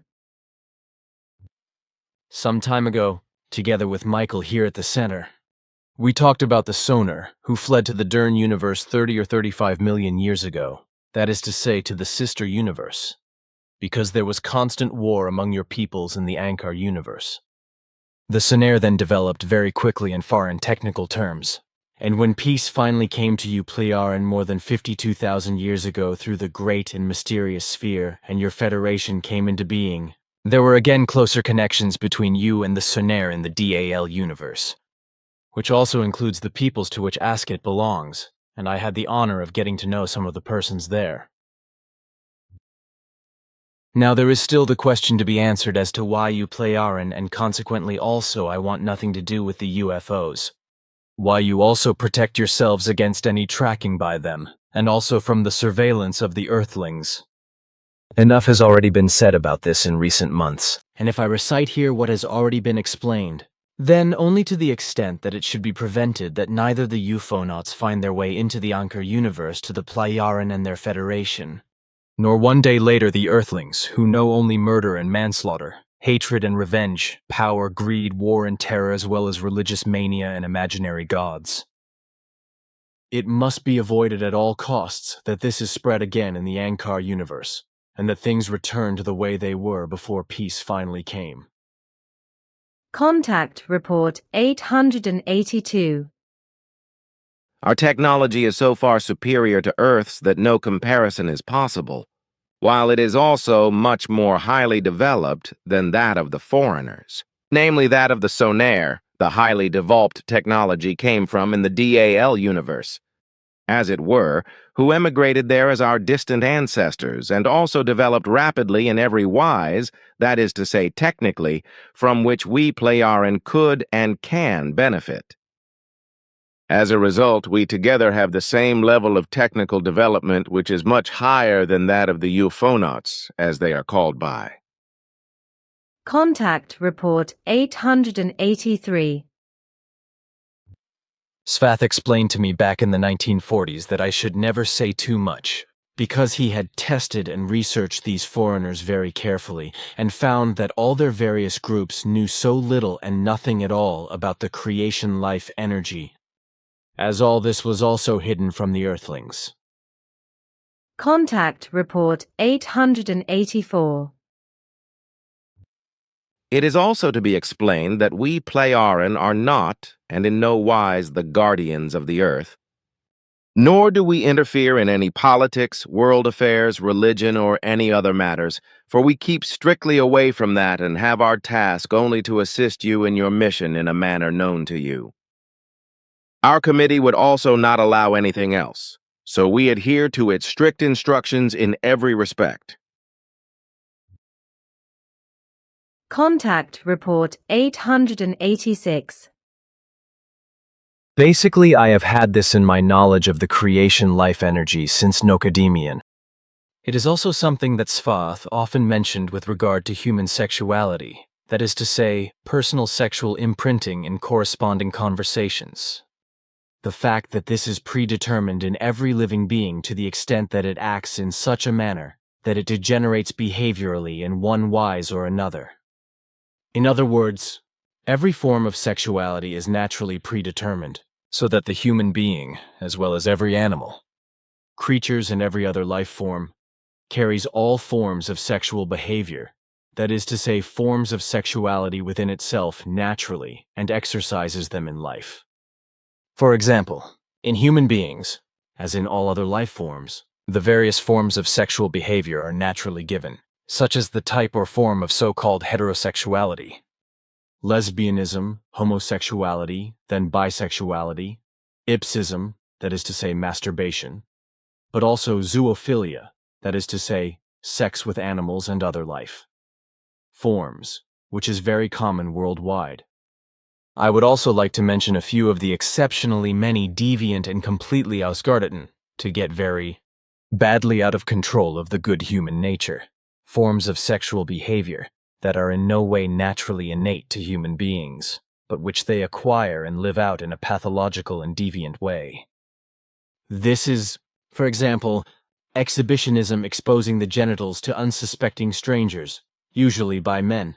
Then urophilia, preference for urine in a sexual wise, as well as coprophilia, gaining sexual pleasure through human excretion of feces. Autonepiophilia, sexual act with baby clothes and nappies, etc., whereby the range of this short selection of deviant sexual practices is, however, very diverse and actually knows no limits. Such degeneracies are unknown to us, Playaran, but the forms of sexual imprinting of a natural form, as you call it, very much so. On the other hand, the contacts are also often shifted in location, as you take me to the beam ship or we sit somewhere outside, somewhere far away in the open country, or when we walk around in a forest. However, there is always a connection to my office in such a wise that I can see what is going on in it, and I can even operate the telephone remotely without being present in the office. Your technology allows me to do this, because it is far superior to the earthly primitive technology. But what I think is very important now is that you open your sewing box and pull out some needles with threads worth knowing, through which something from the Playaran story can be sewn and revealed. That, I think, would be much more important than what I have just said.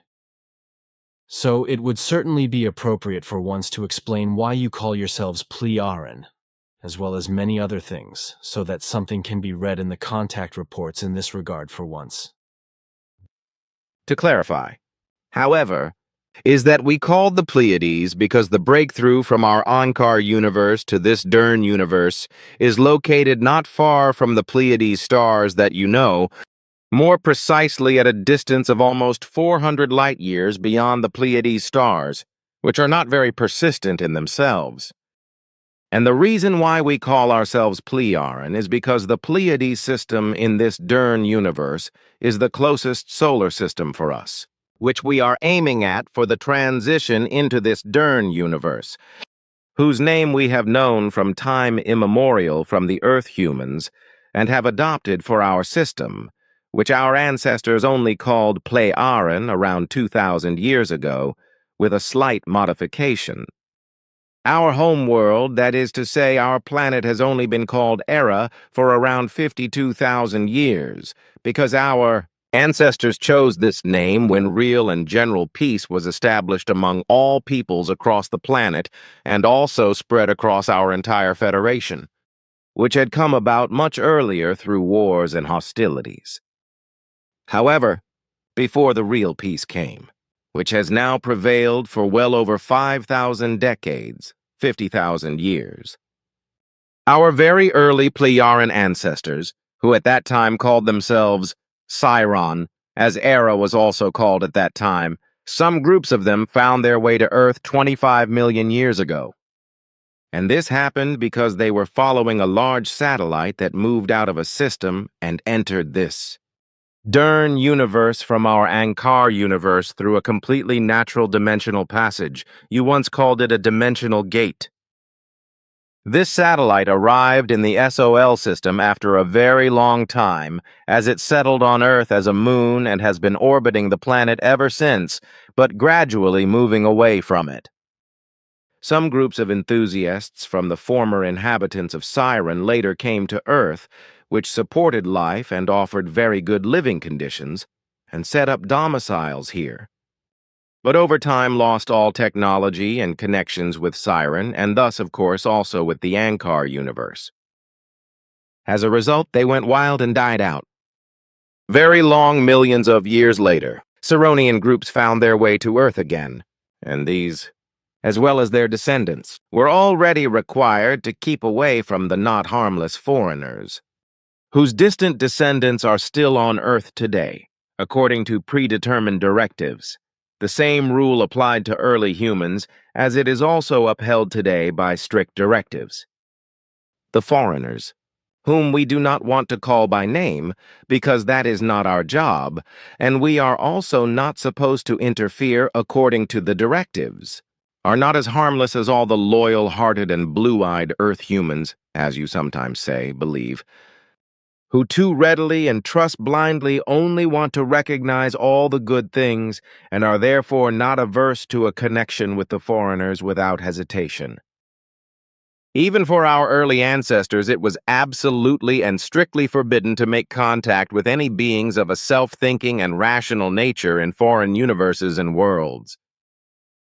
This was always forbidden by the directives that have been given and handed down for millions of years to prevent the intrusion of any foreign beings from foreign universes into our Ankar universe.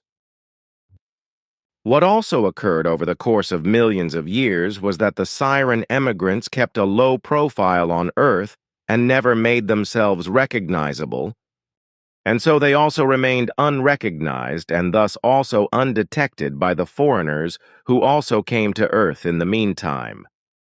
The foreigners, who came from various cosmic regions of this Dern universe and are also traveling there today, have no knowledge of us because their technology, as futuristic as it may seem to Earth humans, is far inferior to ours, so they are also unable to locate us. Furthermore, it is still the case today that we strictly adhere to the directives and never make contact with foreigners or Earth humans, and are very careful not to reveal or even show them the way to our Ankar universe. An attempt was once made to make contact with the Earth humans. See Contact Report 115, Contact Report 117, and Contact Report 122. But you would have had to act as a middleman between us and America because we would not have appeared ourselves. But this attempt failed miserably because America's leaders made demands on us Playaran that were so domineering, selfishly power-mad, and unacceptable to us that we canceled the attempt. Well, the later generations of Sidon settlers on Earth either returned to Sidon in the following period, and then even later to Era, or they died due to old age. The last Playaran person was a woman who wanted to return to Era in 1193, but died here on Earth, so that no more Playaran have settled on Earth and lived here since then. Apart from us, there are now no Playaran residing on Earth, but there are only a small number of us, and we only carry out observation tasks, and in absolutely no wise maintain any connections with the Earth humans, and also do not interfere in any manner in the affairs and politics, etc. of Earth civilizations or provide any help. This was still the case at the time of my father Sfath, but strictly limited to individual Earth persons who also lived in times of the past. It was also similar with Asket, but mainly also only in the manner it was with my father, although as a result of you it was necessary for Asket, who came from the sister universe, that is to say from the Dael universe and looked after you, to have brief encounters with some Earth humans of the present. Hans Meyerhofer and Wendell Stevens were included in the connection with her because this was done with the permission of the committee, which even wanted these contacts, but which had to be kept secret. Care was always taken to ensure that both the Earth humans and the foreigners were never even aware of anything. All that I have explained to you and mentioned from earlier times is known to me from the Plejaran history and from the annals of my father Bafath, who kept very long and accurate written records of the events and history of events on Earth and in connection with you. And the fact that he cultivated contacts with Earth humans, which was specially permitted to him by our committee in his time, and that you, as an Earthborn, are in permanent contact with us and can fulfill your mission, is based on the fact that we have been instructed that your creation life energy form is the same one that fulfilled and fulfills the mission of the Nokodemion, which has already lasted for 9 billion years. It is therefore to be explained that we are instructed by the directives to remain among ourselves and not to enter into any connections with other human beings, also not with Earth humans and beings from other universes. This clearly means that neither any of us Plejaran, nor any human beings, such as Asina, nor human beings from our Federation, or even from our Ankar universe would make contact with Earth humans because this would contravene our directives. This was already the case when we were still waging cosmic wars, and it is even more true now that we are truly at peace, Federation-wide. Here on Earth, 2.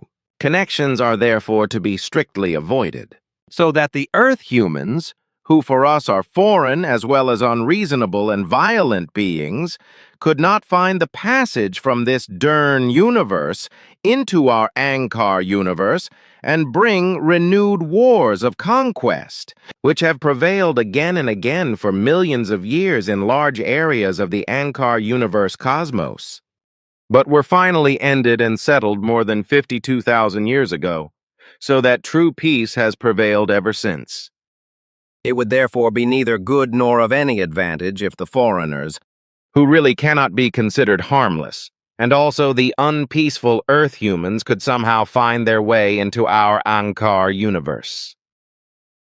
Earth humans in particular are fully orientated towards violence, which they try to cover up outwardly and present themselves as seemingly peaceful. Many other things are also based on counterfeiting, which effectively defrauds billions every year, namely around 300 billion francs worldwide, as recently calculated by Quetzalcoatl, who deals with these things and informs the entire planetary population on Era about what is happening on Earth, because this task is incumbent on him. Contact Report 888. And Bafath certainly knew the effective truth much better, which he obtained as an all-round researcher and always fully active all-round scientist through countless explorations during his 924 years on Earth. Unfortunately, however, know-it-alls among the people who negate everything that is presented are also sometimes quite fanatical, because they are simply right and do not want to admit the effective. That is unfortunately the case, which fortunately does not appear here on Era, because such behavior is not peculiar to our populations, as is also the case with many other evil, wrong, dangerous, and even humanly abnormal things that the majority of human beings on Earth are guilty of. For my part, however, I want to come back to the fact that I really no longer want to observe the events in the war zones in detail in the way that it has gone together with you as a result of your request. All the time of such evil and really malicious observations in the Middle East, and also in Ukraine, have affected me so much and caused lasting emotions in me, which have been causing neurotic disorders in me for several months now, as is also the case with Florina and Anjana, which is why we want to refrain from such observation trips in future. Our task is not such that we have to observe individual events, but only such that we have to make records of the events that show what is happening with regard to the course of the actual acts of war, and thus also with regard to the destruction. Contact Report 891. It is generally held no differently here on Era, because here we do not know money and these rules, as well as not giving up work or simply employment after a certain age. In general, people continue to work or do other jobs into old age and not because of their age. I also think that we call it retirement, after which a pension or retirement annuity is usually paid out to the retired person. In return, human beings have to pay a certain percentage of their salary to the old age and survivors or pension fund for the rest of their lives. This kind of thing is unheard of with us. Also, as I mentioned before, it is not common for us that work is no longer done or no other occupation is pursued after a certain age. Even our oldest female and male persons are engaged in some kind of activity that is at least useful for themselves or also for the community. But that makes me wonder, what is it like when human beings are frail and no longer able to engage in any occupation? Such a condition or similar conditions do not arise with us, because we maintain our health as well as our entire body in function throughout our lives, so that absolutely no damage whatsoever is able to impair our health as well as the body and its organism in any wise. And the fact that this corresponds to absolute safety, which is effectively given, is also ensured by our technology, which is designed to immediately eliminate pathogens of diseases and illnesses, etc., that occur in nature before they can also affect a single person. However, we are susceptible and must exercise extreme caution when we are on foreign worlds, because the pathogens that cause illness and disease are not eliminated by our technology there, if we are not protected by our safety suits, which is not always avoidable.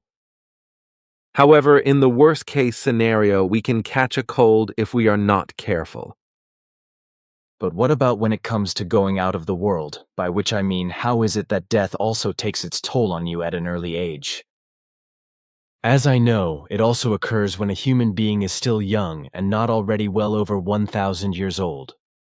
That is already determined by the basic disposition of the body organism, which is different from person to person from birth, and which determines how long, for example, the heart will remain fully and comprehensively functional. This predetermines the expected age of life. And if this is not avoided by life-prolonging measures when the calculated lifespan is reached, then the vital organs give up their energy and strength, such as the most important organ, the heart. Speaking of the heart, here on Earth, hearts are transplanted through surgery from human beings who have just died to other human beings if their hearts are weak or malfunctioning, etc. With us, health medical measures are never carried out with regard to prolonging life, as is apparently practiced by Earth humans by transplanting the hearts of other human beings, as you said. We do not do this, because if this organ is no longer functional, then every person naturally allows death to occur and does not try to prolong life in any wise, such as through a heart transplant. We respect death and never try to prevent it if we know that the time has come sooner or later, which is usually when the heart stops working. This is determined from birth, and we live accordingly, but we do not and never seek to prolong life by trying to stop death and change everything by transplanting a heart. We would consider such an action to be unworthy of life. I would also like to say that I think that death, as the normal last act of life, should be met without fear and horror, but with honor and dignity. This, as also that it can be fulfilled, and without life being prolonged by the insertion of a foreign heart. I have nothing to say to that, for what you say is also our plea and posturing regarding death. I also want to tell you that in the last 2 months I have learned a great deal about our distant and most distant Plejaran past, which has shown me things worth knowing that go back to the most distant times, up to 30 million years ago. Since time immemorial, and therefore since time immemorial, our most distant ancestors, who still called themselves Kaukiar, have avoided everything to make contact in any wise with the beings of these flying apparatus that have been appearing in Earth space since time immemorial, or to draw attention to us in any other way.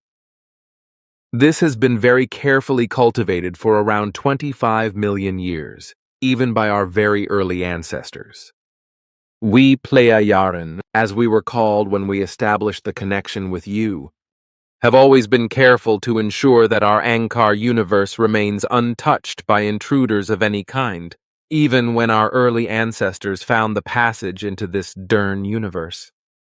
This was a decision of all our early peoples at that time, who were very widely spread throughout our universe and lived in discord with each other, but were nevertheless united in avoiding anything that would ever allow foreigners from the Dern universe to find passage into our Ankar universe. All the constantly feuding and fighting peoples of all the planets, which today all belong to our Federation, agreed that feuds and wars should not one day arise with invaders from the Dern universe. Despite our own feuds and all the constant warfare among ourselves, it was unanimously decided never to do anything careless, to such an extent that foreigners from the Dern universe should ever find their way into our Ankar universe through our carelessness. As was uniformly decided at the time, it was never to come to the point where feuds and wars were evoked that extended beyond our own Ankar universe. How long did it take after the Ball of Peace came until peace was finally achieved more than 52,000 years ago? There used to be wars on all the planets of your present Federation, and there were even wars between the peoples of various planets, as I know from Svath. But I do not know how long it took after the appearance of the Sphere of Peace until true and lasting peace was finally established, which has now existed for more than 52,000 years among you and the entire Federation. I am aware of when peace really took hold, etc. But how long did it take after the appearance of the Peace Sphere until peace really and finally became a reality? I have not heard anything more about where this orb came from, so I assume you have not been able to find out anything yet. That is correct. Our endeavors continue unabated, but so far nothing has been discovered in the more than 175,000 years that have passed since then. And the whole process since then, when serious efforts were made to achieve real peace, and until the final peace was finally achieved, took even longer than 123,000 years, as I know from our ancestral history. The human beings of all the peoples of our present-day Federation needed very many decades of thousands, and thus even 123,000 years. As I said, after the appearance of the Peace Sphere, as you call it, to transform themselves into really true human beings, which they also actually became. Our early ancestors and all those after them from then on adhered much more strictly to the instruction that nothing was ever to be done carelessly whereby strangers from the Dern universe could find passage into our Ankar universe. This was because, as our very distant ancestors had already discovered and recognized, some of the foreign peoples were very unpeaceful, warlike, violent, and aggressive beings, in contrast to other foreigners who were more peaceful and balanced in nature.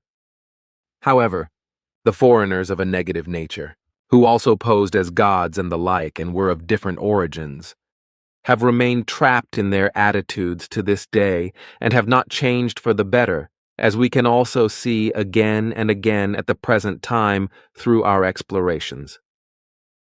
In addition, the foreigners of various beings are so different in their attitudes, their habitus, and their aspirations, that no comparisons can be made in a harmonious way. Even in early prehistoric times, various of these beings, who were not peacefully minded, exerted such an influence on Earth that beliefs, violence, and anatomical changes were induced in early Earth humans through genetic and viral manipulation. In particular, negative and violent aspirations, ambitions, desires for honor, aspirations and ambitions, as well as greed for honor, etc., were caused. In particular, negative and violent aspirations, Ambitions and strivings, as well as ambition, etc., were transferred to effective breeds through all the above-mentioned diverse manipulations of the beings of hostile and humanly deviant dispositions, as a result of which the negative dispositions already developed in early times, which continues to this day and brings a great deal of suffering and harm to their most distant descendants, and thus to Earth humans. This has in fact been able to continue to this day, leading to the unfortunate, malicious, and at that time pre-calculated enmity, as a result of various fanatical beliefs among the worldwide majority of believing Earth humans. The human being himself is this highest might, and alone determines everything himself, but is integrated into the laws of creation and its energies and powers, which are part of himself and which he can use freely at his own discretion and mold into what he likes.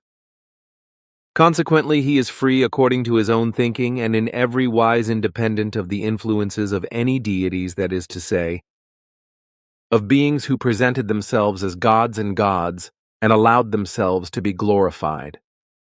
They were only beings who secured their might by placing themselves high above their breedings and molding them into slaves, that is to say, slaves through various forms of faith, who as breedings submissively regarded their producers as gods in their faith.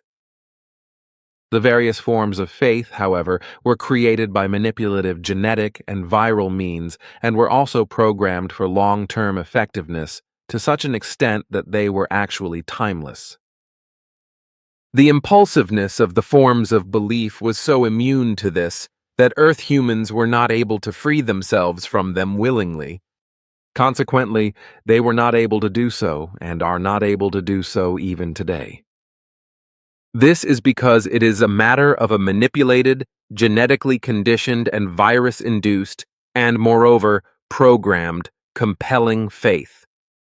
This corresponds to a compulsion that cannot simply be released, especially not because the Earth human being bound by religious belief, which has been programmed and manipulatively controlled since time immemorial by the hostile and by delusional belief, has such an unbreakable effect that it binds the Earth humans to it, whereby the majority of them are trapped in a delusion and compulsion to believe in a worldly and also religious form, and are unable to free themselves from it, or only with extreme difficulty.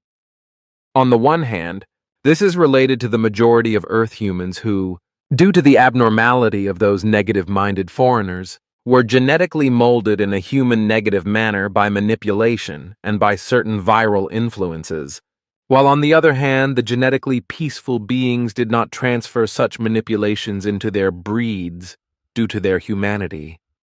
But their number was only small, so that only a minimal part of Earth humans has developed in a human positive manner up to the present day.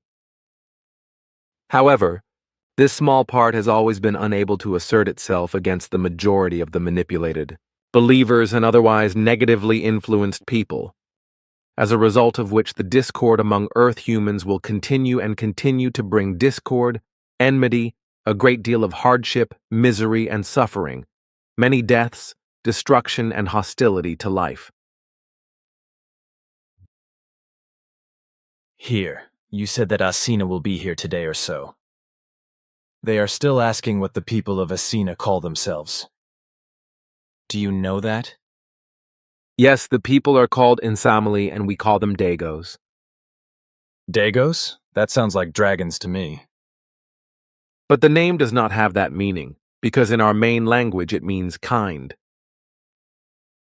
So something like the kind ones or something like that? You can also understand it like that.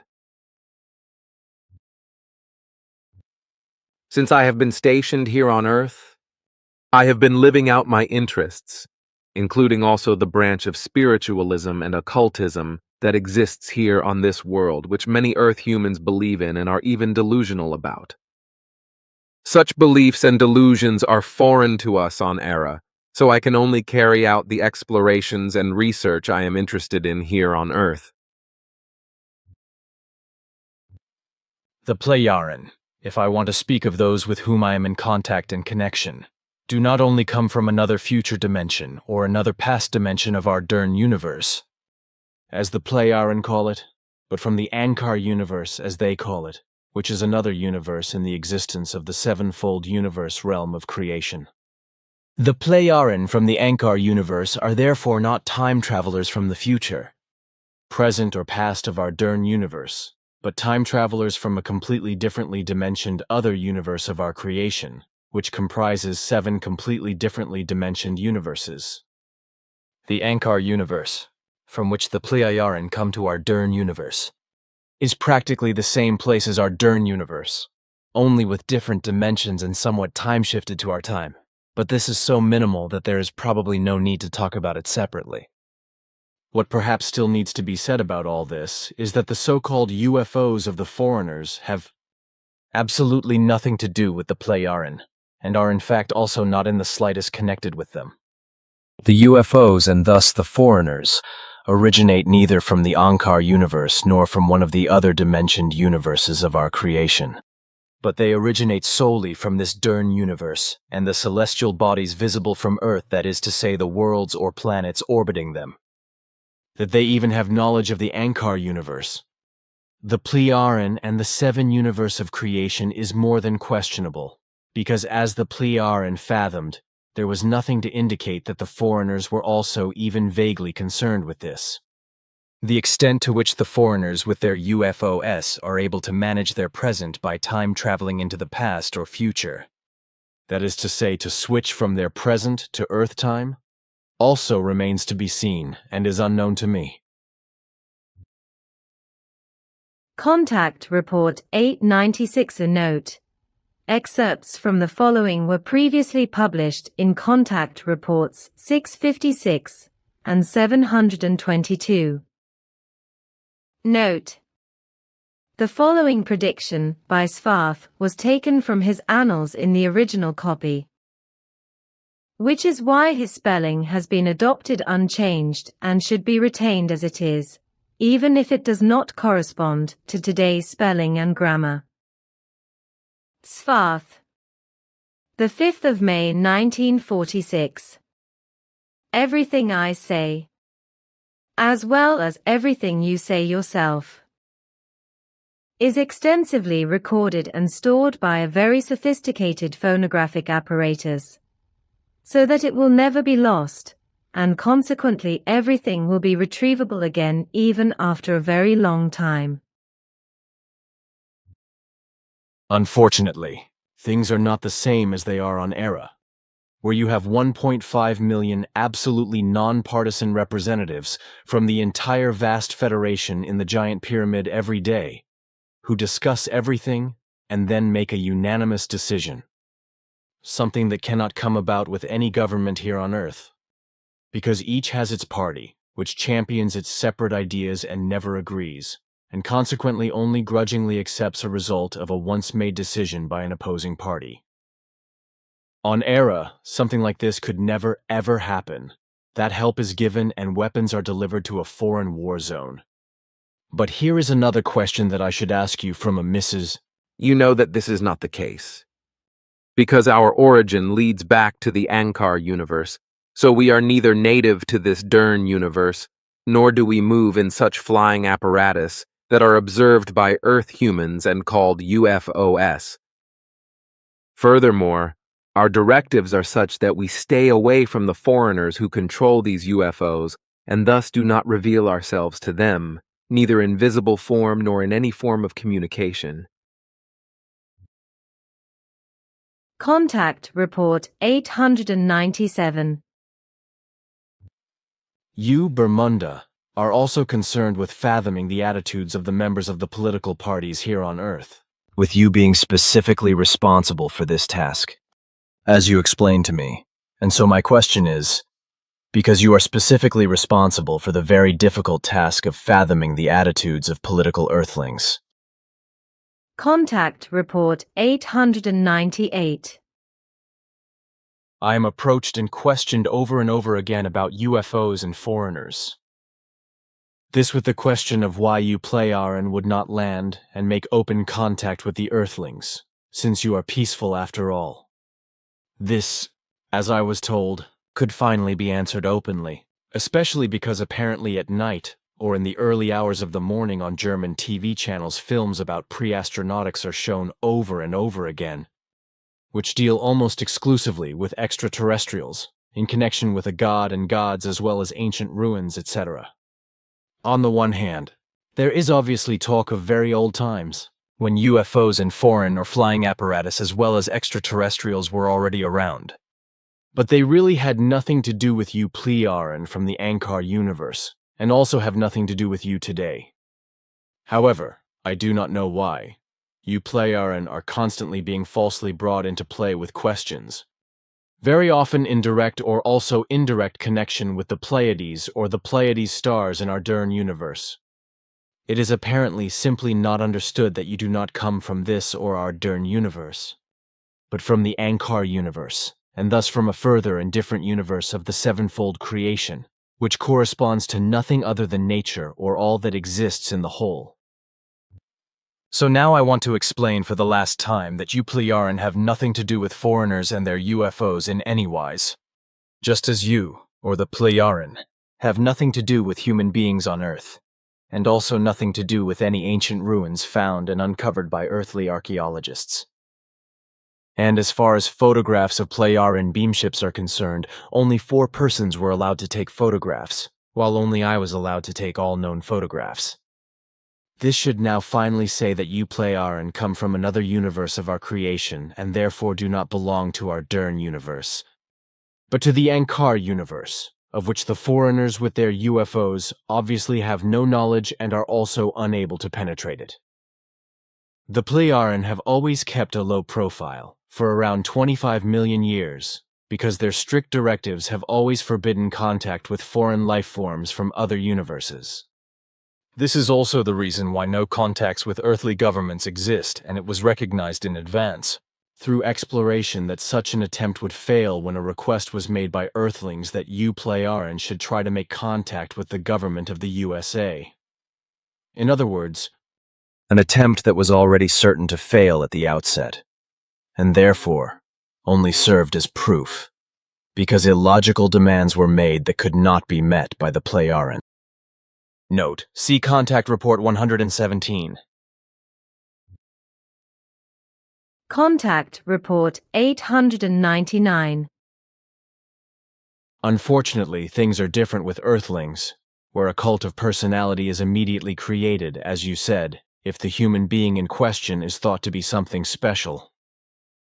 But there are no such human beings, because every human being is and remains a human being, regardless of what they also are and might do. Of course, their achievements should be recognized and appreciated, but they should not be worshipped as something special because of this. That is far from our Pleioran behavior. Contact Report 900. But now I want to go because Quetzal will not keep me waiting. His punctuality is well known to me.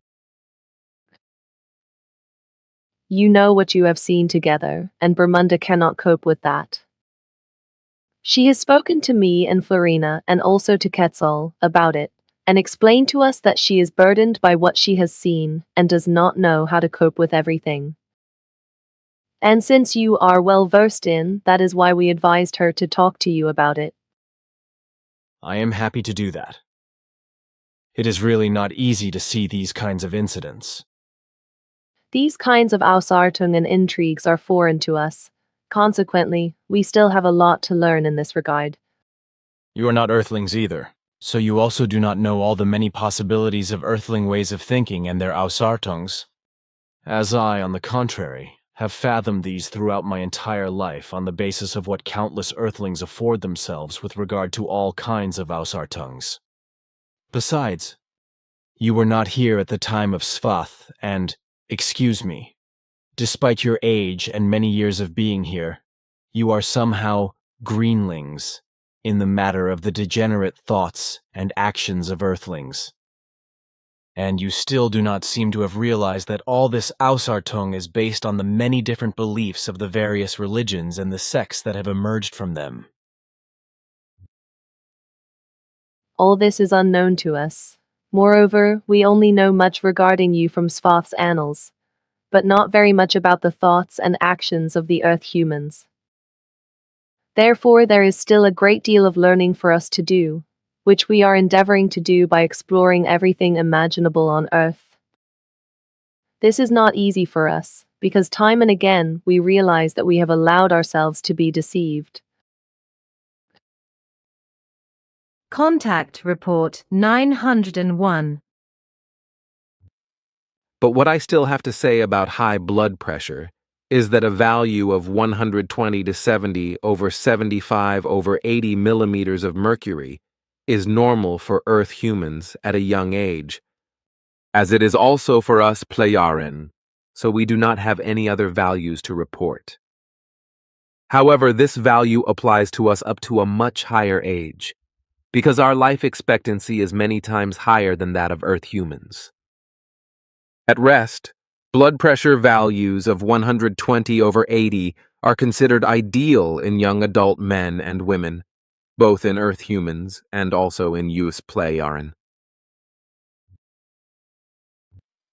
You have a committee of 1.5 million persons that advises on all the concerns, etc., of all your peoples, without determining, but observing and seeing how something develops, that is to say, whether it proves successful or not.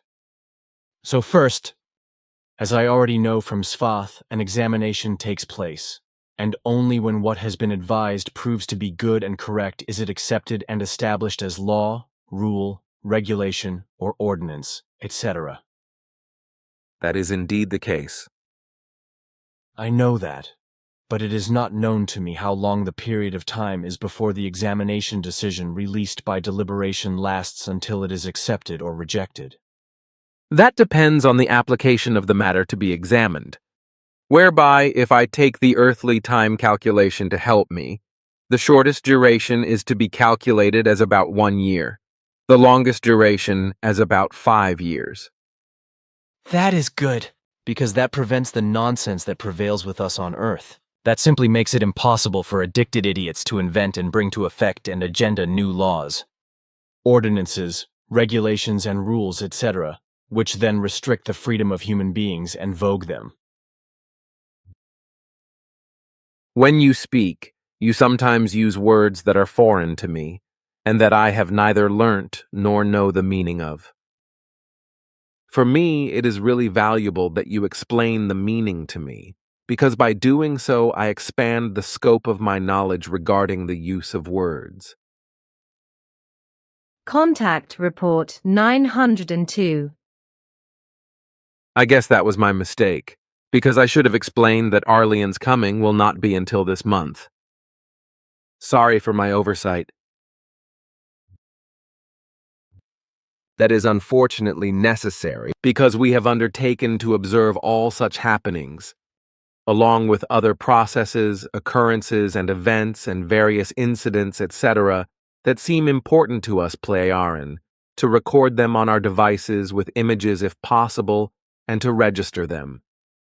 I already know that, because your grandfather Svath has already explained everything to me in this regard. But it is perhaps for the readers of our conversation reports or contact reports to learn a little more about all the tasks and work you have to do on Earth, and for what, etc. Good, in this respect. You are well informed about what I have said. But for us, these observations are to be carried out and recorded as far as possible, though the thinking and the perception are very burdensome. As you are well aware, as we Plejaren do not wage wars, have no crime, as well as no crimes to be punished, which is largely so in our Federation as well. Unfortunately, also outside our Federation of this kind, not everything is as it should be. Consequently, peace is therefore not maintained cosmos-wide in our Ankar universe, to such an extent that it would be constant, because life forms of human-like and non-human nature not belonging to our Federation as well as foreign solar planetary systems are very well uncomfortable contemporaries, as you call unpeaceful groupings in each case. As a result, you will no longer be able to access and record this conversation as usual, but will only be able to do so with the help of Quetzal, Florena, Bermunda, and Njana, as I have explained to you. They all also know how to use your computer well if necessary, so they can also help you in this way if you need their help. Contact Report 904. I want to ask a friend about this. He is already 1104 years old and very wise. Contact Report 905. You, Playaran, record the entire population of the Earth, or the entire Earth human race, in the form of the absolutely accurate individual and actually existing human energies. Creation, energy of every human. As your grandfather already explained to me in the 1940s. He explained at that time that your technology allows you to perceive the radiation of the creation energy, which actually animates and radiates every single human being personality, as well as that of animals, creatures, and all life forms in general. I remember that he said that you are able to perceive the creational life energy of every human being specifically, and so infallibly that you can determine the essence of every genus and species of every life form down to the absolute individual. That is to say, whether it is a human being, an animal, a creature, or another life form. But what I want you to look at here on my device is what I have photographed and will dictate to you when I get back. The truth is that on Earth, mainly in politics and also in Switzerland, if something cannot be enforced, then new laws, regulations and ordinances, etc., are simply passed without or with the will of the people, who are being lied to and deceived.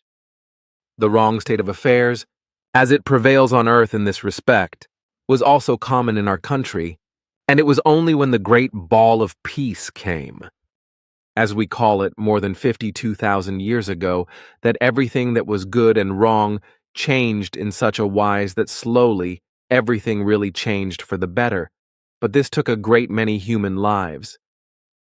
The individual human beings awoke and found their way out of their indifference, and also out of all that was wrong and evil, as a result of which effective peace was able to develop and became omnipresent. Note: the following excerpt is in regards to a series of questions and contact report excerpts submitted by a reader concerning the extraterrestrial Asina and her people.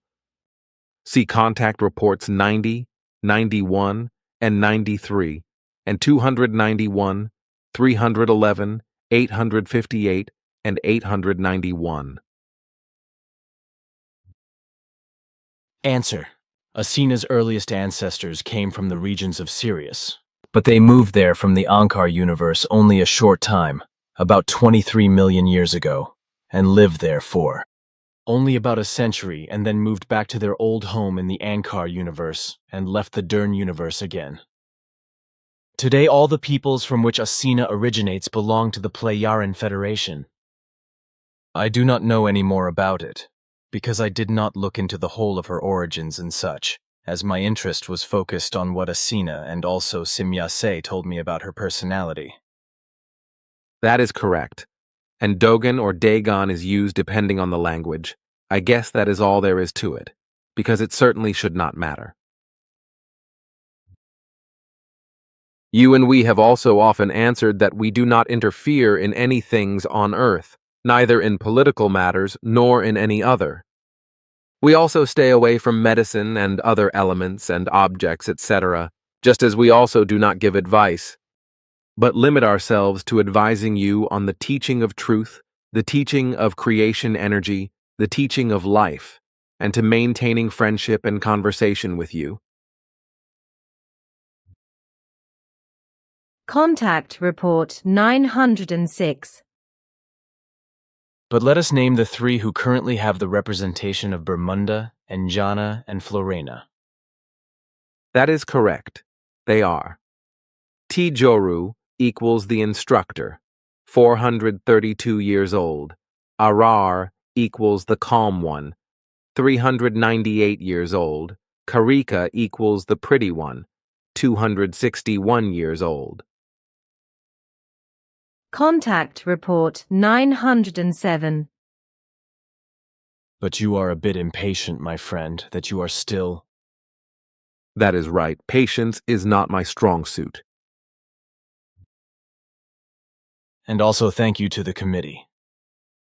The fact that 1.5 million human beings are involved in this, the whole committee, that the teaching of Nokodemion can be spread here on Earth, that is phenomenal. My sincere thanks to the committee. It is worth saying that we all followed the debacle between Trump and Zelensky. Contact report 908. They have no idea that in the past, there were also human-like beings on Earth, faraway travelers, who were regarded as gods. Although I know that the term human-like only refers to the external appearance and internal organic structure, etc., but not to the fact that they were, or are, real human beings. This just asana and... Interesting. But I think you should perhaps mention that at your birthday meeting with us on Era, various people from our Federation had several.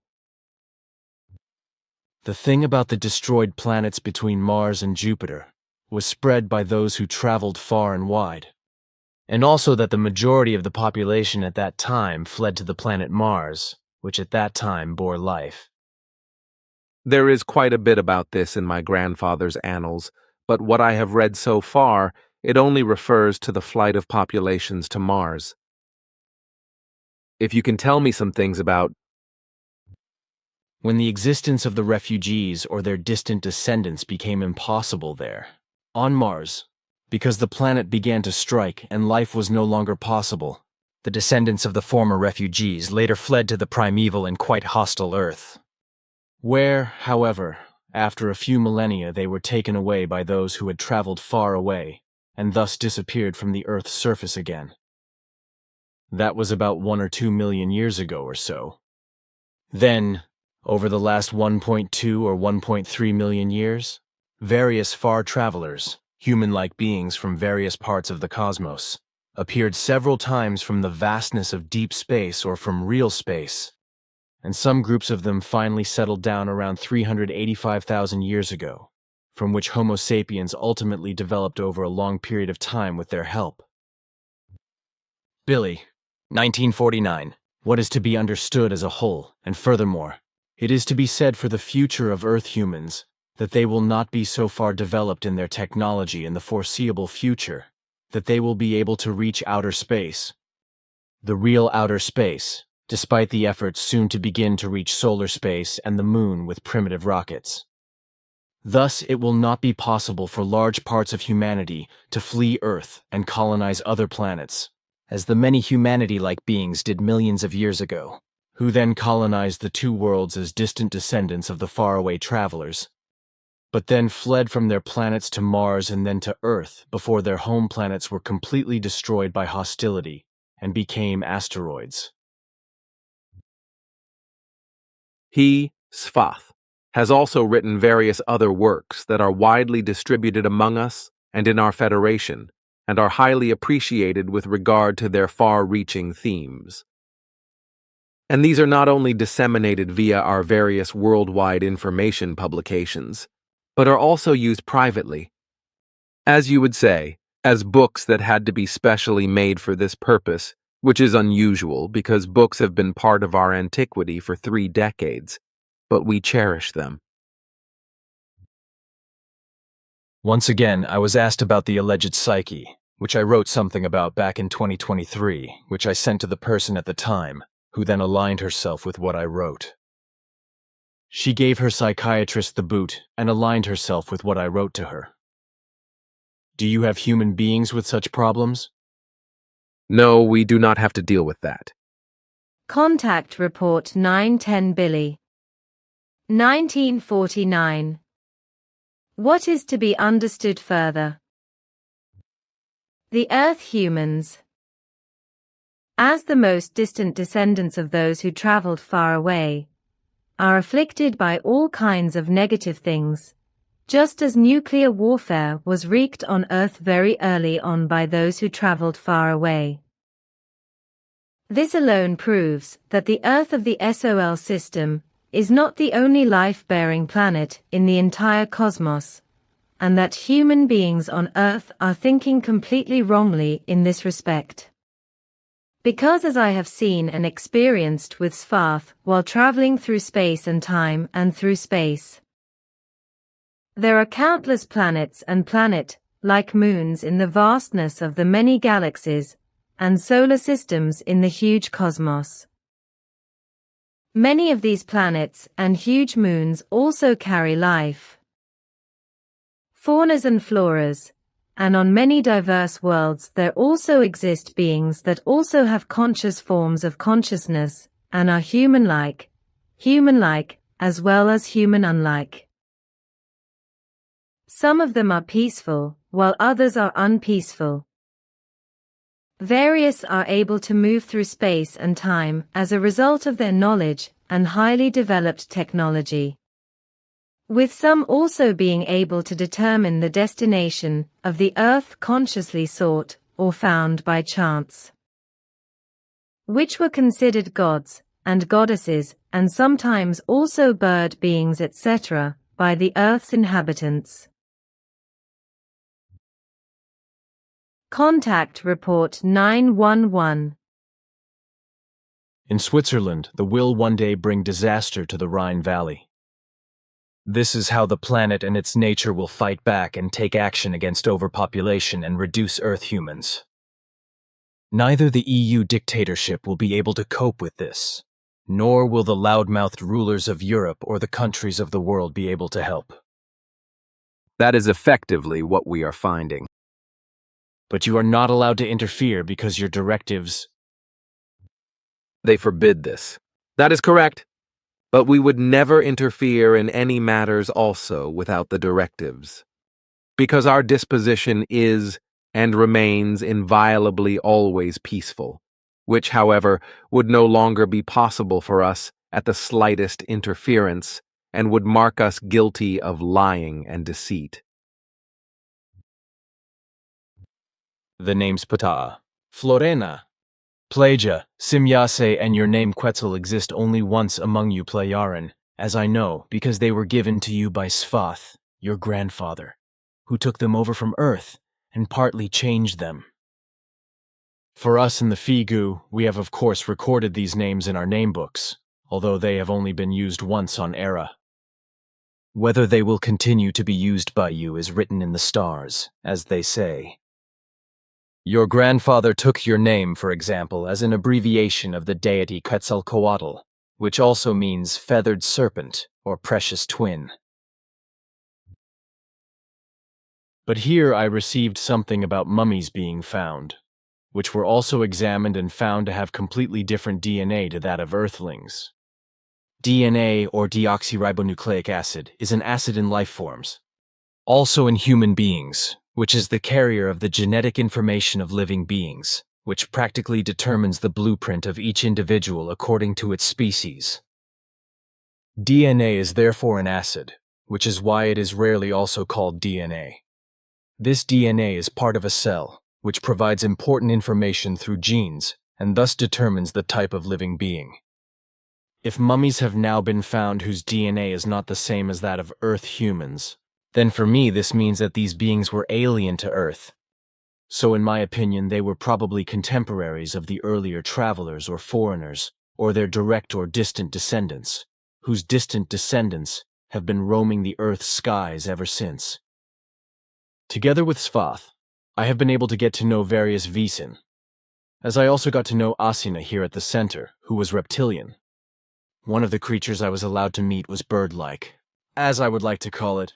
Two others, however, were fundamentally very different from each other. Because one creature looked human-like in purely earthly terms, but was somewhat disproportionate, if I may say so, and it had huge eyes that bulged outwards. Another Visin was as foreign to me as Asina, only slightly more lizard-like in appearance. In addition, there were others that I would actually call human beings, but which, as Bafath explained to me, had a completely different DNA from Earth humans, or Homo sapiens sapiens, which are based on certain foreign beings that could spread in many races on Earth. The majority of them all descended from ancestors who had been genetically manipulated to be aggressive for combat purposes, which was done through DNA interventions, so the aggressive insertion could also be removed again if specialists were trained to do so. Contact Report 912. Through this research, Bermunda, Florena, Enjana, and I have become more deeply interested in the religions that prevail among Earth humans. The first question, whether you Plearan have robots, I can answer with no, As I am sure you can confirm, because even when I was together with your grandfather Bafath, you already had androids that were so similar to humans and also looked so different in terms of physiognomy that they were indistinguishable from us humanoids on Earth. And this question here about how you Plearan provide yourselves with fresh vegetables when you are traveling through space and time, I may well say that this is no secret. because even in your grandfather's Bafath's time I saw in Plearan spaceships that vegetables were planted in these spacecraft and that fresh vegetables were always available. And as it was explained to me at the time, I remember it clearly. It was said that these vegetables were vital, that the human beings, the crews of the spacecraft, had fresh vegetables for food, because the food they carried with them was not sufficient for a long time. That is indeed the case because over a long period of time, UBLA health complaints arise. Exactly. I was also told that at the time. It was also very interesting for me to see how the vegetables were planted in the large rooms, namely around vertical pipes about 4 meters high and 40 or 50 centimeters in diameter, in which there were openings at the sides where plants could be placed or seeds inserted, which then grew. There were some kind of device in the pipes that supplied the necessary water, etc. Billy. 1950. The Earth humans do not care for nature and its fauna and flora, and therefore does not care about the creation and all its existence. And it came as it should according to the senses of the persuaders. Namely that the majority of Earth humans bowed to the faith of the fantasists and delusionists, and fell hopelessly for them in their eyes of persuasion. The reason for this were foreigners who had come from afar. Beings with sometimes very foreign appearances, with large eyes, long-skulled, giant, normal and short stature, as well as humanoids and those with a more or less animalistic appearance. Because of their large and highly developed technology, which was futuristic for Earth humans who did not know such things, and because of their knowledge and skills, they were regarded, considered and glorified as superior beings, and ultimately misunderstood as gods and omnipotent beings who were said to be the builders of heaven and earth. This misconception led to a firm belief in them, and in this became a fantasy reality that suppressed all reality and its truth. As a result, deities and thus gods were slowly created through faith, into which the lies of persuasion were woven and accepted.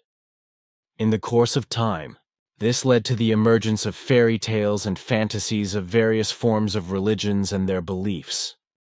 And as a result of delusions, lies, deception, and fantasy, etc., a linear religious concept of life was made out of the whole in a misleading way.